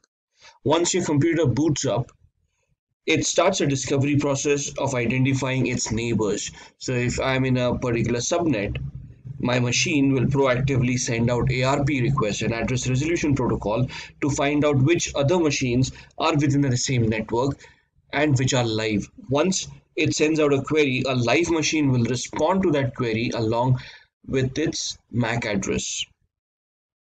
This information is then stored in what is known as an ARP table or an ARP table on the machine's cache. So whenever my machine now wants to send out a packet to this particular machine, it will go to the ARP table, it will identify the IP address and the associated MAC address. It will print that onto the data packet as a destination IP and destination MAC and send that packet across to the switch. The switch will then identify the MAC address and send the packet to the relevant machine that is connected to that particular switch. Now, to confuse the switch into sending it to a different machine, ARP poisoning attack is created. This attack is generally launched to create a man-in-the-middle attack. Now, to prevent this ARP poisoning from happening in the first place, there are three different aspects that we can utilize. First, we can use packet filtering, which will filter out and block packets that have the same source address data. So you have identified some malicious IP addresses and you want to block out some IP addresses. So you're using a packet filter firewall where you have instructed the firewall to filter out certain packets originating from particular range of IP addresses. This firewall and this technique will then block those kind of packets coming in. Second, keeping away from trust relationships. Organizations will develop protocols that do not depend on trust relationships, and thus you want to keep this protocol away from there. Once you have created a trust relationship, these machines should not be sending out ARP requests to other machines in the first place. Since the trust relationship has been defined and these machines know whom to communicate with, such kind of protocols should then be disabled. Or you can use ARP spoofing software. So there are softwares out there that will look for ARP spoofing and prevent that from happening in the first place. So if somebody has sent out a spoofed ARP packet, that packet will be picked up by this software and it will be mitigated. Network visualizers like Glasswire, antiviruses like Sophos, they have inbuilt capabilities of identifying ARP spoofing attacks and mitigate them in the first place. In the next question, we are going to discuss what is ransomware. Now, ransomware is a type of malware that blocks victims to access personal files and demands ransom to regain access. There are three categories. Before we go into the categories, let's just revisit what ransomware is. Let's start with the word malware. Malware is a malicious software that poses as a legitimate software but has a payload that will have a security impact on your machine. So in this instance, viruses, trojans, all of these can be classified under malwares. So can ransomwares. A trojan is a software that will give you a backdoor access to a particular device. A virus will do some destructive activity on that device.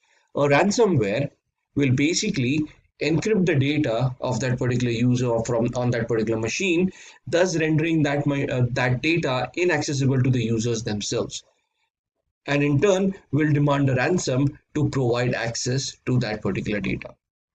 So the three types of ransomwares, the first one is scareware, which uses social engineering to cause anxiety or the perception of a threat to manipulate users into buying unwanted software. So this preys on the gullibility of humans, where you can see a pop-up appearing on your screen which can scare you into believing that you may have been attacked or there is a virus on your machine, and then instructs you to download a particular software to mitigate that particular virus. Now, the malware will be in this software that you will be downloading, and then a ransomware will be installed and your data will be encrypted.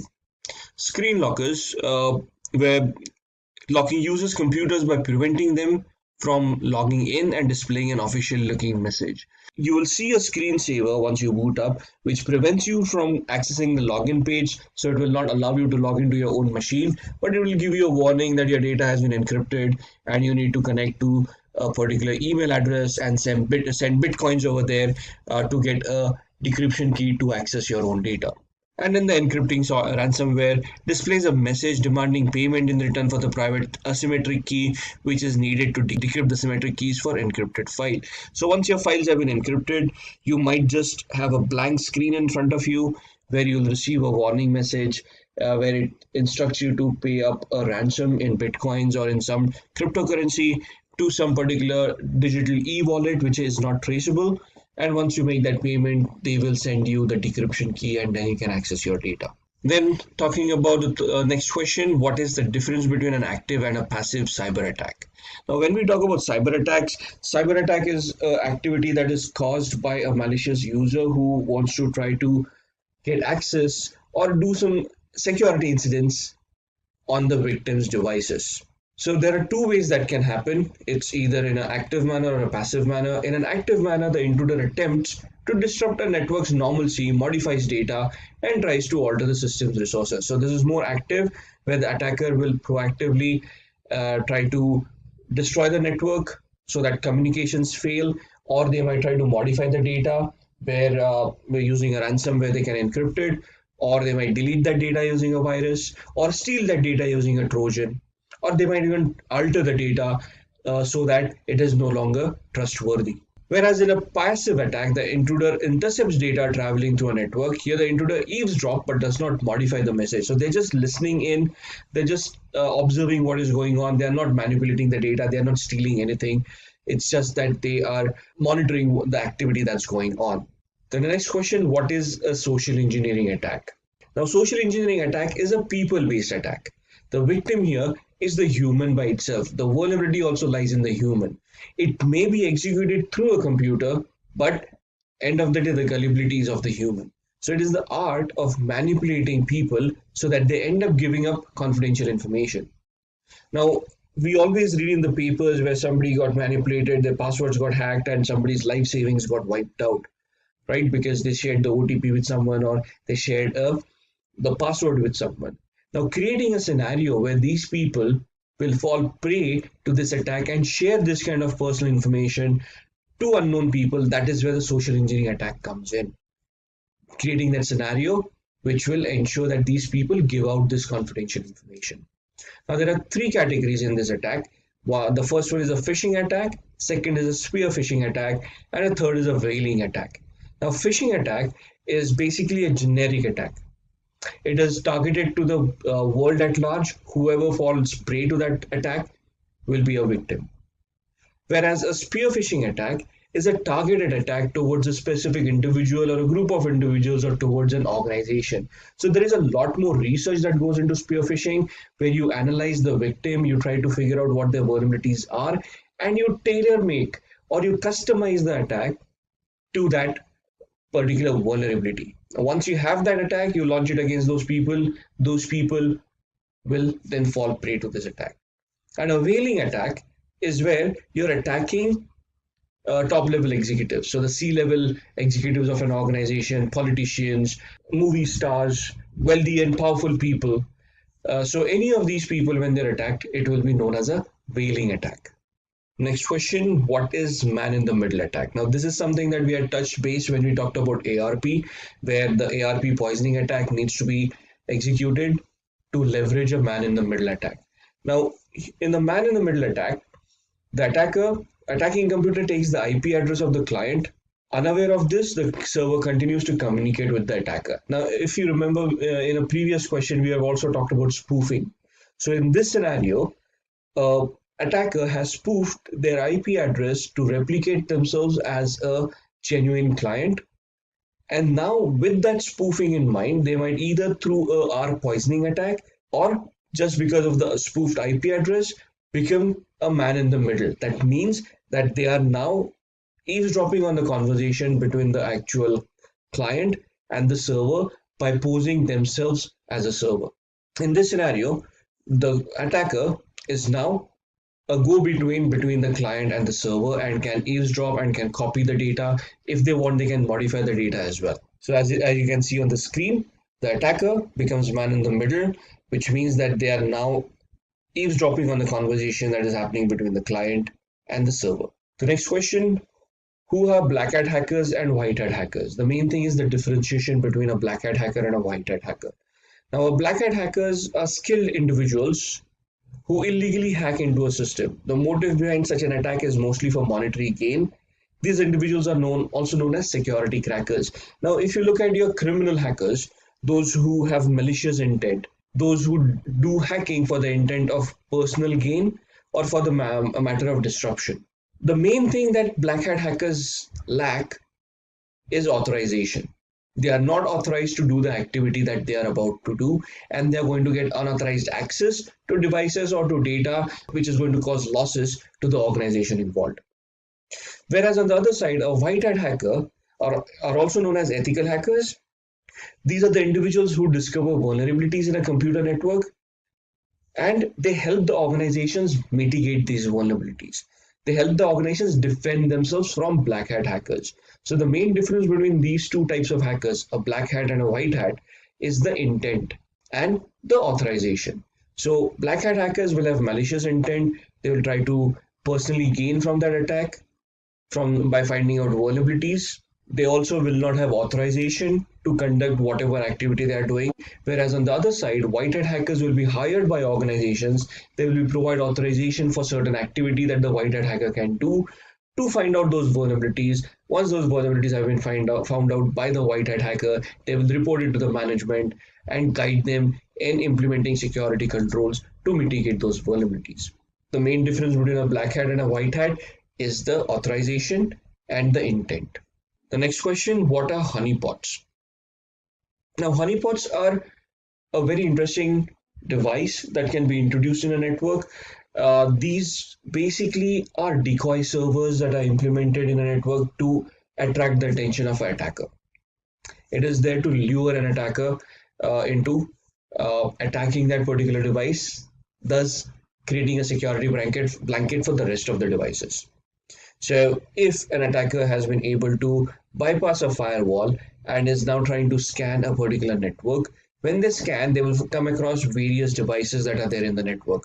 They will then proceed to do a vulnerability scan on these devices. The honeypot at that point in time will provide as prove as an attraction to these attackers because it will demonstrate some vulnerabilities to the hacker, which will divert their attention. So these vulnerabilities are simulated on these devices. These actually do not exist. But the moment the attacker then starts interacting with the honeypot will identify that as a malicious traffic and will warn the administrator about a possible attack that is going on. The administrator will then investigate through the honeypot of what activity is going on and then reconfigure their security controls to block the attacker or mitigate the attack itself. Right? So it is more of a decoy server that will showcase or simulate some vulnerabilities to an attacker, thus to lure them and safeguard the rest of the network. Moving on to the next question, define cryptography, encryption and decryption. Now, cryptography is used by security professionals to scramble data into non-readable format, which is used in securing that information. So it involves converting data from a readable format into a non-readable format and then reversing it back to readable format again. For example, the word computer is now scrambled into looking like an unreadable format. Now, if you look at this word that it has been scrambled into, it would be very difficult for a human to figure out what the actual word was. Now, in this scenario, we have taken an algorithm where we have made a shift of the alphabet, where we have added 2 alphabets to the current one. So C plus 2 becomes E, O plus 2 becomes Q, M plus 2 becomes O. So we have done a shift of 2, and thus the key over here for this algorithm is the alphabet plus 2. So any person who figures that out will be able to unscramble this and convert this back into readable text. the fact of scrambling a readable text data into something that is unreadable by using a particular key is what cryptography is all about. Now, as we discussed, the decryption again is replacing the alphabet and taking it further back by 2 characters. So E minus 2 becomes C, Q minus 2 becomes O, O minus 2 becomes M, and so on and so forth. So anybody who knows this key, the shift key, anybody will able to decrypt this particular character. So this depends on the user. If I want to utilize alphabet plus 5, then the spacing, the shifting of that character will be the 5th character from that particular character, and so on and so forth. And now the last question: what is the difference between ciphertext and clear text? Ciphertext refers to the text which is encrypted and totally undecipherable. The message received after decryption is known as clear text. This text is comprehensible. So the word computer is clear text. That means that it has not been treated to any cryptographic measures. It does what it is intended to be.